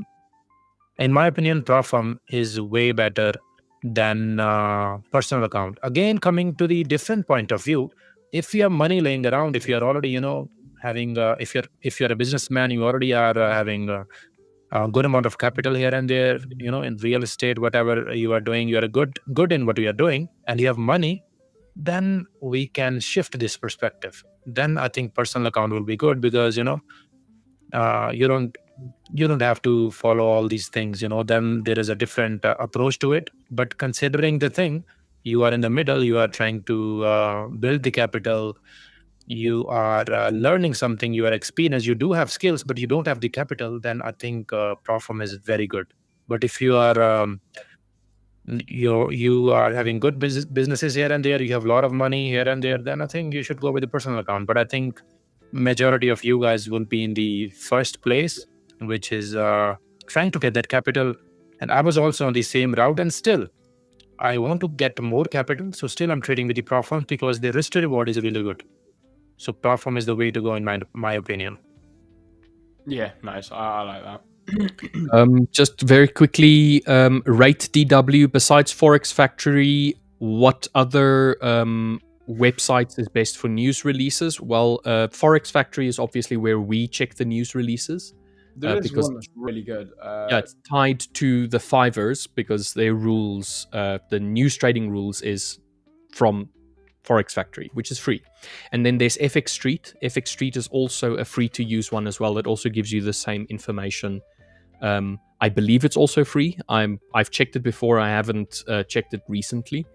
But that is also another one that you can go and have a look at for. If you're looking at like in-depth like fundamental releases, then tradingeconomics.com is good. Like they give economics is another one. Yeah, they give like the sort of a bit more in depth, and they don't give the news release though. They're not like Forex Factory where they give the news release. They talk about like the fundamentals going behind the news. Yeah, and the ones that are free that has these news events, technically all of that information that's being released is free to the public. It's publicly released information, so publicly available information. So places like Forex Factory and FX Street, they just compile it in a readable way, and then you can just view it. So that's where we get our news event information. Yeah, literally that. By the way, what are your thoughts on personal versus the Profirm? Because I was not there. You can just answer in one word. What do you think? I'm for it. I'm for Profirm. I'm for personal. I will trade both. To me, it's more about the context. So contextually, you get bad actors on both sides. Mm-hmm. So you get brokers that are skivvy, you get brokers that are great. You get prop firms that are skivvy, you get prop firms that are great.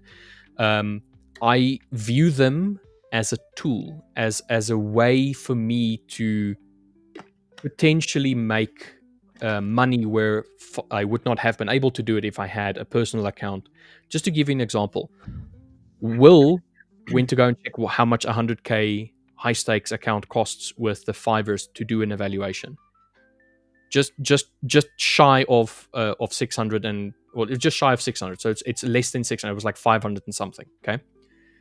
Now, $500, and if you pass the 2 phases, you get access to a 100k account where you can make 10 times that $500 that you've spent, as an example, without risking an arm and a leg, effectively. You can risk a very small amount and you can get proper good payouts because of the amount of capital. You technically have $10,000 to trade with because that is your drawdown. Now, that same $500 and let's say $50, if I went and took that $500 and I placed it into a broker, I would have to play with much higher leverage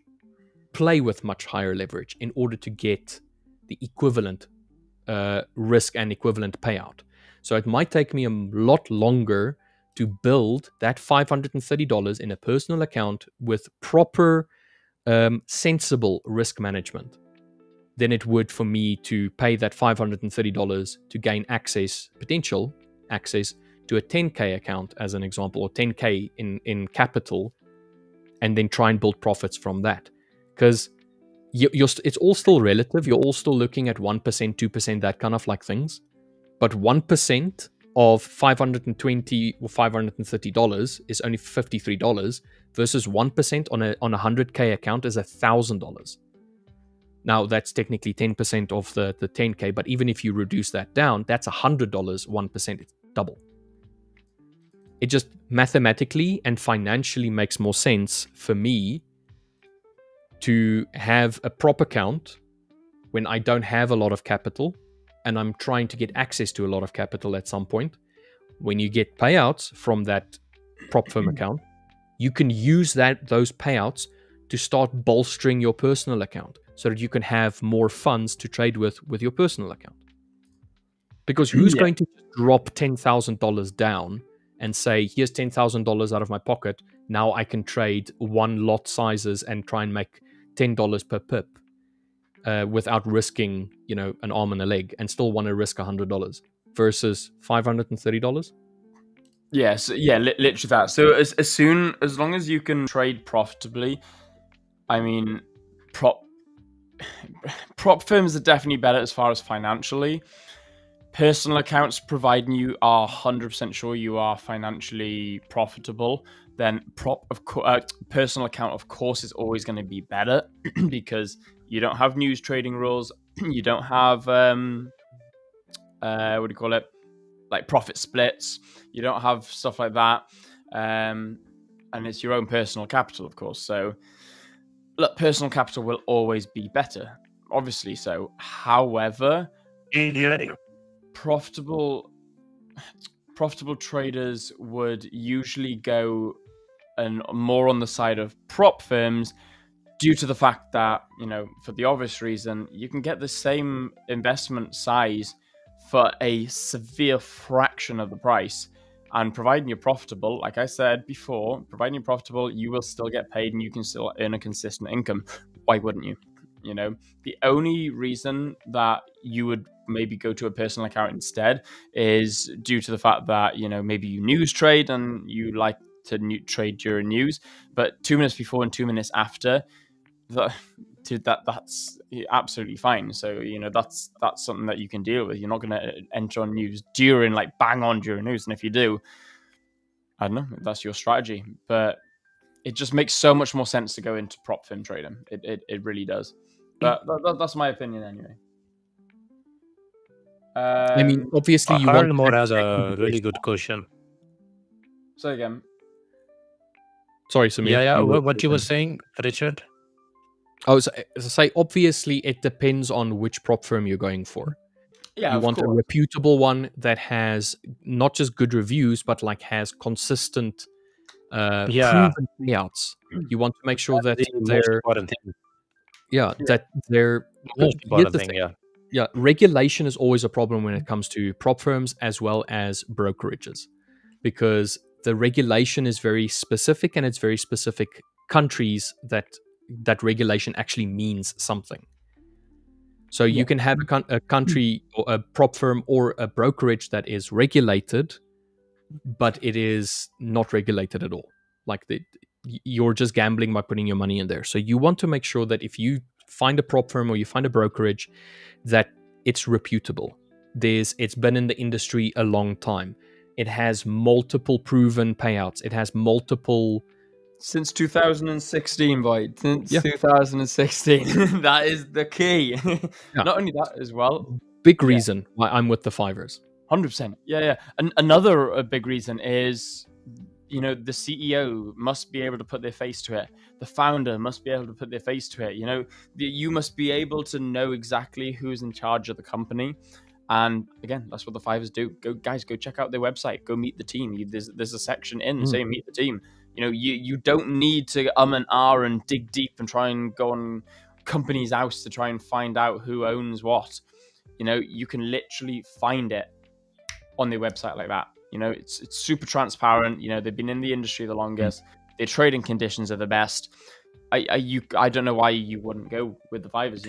Exactly. I was that kind of trader, and a year or two ago, there was a lot of prop firms coming here and there, so they was giving big discounts. I'm like, okay, let's take the discount and let's just go with it. Actually, I made $11,000 with a firm, and they rejected my payout. Yeah. that was really painful. So I think going with the reputable one, I got to learn back in the days. I think you guys should also always go with a reputable firm, because your payouts are not going to be denied and there are not going to be hidden rules here and there. So always go with the reputable one. It's not going to leave a bad taste in your mouth by exactly. because that is what some of the bad actors, and you get bad actors in any industry whatsoever that you can think of. You'll have bad actors. It's usually what happens is people get taken advantage of, and then it leaves a sour taste in their mouth, and they don't want to test it again. They don't want to try it, so they write it off completely. And then at the end of the day, if you find a reputable one, the 5ers as probably in my mind the most reputable example, that try to consistently help and then at the same time want you to stay with them. They don't want you to just lose accounts. They're trying to help you and teach you to become better traders, not just on the live stream, obviously, and there's different portions to it, but like even on their website itself, you can go there and they do have training material. I do believe that Jonatan is also busy with something. Rich is busy with something. Like there's always someone in the background that's busy with something to try and help traders. Yeah, definitely, man. Definitely that.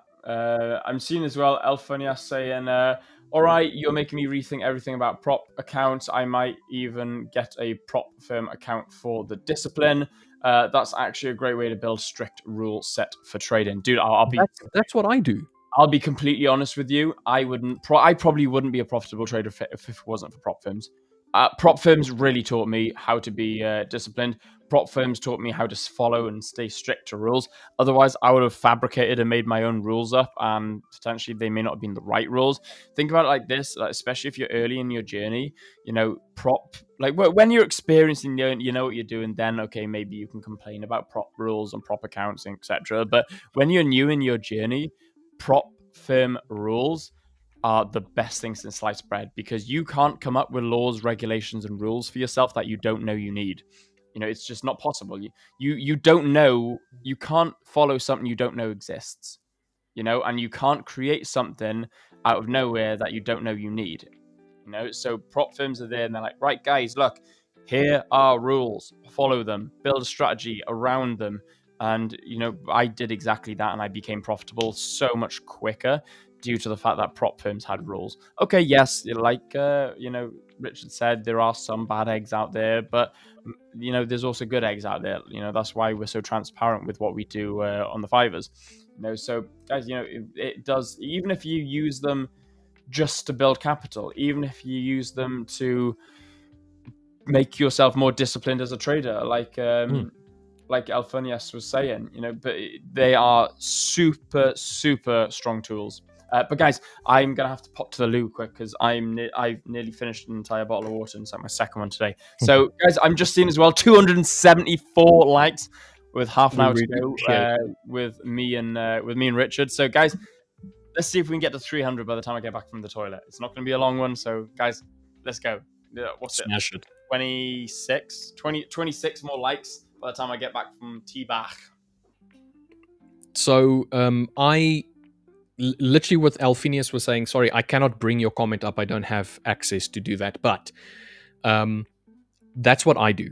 I, with my personal accounts, transitioned to following the prop firm accounts rules. So I've incorporated it into my personal trading, and it has been it's been really good for my personal trading as well. It has helped me with my discipline quite a bit.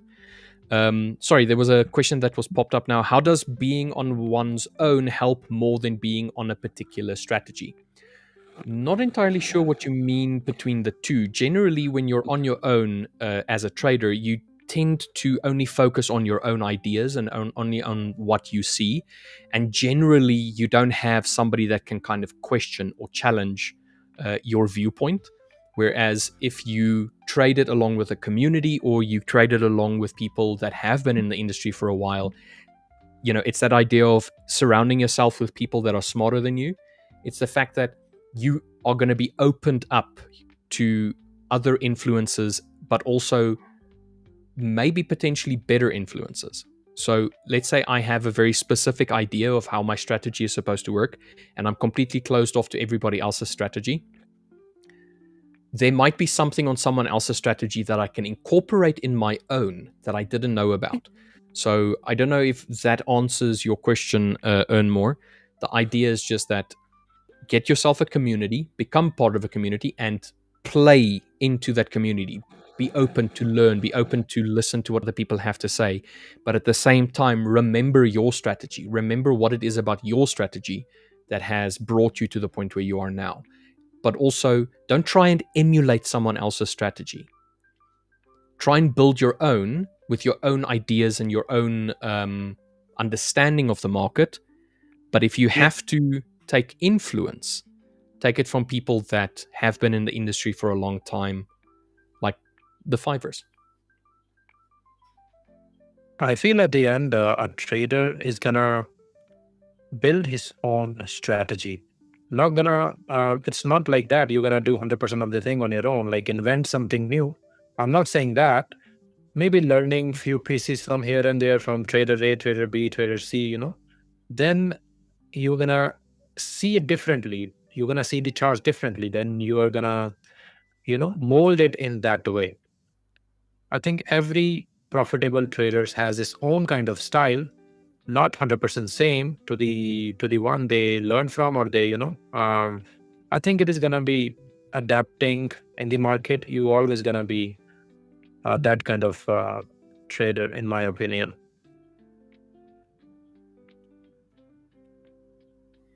Yeah, no, I agree with that. The thing is, you can have a mentor, and that mentor can teach you their strategy exactly, as an example.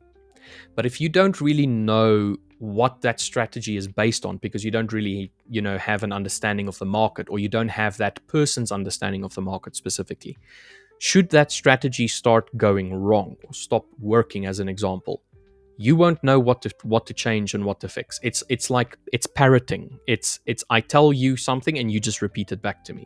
Whereas if you try and work it out on your own, and then kind of like realize maybe it's not going that well for me, and you surround yourself with multiple people, and then they start telling you like, okay, so when you view it like this is actually what it is, or if you see this is actually what it means.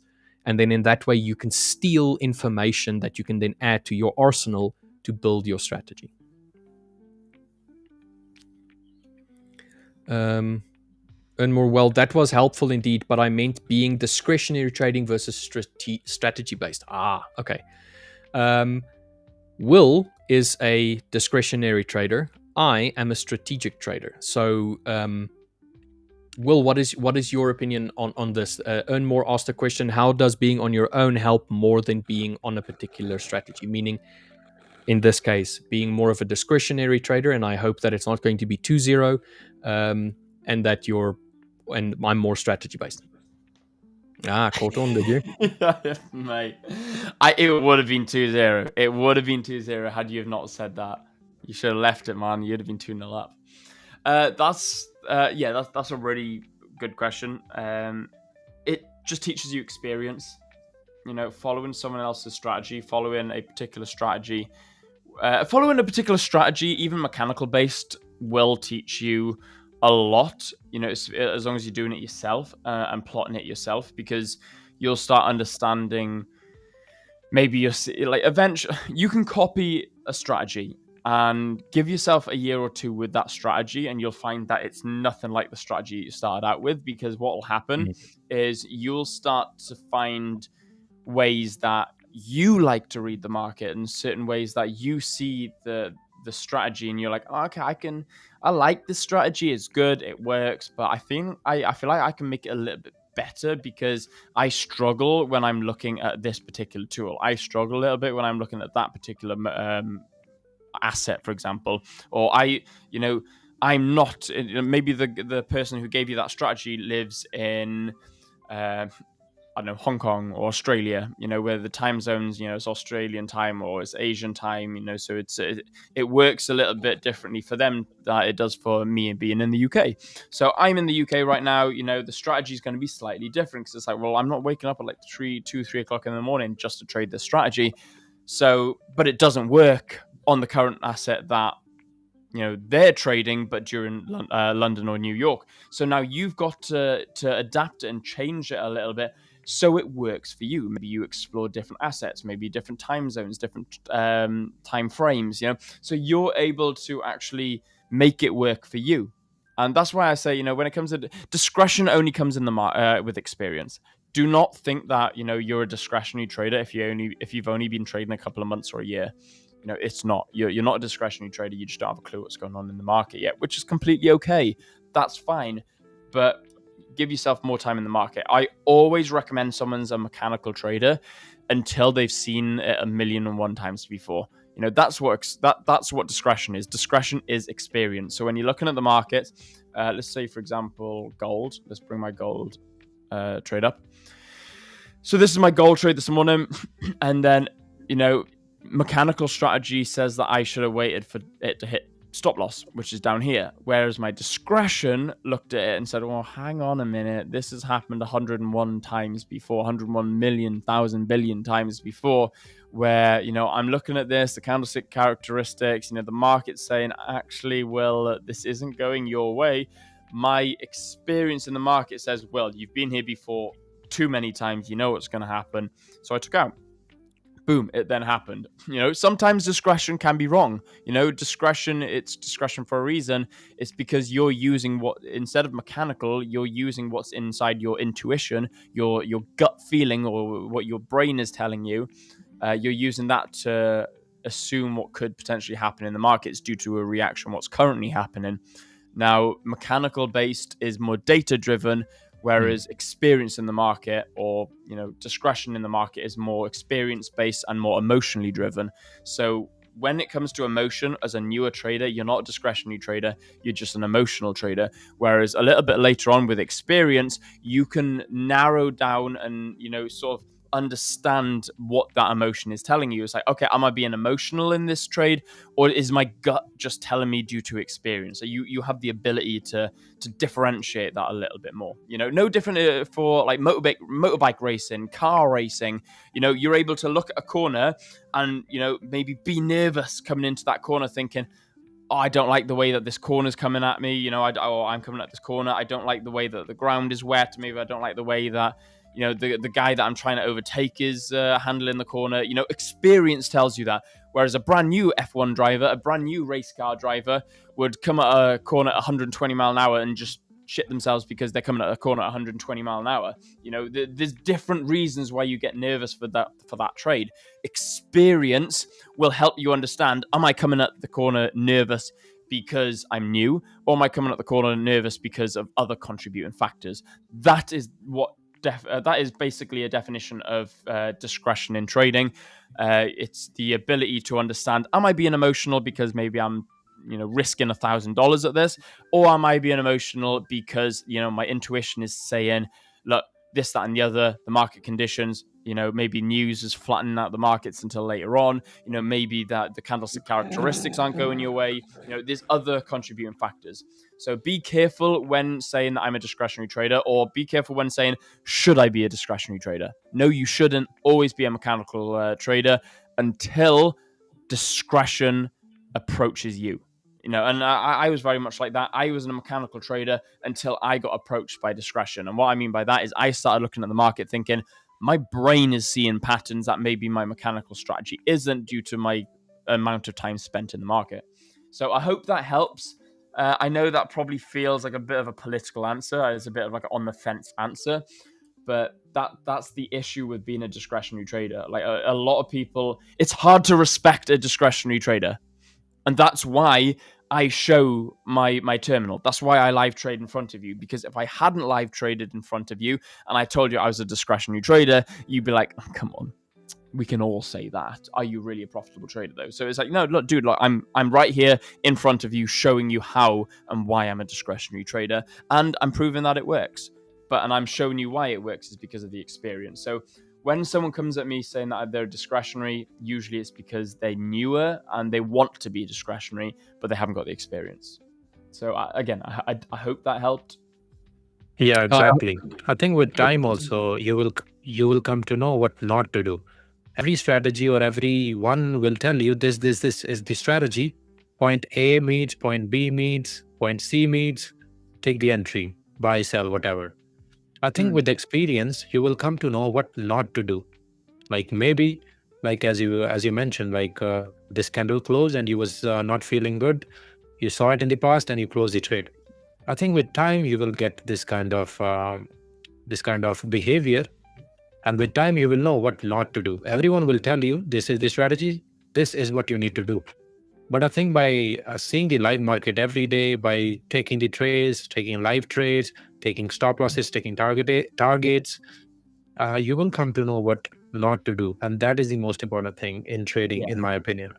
100%. By the way, guys, 9 more likes, and we're at 300 likes.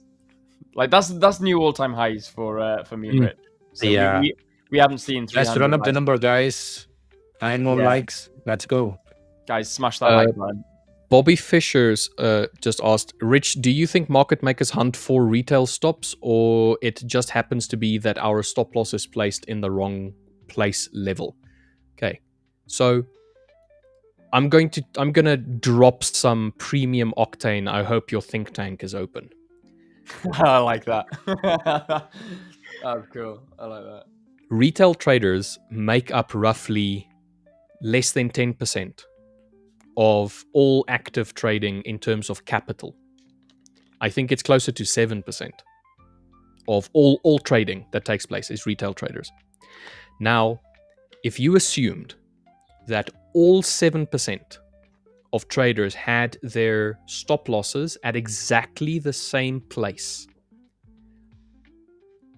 do you think that 7% would be worth it to go and pick up by an institution, as an example, like a big bank or a hedge fund or something like that, which wouldn't be the other 93%, but let's say maybe also another 7% as an example? The reason why I'm asking you that is so that I can tell you this. As retail traders, we don't trade the same spaces. We don't have our stop losses at the same places. We don't trade the same strategies or anything like that. So it's highly unlikely that we're going to have sufficient amount of people, sufficient amount of retail traders that have their stops at a specific point that's attractive enough for a for an institutional trader to want to go and just target it and take it away.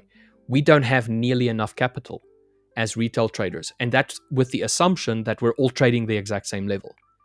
But because we're so varied and we have such different strategies and so on and so forth, it is unlikely that we would have the capital available in order to even remotely be on the, if there's a map, we won't even be a blip on that map for the institutions.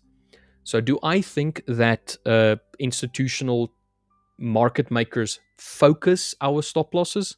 No. I honestly think it's the idea of they are sharks and we are the little feeder fish just swimming around them while they're busy eating a whale. Yeah, 100%. Sometimes what's going to happen is a fish is going to come in front of the shark's mouth as he's about to bite into that whale carcass, and we're going to get chewed up. It's going to happen. But I do not believe for 1 second that we're being targeted by them. But here's another thing that you also need to take in consideration. What is the main driver behind the market? It is supply and demand. You do play a role in supply and demand. You are part of the system. You do have trades that you put in. You also want to participate. You are just another order. You are just another price point that the market is going to take up because you're part of that supply and demand. You also want to participate. Don't think it's targeted at all. And I don't think that there's anybody that can prove that it's targeted. So I hope that my opinion makes sense. Say again, Will. I said, unless BlackRock or Rothschild call me up and go, Will, or like HSBC call me up and go, well, by the way, we're aiming for that stop loss of yours. Yeah, I mean, like it's. I can see why. It's more of an emotional reason, though. I can see why people would think. I can see why people think, oh, they're after me. They're trying to get my stop loss. They're stop hunting us. I can see why you'd think that, because they're hitting your stop loss and then going in your direction. So I think it's just a matter of you're one of those really unfortunate fish that swim in front of the shark. And I love that analogy because it's almost definitively true. Do you know where I got it? Where? Do you know where I got the shark analogy? Where? From you. I thought it was. I was going to say, that sounds like, I'm sure that I've used that I analogy. really like this one. What can I say? I'm just too good. But no, seriously, it's so true, because we are nobodies, where the markets aren't made for us, but we feed off it nonetheless.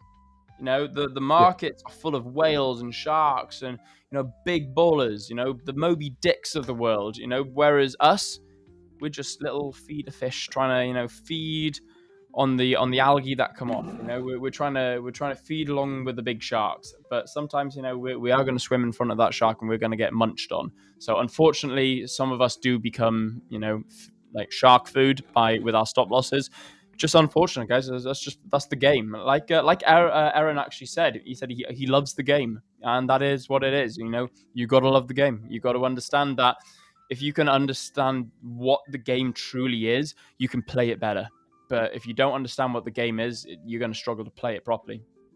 We're getting a comment over here as well, saying, I'm going to bring it up real quick over here. Oh, in fact, guys, can I just pop? I'm going to pop off. Oh, no, hang on. Never mind. I missed it. I just had an important call, I think. I'm expecting a call, but so it's all good. I got a question here saying, please change the topic, man. Dude, 100%. What do you want to change it to?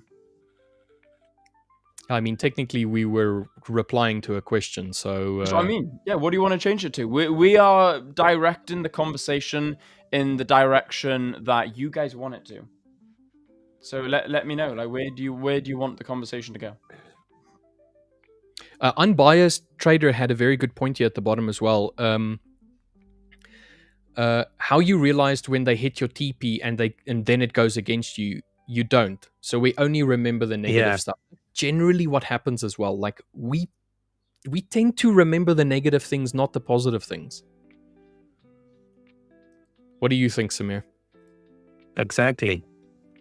We humans are really, magneted towards the negative stuff. Even the algorithm of this social media stuff, negative stuff have more views, like negative hooks, you can say. So yeah, you are right, actually.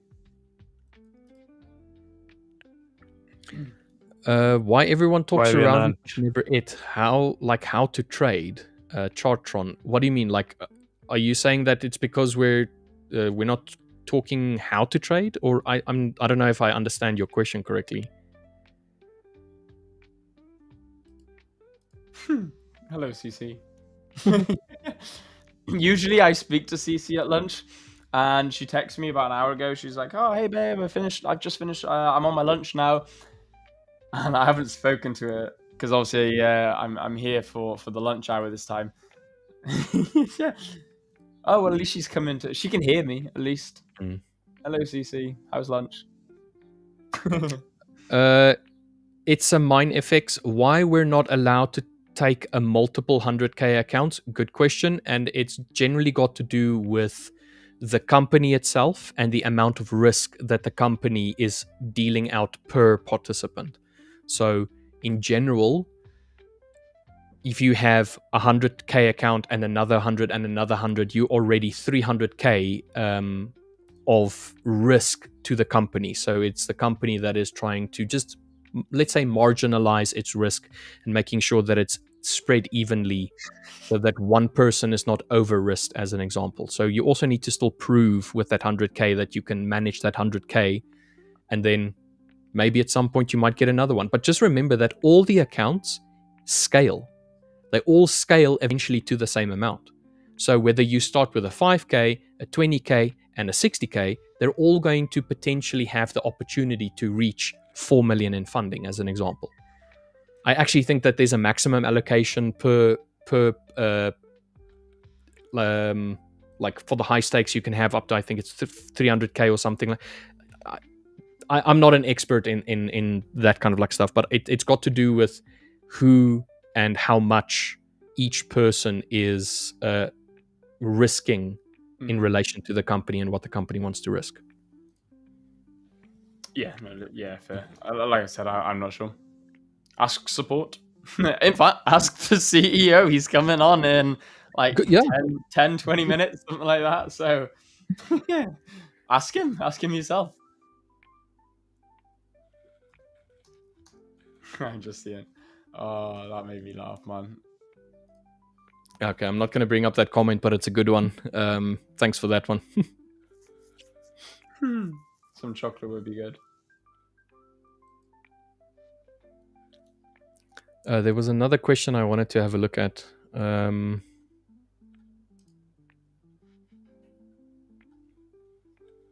Oh, it was Unbiased Trader saying we passed 89k subscribers. We're almost there, guys. Let's go, guys. Come on. Also, guys, we've got 300 likes. Dude, that's sick. That's absolutely sick. We appreciate every single one of you. It really does mean a lot. So, guys, keep smashing that thumbs up, people.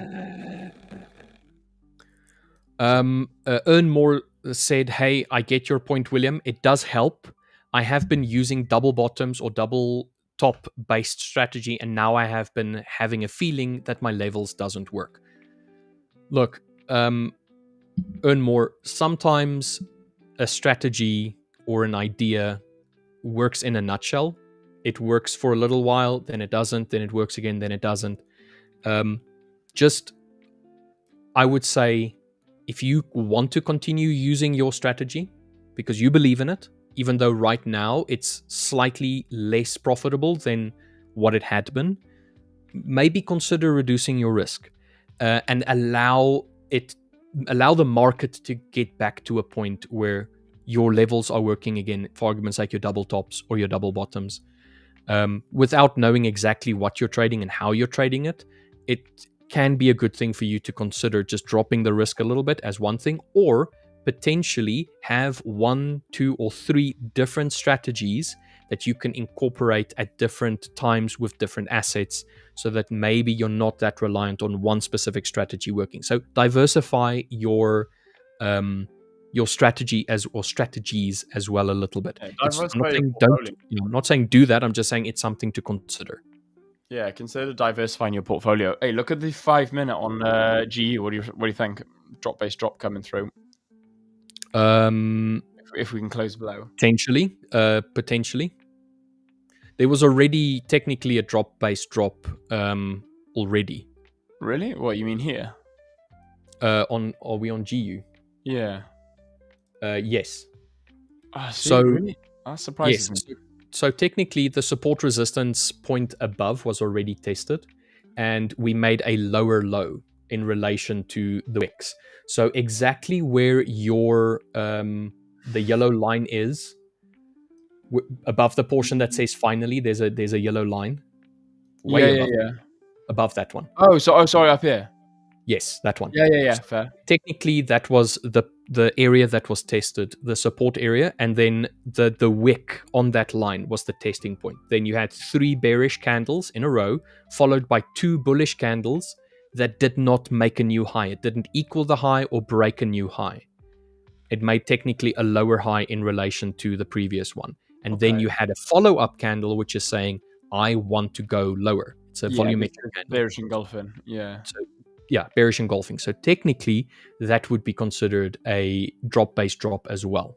Okay, that's super interesting, because I would have wanted to wait for a structure shift, like a proper definitive structure shift, like breaking and closing below this current low. So for me, this was a trading range. Like for me, we've got a range high and a range low, and everything inside it is just garbage price action. I literally put what is this crap price action on a text box just here.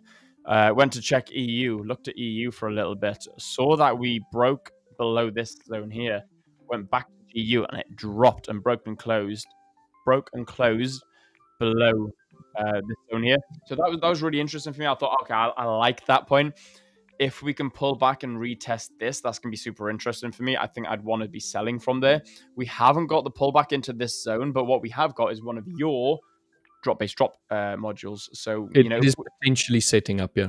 If we close at this level here, or if we close below this wick, I would be taking that sell trade based off of your module if I was to sell this. Okay, so but if you were following my module, technically you would be late. Okay, interesting. So your entry would be too late already. Like, so where would I have to be selling? Ignoring this, let's say you're already too late. Like, you've already missed this price action. Hop onto my screen. Oh, we've got Victor.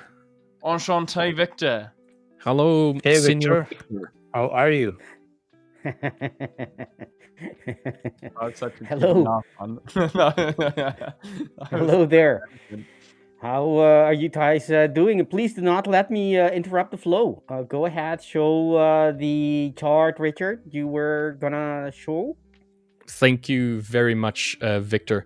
So this is the exact same support resistance point that we had the reaction of this morning. Now, theoretically, if I just move these ones out of the way, because this was the upgoing, so these were bullish 5-minute bases that we were having. So ignore them for now. They're not prevalent to what I'm trying to explain. So the idea is you have this top end of London, which happened to be a support area where we had a reaction. We've already had quite a reaction all the way down back into this bottom point of interest where we've had multiple tests. So you've already got the test of a established area according to my drop-based drop. So what happens is price starts moving up into it, and then you have the very first larger than normal pullback in relation to the previous base areas. So if I can just draw a line for you, that this was the most recent swing on its way up. And if I pull it all the way to the side, then this candle here broke that most recent swing. So if you probably went down onto the 1 minute, you would most probably see that it looked like a bit of a structure break on the 1 minute. But there you have the deepest pullback in the uptrend that you've had this whole time. So for when we started creating a new uptrend, an intraday uptrend, this was the deepest one. And then the opportunity that the bulls had to push this price higher, if there was any more buying power, let's rather say, would you not expect these bulls here to push higher than this point over here as an example? That's what you would have wanted to see. You would have wanted to see as it pushed back that it started pushing higher, indicating that it wants to go higher. Then this is just a higher low.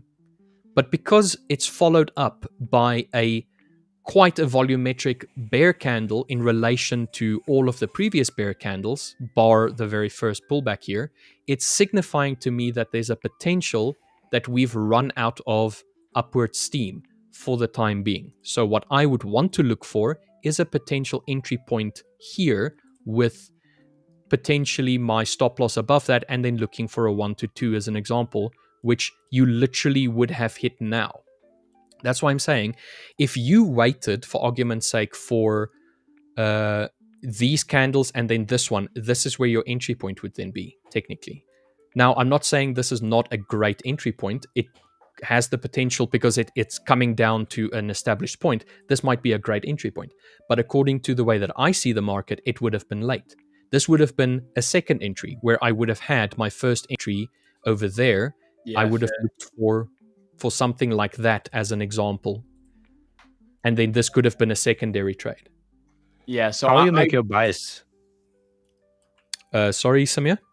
How you make your bias? Like, you should go for longs or shorts. The exact opposite. I look for an area, like for argument's sake over here, where price is showing that it is slowing towards an area of interest, be it a low or a support or resistance area that had been already established. It slows, and then it starts reacting, and then fails to break lower. Okay. Jeez, Jonatan, are you trying to scare I gave you yesterday with the lightning? Talk about trust Jonatan to really try and make an entrance. Yeah. So the exact opposite, Samir. I would wait for price to not want to push or to fail to push lower, and then show that it's starting to get a little bit of momentum pushing up. Larger candles, smaller wicks on the lower side. That's what I would look for. Okay. Yeah. So what is this EMA that you're using? This blue one, the green one. That's just a 20 EMA. Okay. You use this on your like trading, or is just for the entries or exits maybe? It's just so that I can see very quickly what is the average price trending. So if the price is still struggling to push above this and it's just wicking, then there's no momentum. It's the same with the MACD as well. This is just a very simple MACD without the histogram and the signal line. Okay. But I mean, it is there. It's too much noise. So I just want to see the very quick momentum with the MACD. I want to see, are we bullish? Are we bearish? It's just one more confluence. I don't trade, for argument's sake, the crossover. I don't trade crossovers. I wait for a base to be formed and then a continuation of that base. This is what happened here with this trade, the one that I took this morning. Price was pushing lower. I didn't quite like this portion over here. It was a little bit slowed. And then when it started showing, okay, it wants to push lower again, I was like, okay, if there's going to be another bullish candle, I'll get in on the bearish one, and I'll just target the low of the day. So it's very, very simplistic way of trading. It's support and resistance points, reaction on the support and the resistance point, and then I want to see follow through. I want to see conviction. I want to see it start moving in a direction and fail to take the opposite direction, and then I'll get in on a trade. And I generally look for between 10 and 20 pips, depending on where we are. Like, for argument's sake, at the moment, EU was too flat for me. And only now we're getting the break. So this whole range over here is not enough. This is 15 pips. This is what I'm actually looking for in EU as a trade, but I want to see a drop. So here we start having our very first drop-based drop. So reacts off of an established area, which was the high of London, as an example. We failed to test it. We tested it again, failed to push higher, started pushing lower, breaking this area of consolidation. So 1, 2, 3 candles, one bullish candle trying to push higher, fails, and then we have a follow-up. And with the follow-up, we have the MACD that is showing that we're busy getting some bearish momentum. It's lower than the 20 EMA, even though slightly, but we're starting to see momentum pick up now. And then it's followed by the break. What I would want to see now is I want to see price, this bullish candle that we have here now, which is unlikely to close as bearish. I would want to see it close bearish and then retest and then continue and then have a follow-up. And that follow-up is going to be the one that I would look to trade. Yeah, nice. Okay. I've drawn out the idea. It's a 0.5 to 1 risk reward. So it's a negative risk reward trade by almost half. So I've drawn it out, but I've not taken it. I'm just going to see how it goes. A couple of the guys saying that they're looking at GU shorts as well. So guys, let me know how it goes. But unfortunately, I'm going to have to love you and leave you. I've had a lot of fun today with you guys. You know, I feeling a little bit groggy this morning. Didn't sleep too well. But I had a fantastic coffee, another great coffee, which goes to show it's just my awesome coffee making skills, not the mood that I'm in. So guys, for now, I'm going to love you and leave you in the very capable hands of Victor and Jonatan. But guys, like I said, 315 likes on this video. absolutely insane. You absolute legends. Thank you so much for the support and liking it. Guys, don't forget to subscribe to the channel. And if you want to, if you know anyone who wants to check out us here at the 5ers trading live on the account, then make sure you share it between your brothers, your sisters, your uncle, your next door neighbor, your dog, your cat, your nephew, whoever wants to watch the videos. We shall see you guys tomorrow. El mañana. Thank you, Will. Thank you so much, Richard. guys. Take care. Have a Thanks, great guys. rest. Take care, bro. Okay, I'm also going to jump off as Bye. well now. Bye, guys. Have a great day. Yeah, Take care, care. Richard. Take care, Right, guys, Will I need and Richard. help here. I need some help because I'm looking at a trade on. If we can switch to my screen, I'm looking at a trade on the S&P 500. I feel like we've hit a good area here in the S&P 500. But I'm trying to figure out, because I know the swaps are not really great. So I'm trying to figure out, obviously the swap rate on Friday is, 10 times swap, which is, you don't want to be holding it over the weekend because the swaps are very high, right? If I'm not mistaken. There's no commissions, that's great, but I don't really care about the commissions as I'm swing trading. So what does this mean? Swap long minus 120, minus 120 for shorts. How do I put that into actual numbers? Because the trade I want to take here is this one. I want to be risking $200, which is a 0.25% of the account on a long on S&P 500. How much am I paying in swaps? Because I need to make sure that I can make enough money, and then close this before Friday evening. I think I don't trade equities, but if you go to swaps on your position size calculator, it will show you what the daily Wow. Yes, the daily, what it costs you per lot, and you have to figure out. You make sure that the size is exactly what you. Go ahead. You're gonna say Okay, something. so what is US per PS? USD per PS. Position, because the position is 5.9 and swaps. Right. Okay, so I'm going to pay right now 7 USD per day for each overnight swap for this position. Well, that's okay. I can do that. But then this I have to take this times 10 to get the over weekend swap, right? That's the thing. I believe it was dropped. It was lower. The weekend swap is no longer as high as it was before. Probably is still maybe somewhat high. I don't know. I don't trade equities. If I right click S&P 500, you can't see it right here. But if I go into specification, Friday is still at 10. I don't have that. What I have is 3 instead of 10. What are you looking exactly? I'm being scammed, obviously. It's no longer 10. That's what I mean. It's no longer 10. Okay, so it's no longer 10, but but you or maybe it is. Maybe mine is wrong. I don't know. Maybe it's on a hypergrowth account. I don't know. Well, okay. Anyway, I'm gonna enter this position right now. It's a 2R trade. Click trade. Yes. Enter position. Thank you very much. I am now in a long position on the S&P 500. Let me break down the idea.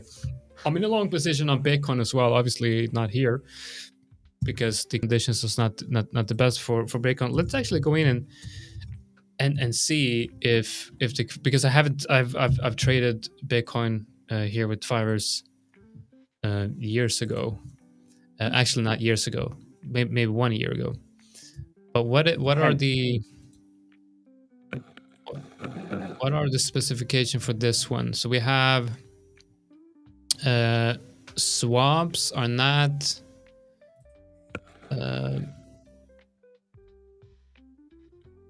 the swaps are much higher for Bitcoin. Yeah, the swaps are higher on Bitcoin. Go here. Higher than before? Yeah, because if I risk the same, Mhm. oh, okay, so it's too much stop loss. I gotta go in and I'm just gonna adjust the stop loss here. Where's my gonna stop loss be? 90. Let's do 98 600. 98 600. Oh yeah, that's better, obviously. So if I risk on a position like this, if I have my stop loss here, I enter at market, I open a 0.04 position. The swaps are going to be 3.6. So yeah, the swaps are actually lower, at least now, on the on Bitcoin. Okay. Yeah, Are you the swaps considering a for, Bitcoin trade? I'm in a Bitcoin trade right now. I'm just trying to see if I can replicate this. Actually, I don't like. I have my entry on that low time frame breakout. I'll show you on TradingView, but I think I'm trying to figure out if it's would be possible to replicate the Bitcoin trade on the funded account here with The5ers. I'm trading it on my personal account.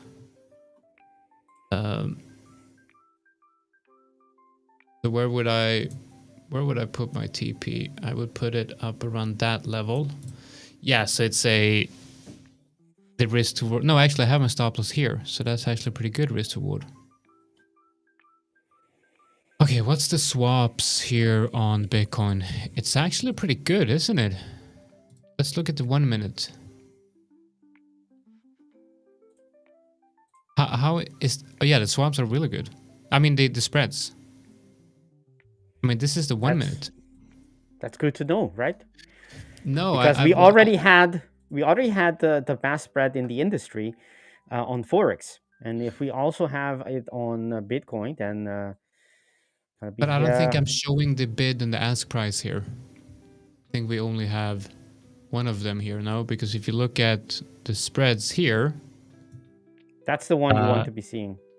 Yeah, I mean, it says 2,900. Okay, yeah, so not that great. $2,800 on Bitcoin. That is that's quite a big spread. That is quite a big spread, especially here on the. So where would I actually be filled if I enter at market here? Interesting. So we're supposed to have Saul coming on, but he's a bit late today, so we're going to be waiting for him. Let me switch over to my. Go ahead. Yeah, I was going to ask. Whenever you are in the room, the comments are very quick. I can put them on and off, just like that. And when you're not in, it has like a pre-intro and then an outro, like a second or two. So you have an aura of efficiency around you, Jonatan. Yeah, definitely. Did you say aura of efficiency? Yes. Oh, wow. You heard it well. I did. So this is the... let's see. Is this the S&P 500? Let me go out and look at that one. Okay, so we got the stop loss being... Let's see. Yeah. Samir, are you in any trades while Jonatan is getting ready to show I'm his... just waiting for the NYSE open. Okay. And then, yeah, I'm just waiting for opportunity here. So let's see. Okay. Okay, I cannot take action before it. Yeah. Go ahead, Jonatan. I have my stop loss here on... So obviously the prices are a bit different from the chart that I'm looking at here compared to the The5ers, but this is the trade I opened on S&P 500 on my personal account, and I'm looking to take this trade higher because I think this is the think this is the low for the S&P 500, at least for the week. So I'm trying to figure out how much more upside can we have in this week. So where can I put my TP based on where I think it might be moving in the week? Can use things like Why don't you ATR. check the ATR exactly on the weekly time frame, and that should give you an idea where it could go. Do we have any news on the front of shutdown for NFP later on? I mean, later in the week, because that's going to be a driver for the range of the equities for everything, basically, right? If you do, if we don't, it's going to make a huge difference. Yeah. Okay. So the weekly ATR. Do we look at this week's ATR, or do we look at last week's ATR? This week incorporates this week's candle as well. So I guess it's a little bit fresh, but you have the downside that the candle isn't full. So I just used the last candle, by the way. You look at the last candle, yeah? Yes, yeah. Yes. So you because the current weekly candle is moving based on the calculation based on the last candle, because obviously the current candle is already printing and we have no idea where it's going to be moving, right? So the true ATR of this week is actually known on Friday at the close. Exactly, but you can project it. That you can use. Yeah. You can because it's an average. The ATR is the average of the last couple of whatever number of candles you used. It's an average, and that average you can apply to this week's. So you can you probably have it at 14, I suppose, or the default setting. And but you know what, I just think that for me, instead of using ATR, it's I try to just do it visually. Try to look like how long. So it's Wednesday, Thursday, Friday. By the way, we do have Saul in the background. I'm pretty sure people are here to listen to Saul and not me. So let's bring Saul on. Are you ready? Nice. There we go. Welcome, Saul. How's it going? How are you guys? Doing good. Nice website Saul. We launched. How you guys doing? We're doing great, Saul. We are amazing. Now even better. We have you with us for the next the rest of the stream. Yeah. I'm sure the people in the audience are very excited to see the CEO scalp the market. And there's quite some volatility, especially in EU, probably in others as well. Let's do it. Yeah. All right. Because I'm trying to figure out. Wait, I don't think I have shared my screen. Let me do that. And maybe unless you have.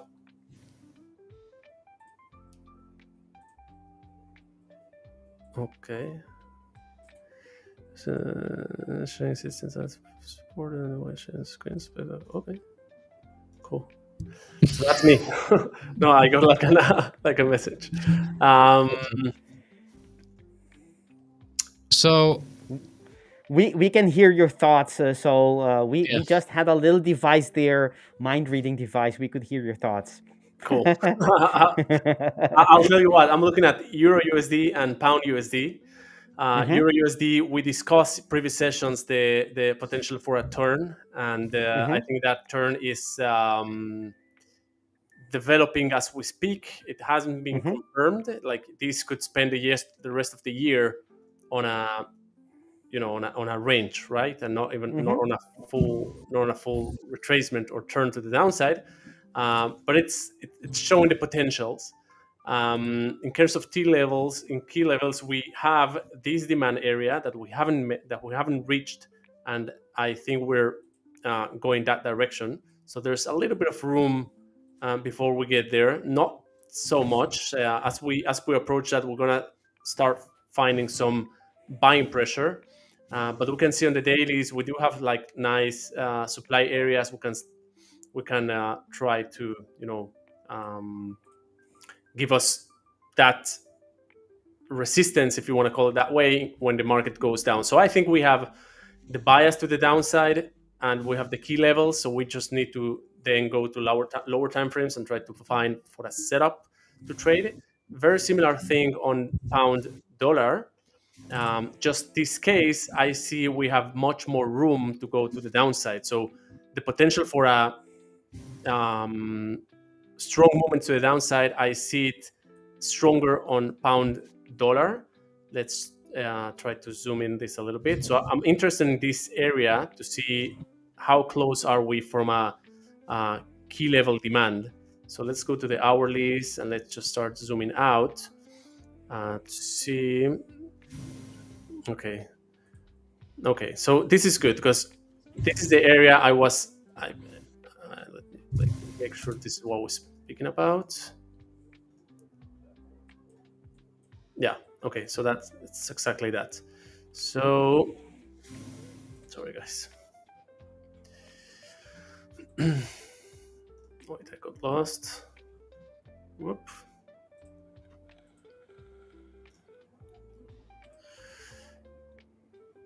Okay.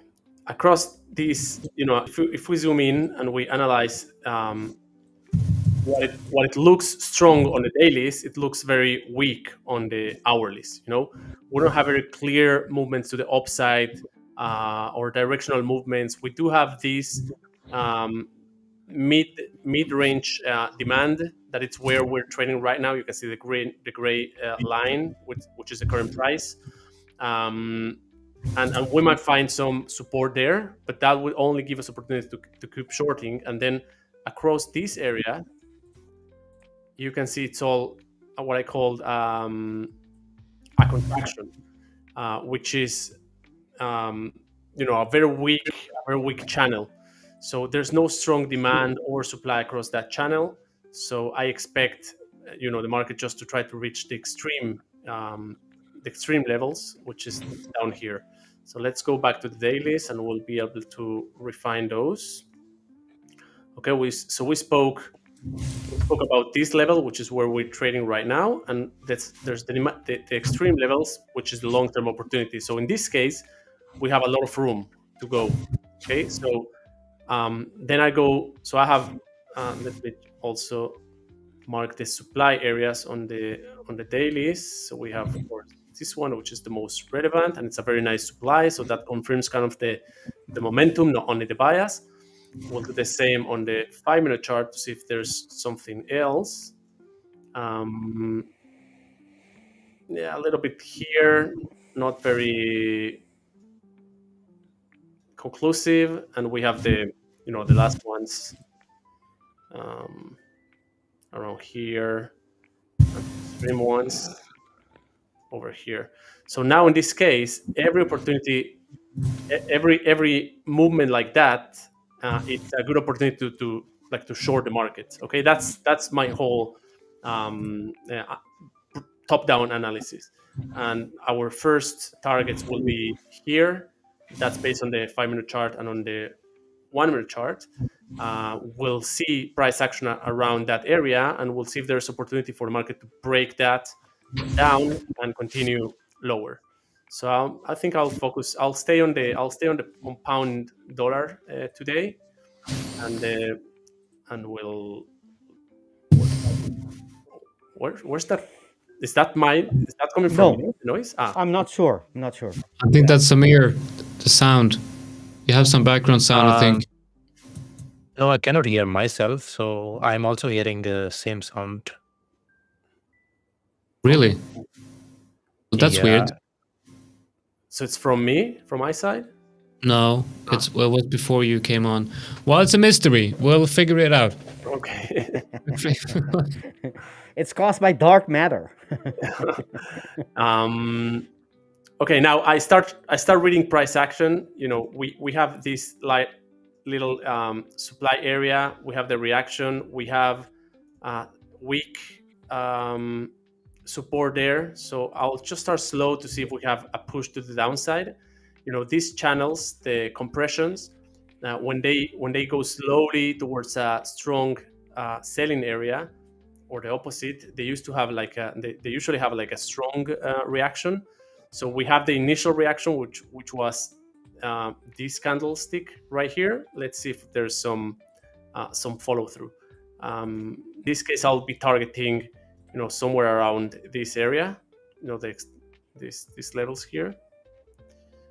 And we'll see if we get that to that area. We'll see how price behaves, and if this continues higher, I'm also keep an eye open on how is this going higher.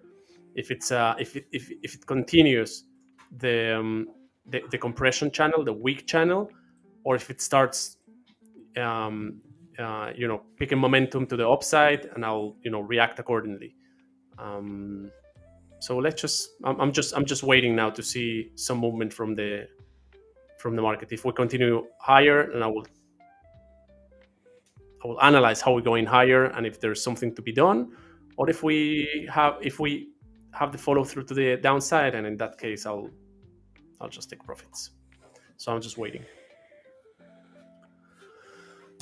Thank you for that top-down analysis, Saul. Thank you for that. I love to see how you are completely focused. It seems like you are, even though you're speaking out loud, it seems like we are in your room, in your office. Actually, we are. But I mean, it seems like we're in a space where nobody else is, and we're hearing how you're breaking down the market. I love that, because that comes with years. You didn't come to the way you trade. You didn't did this shape, this form, this flow that you're breaking down the market, and what the things you're looking for isn't something you develop easily. It's something and it has passed the test of time, and I love to see that. Yeah, thank you. I think there's two parts into what we're doing here. Traders is it's a difficult, being a retail trader is a difficult task, because you need to develop different skills. So there's the skill of the analyst. If you take what we do on the institutional world, there's an analyst and he only does analysis, and then there's the trader who only executes signals. And we need to do both. We do our analysis. We read the markets, read the charts or our indicators or whatever it is, and then we also need to execute. And the executing is knowing how and when get into the market, and how to manage the trade, and how to get out of the market. So it's not easy task. So we're doing now. So I give you my analysis. Now there's the performance. There's the execution, the trading, which is what we'll do from this point. Do you put your analyst cap a lot on while you're trading? Is it constantly that you're switching back and forth as you are interpreting new data? Yeah, I do, because I'm trading on lower time frames. So usually my first analysis that comes from the bias and the momentum from the dailies and the hourlies doesn't change in the same session. But when you have new information given by the market, like news or sudden volatility or sudden directional movement or lack of volatility, so that's new information you now need to analyze. So you analyze that and you put into your analysis, and then you adjust your trades accordingly to that, or your execution. But that's also very, very, that's a skill in itself, to switch between them, not being a good analyst or a good trader on their own, but to switch and to know when do you give more emphasis on new data, and when do you kind of ignore it and you keep on to your initial assessment as an analyst. Correct, but that's required because I trade this way. I know traders who only they set and forget, right? So they're not actively engaged in the development of the trade. They just they know their stats, they know their levels, they know their entries, and they let the market develop and evolve. In my case, it's different because I'm actively trading and I'm actively engaging with the market and entering and exiting. So I also need to, as you mentioned, like switching between analysis and execution.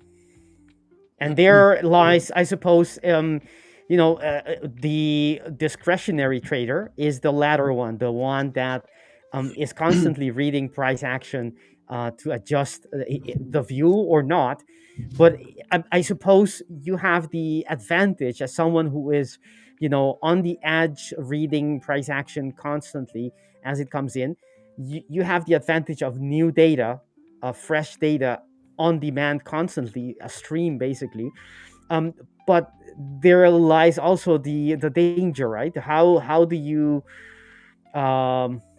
do you know when to press the throttle, or be more aggressive, no more conservative? That takes I suppose experience of screen time, hours, thousands of hours to understand the nuances of those two. Yeah, that's the discretion part, and I think that's also the strategy part. When you recognize like the good market conditions and a good setup, and in those cases you want to be more aggressive. And when you identify like things are not going the way you thought, and it's a weak pattern or something like that, then you go less aggressive, I guess. But yeah, that's the discretionary part. We have the services PMI in about 25 minutes. It's a red folder event on Forex Factory, so that's important for everyone who is trading on the high stake account to take notice. In about 25 minutes, you should be mindful of the news restrictions on that program. It's very interesting that, Saul, that you mentioned the difference between being a retail trader and an institutional trader, where institutions, they have the capital to it's sort of like you as a trader, you would employ a fundamental analyst and a technical analyst to kind of help you make your decision, because that's kind of like what they're doing at the institutions. They're they have different roles, and then they're a full-time role of being an analyst or a full-time role of being a fundamental analyst, and that full-time role takes so much of their time that they don't have time to be a trader, only to be a fundamental analyst.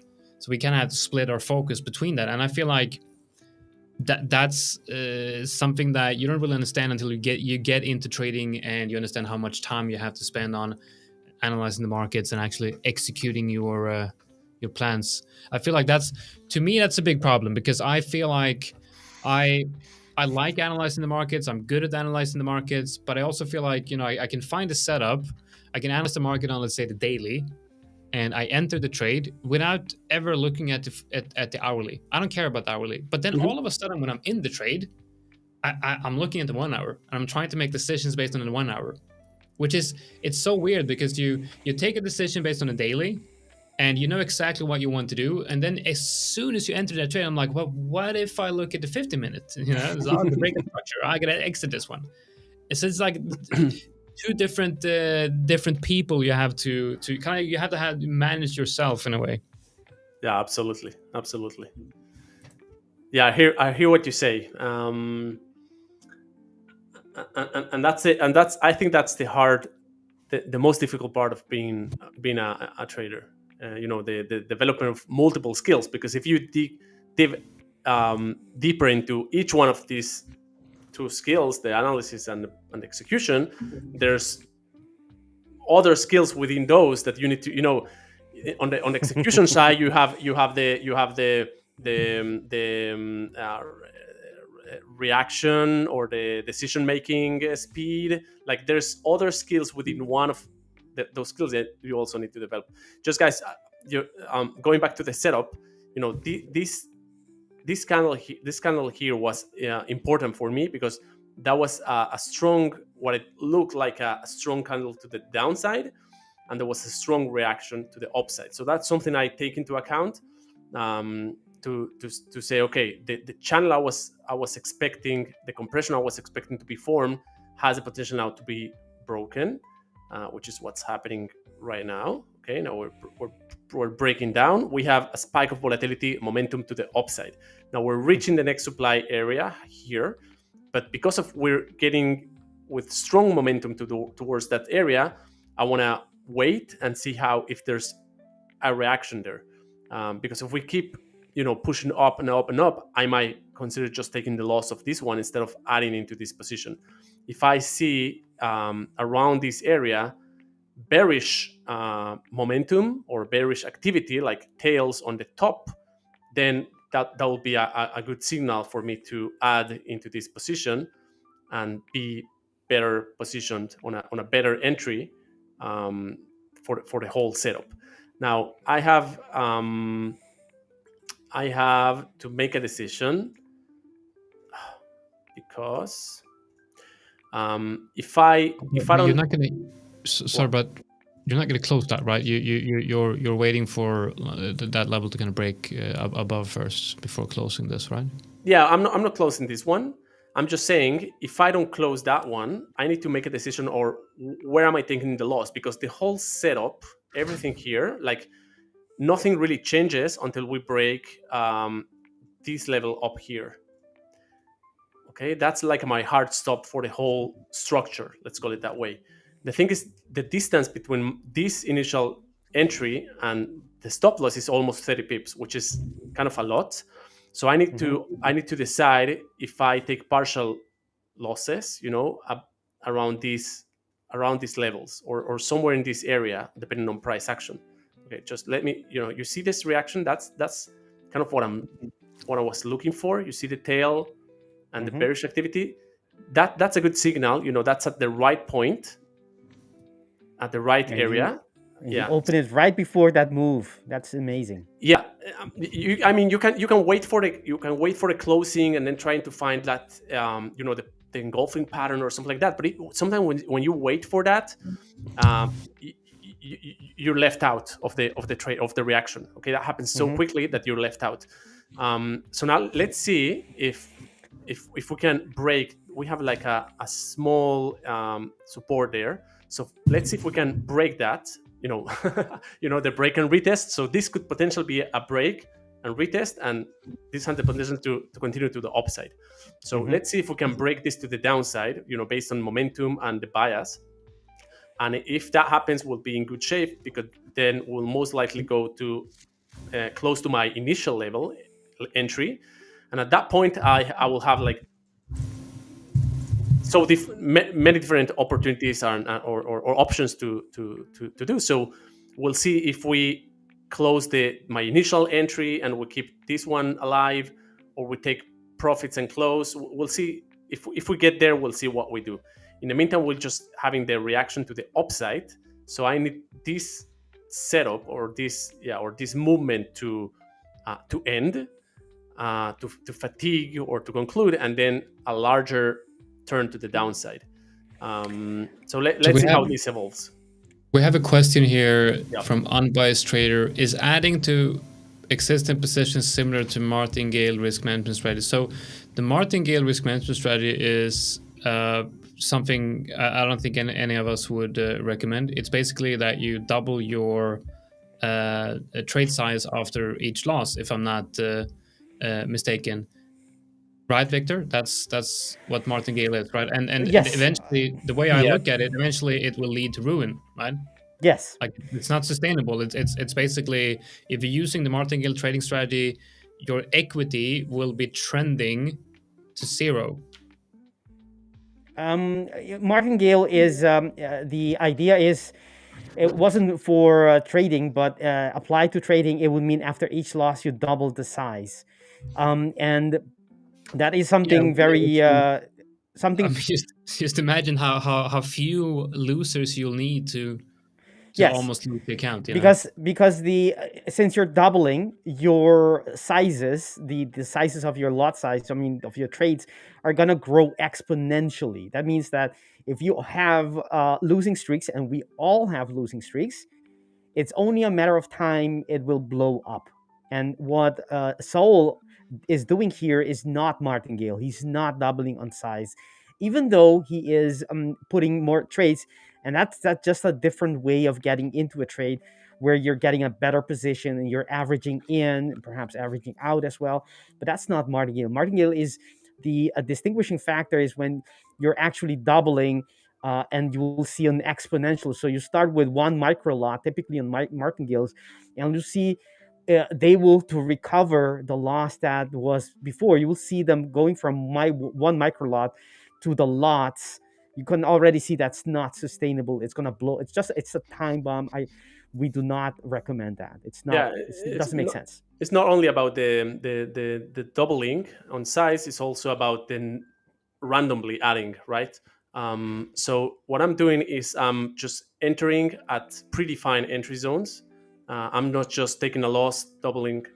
I'm entering at predefined entry points, and according to how many valid entry points I have on each setup, I know how to adjust my risk so I don't overexpose myself. So yeah, so it's different to martingale. Sorry guys, let me take you back to the setup, because we're approaching that area where we said we could potentially be take profits, because that's where we had last time. We had this strong reaction to the upside. So in case I wouldn't like to hold the whole setup for another iteration of this going up and down, around where price is not a bad idea to take one of the positions off. We'll see if we have a bit more continuation, but around where we are or down here wasn't a bad idea to take one of those positions off, for example. Okay, I'm just keeping those to see. I like the selling pressure that came. We'll see if we have enough to make an extra push to the downside. But what it's clear now is that we have this key point in the market. So if we start going aggressively towards that area and we start pushing, breaking up that area, I might need to consider, taking the loss on these positions. But let's see how the market evolves. Now we have a tiny supply area here. Let's see if we have a reaction of that to the downside, or if we're going to continue to the upside, and then I need to do some adjustments. So there was a very, for those who are, want to look back to know what I'm referring to, you can use, you guys at home can use the reverse, function, of course, and go back.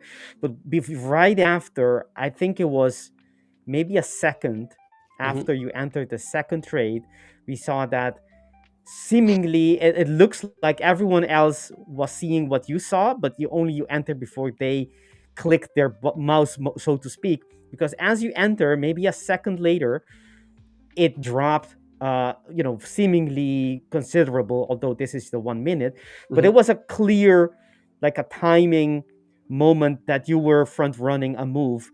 Is that phenomenon, is that something you use to identify as a confirmation, perhaps, that your entry is at a good place, because we had that after you enter, we had some the expected move, expected impulse coming in. Yeah, of course, that gives me also confidence in the movement. But it's just something you always have when you get a certain key area. You always have this option to confirm or not to confirm, right? And myself, I find more preciseness when I'm not confirming.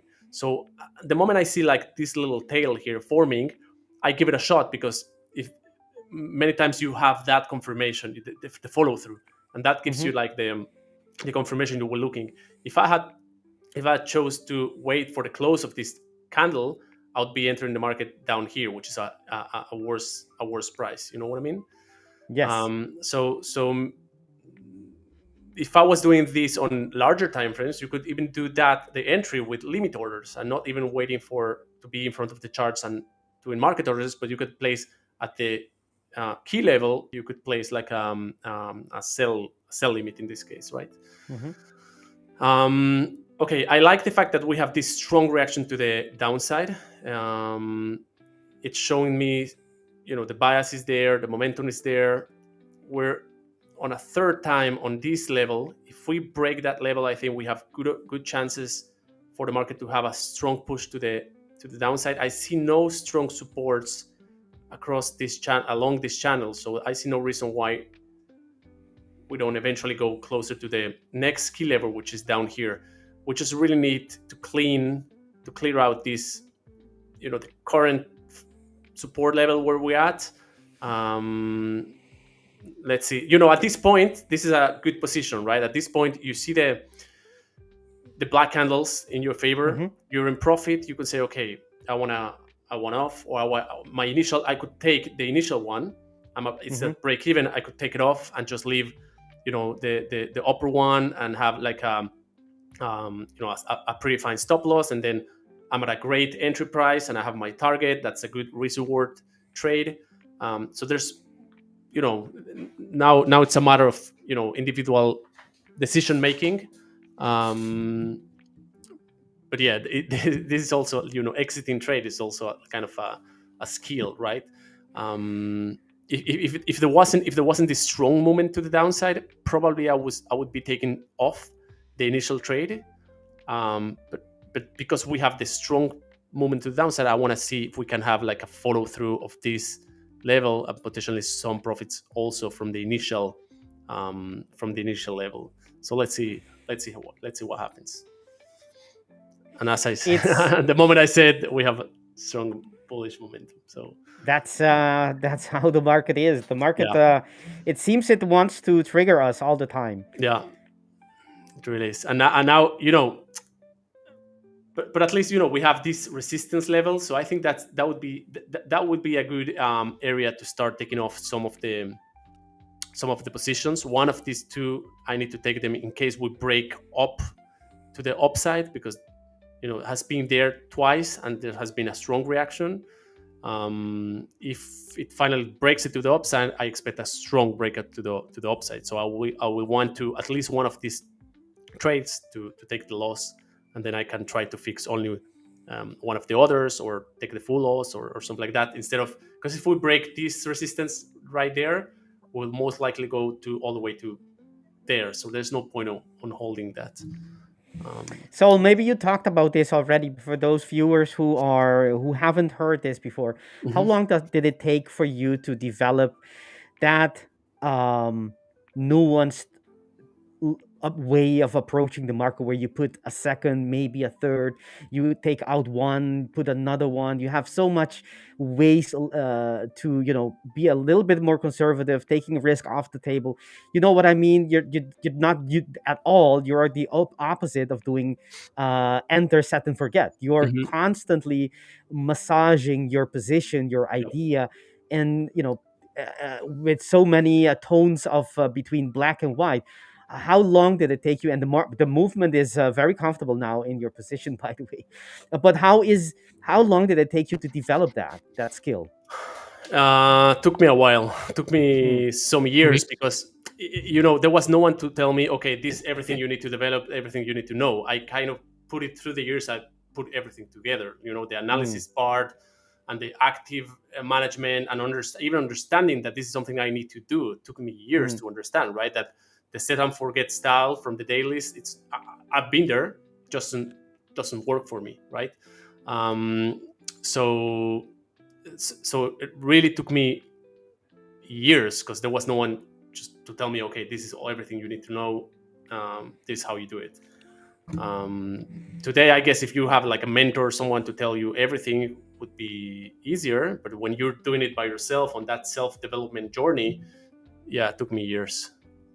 And then I think from theory to practice and consistency and profitability, it's also a journey, right? So, yep. I think I think it's important to do that journey. I think I mean, if you're going to become a consistent profitable trader, it's difficult. It's very difficult. It's probably one of the most difficult things any of us have ever tried mastering. I'm sure, and I feel like in the beginning, you think like, okay, I'm just going to study this for a year, and then it's just going to be all wonderful, and I'm going to be consistently profitable. But I mean, I'm at almost 10 years now, and I'm learning new things. Like I'm constantly learning new things, and I'm understanding new things about myself. Like, oh man, I shouldn't have done that. I shouldn't exit this traded or move that TP or move that stop loss. I feel like you need to do that journey, and it doesn't really matter. I mean, of course, having a mentor helps to kind of guide you in the direction. but man, there's a jungle out there with all of these different mentors, with all of these different systems. It's messy. And on that note, this Friday we're doing a webinar. That's right. You've asked for it. You've asked for doing live streams on Fridays. We're going to start a new live webinar series where I'm going to be hosting every Friday, 1 hour, every other Friday on a bi-weekly basis. We're going to be doing a live educational webinar where we are going to, we're going to do our best to give the knowledge that we have gathered throughout these years and put it into a nice package and make sure that it's easy to understand and actionable for you guys to try out. I'm really looking forward to that. Yeah, excited for that, to have the because we have the opportunities on the trading rooms, like to go through setups and trade, but we don't really have the opportunity to discuss deeply a content in an organized way. So I'm glad we're doing those. Yeah, it's gonna be really, really cool. Yeah, I like that, Jonatan. I like the transition you did there from the journey you're talking about to the to Friday session. I love that. That's why hundreds of mentors out there, and now you have another one. But I was gonna say something, but I didn't want to break your flow, Jonatan. There is something, and I'm pretty sure a lot, if not everyone, who has gone through at least a little bit of that journey, learning about trading and learning about themselves and progressing, that they will recognize what I'm saying. But there's something almost beautiful, something valuable of going through the process, the journey. I know it takes longer if you don't have a map, someone nudging you in the right direction and all of that. But there's something special, something formative when you figure it out by yourself. It almost seems like the process is part of needs to happen, even though it takes much longer. But there's like value. I don't know. That's why I feel like if someone told you that if you open the box, this is the way they give you the instruction how to open the box. That's great. Now you can open the box. But if you had the box, someone handed the box to you, and you had to figure out on your own how to open the box, that skill of figuring out is even more valuable, even if it takes more time. Yeah, it kind of lost me at the box, but I do I do really appreciate that experience to figure out the markets yourself. Saul, I saw that you closed your position at a loss. Yeah, I did. Just in anticipation for the news, I just don't want to be exposed. Yeah, I was going to ask about that. I have to say that was any news. I have to say that was poor trade management from my side. Right, we have news. Well, that is interesting because I am in a trade. I'm not going to close it. Look at this.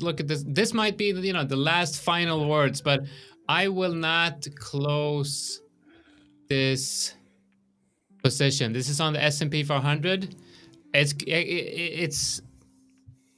I'm gonna close it. I have to close it. Okay, I'm gonna close it right now. No, leave it on. No. I have to close it. The market is going in your favor. News is coming on. This is the moment most traders don't know what to do. Close it. I have to close this. It's $90 for nothing. I have to close that. Wow. Can't imagine I even thought about holding that open. Okay, so what if it just pumps like crazy now? Well, I don't care. Actually, I do care, but I'm gonna leave. I'm gonna close down everything, and I'm not gonna watch the chart until tomorrow. Guys, I think this is a great time to wrap it up here. I gotta run as well. I got some gifts to wrap. My son turns 8 tomorrow, so I'm gonna surprise him with. Well, I guess it's not a surprise. He's getting gifts. He knows he's getting gifts because it's his birthday, but hopefully he'll be a little bit surprised. Saul, thank you for joining. here today. And thank you, Samir, and thank you, Victor, and thank you for everyone who is tuning in here. And of course, make sure to hit that like and subscribe. I see that we have way more viewers than what we usually have at the end of our Wednesdays. So obviously something's working what we're doing. And I hope to see you all tomorrow. And then make sure to set your calendars for next Friday, 12 p.m. GMT for an educational webinar. We're going to be talking about the basics of technical analysis, and we're going to be starting with understanding market structures, the first webinar in the series. All right. Absolutely. Thank you, All right, guys. Thank you, guys. traders. Thank you, guys. Thank you, everyone. Take care. Bye-bye. All right. Bye-bye.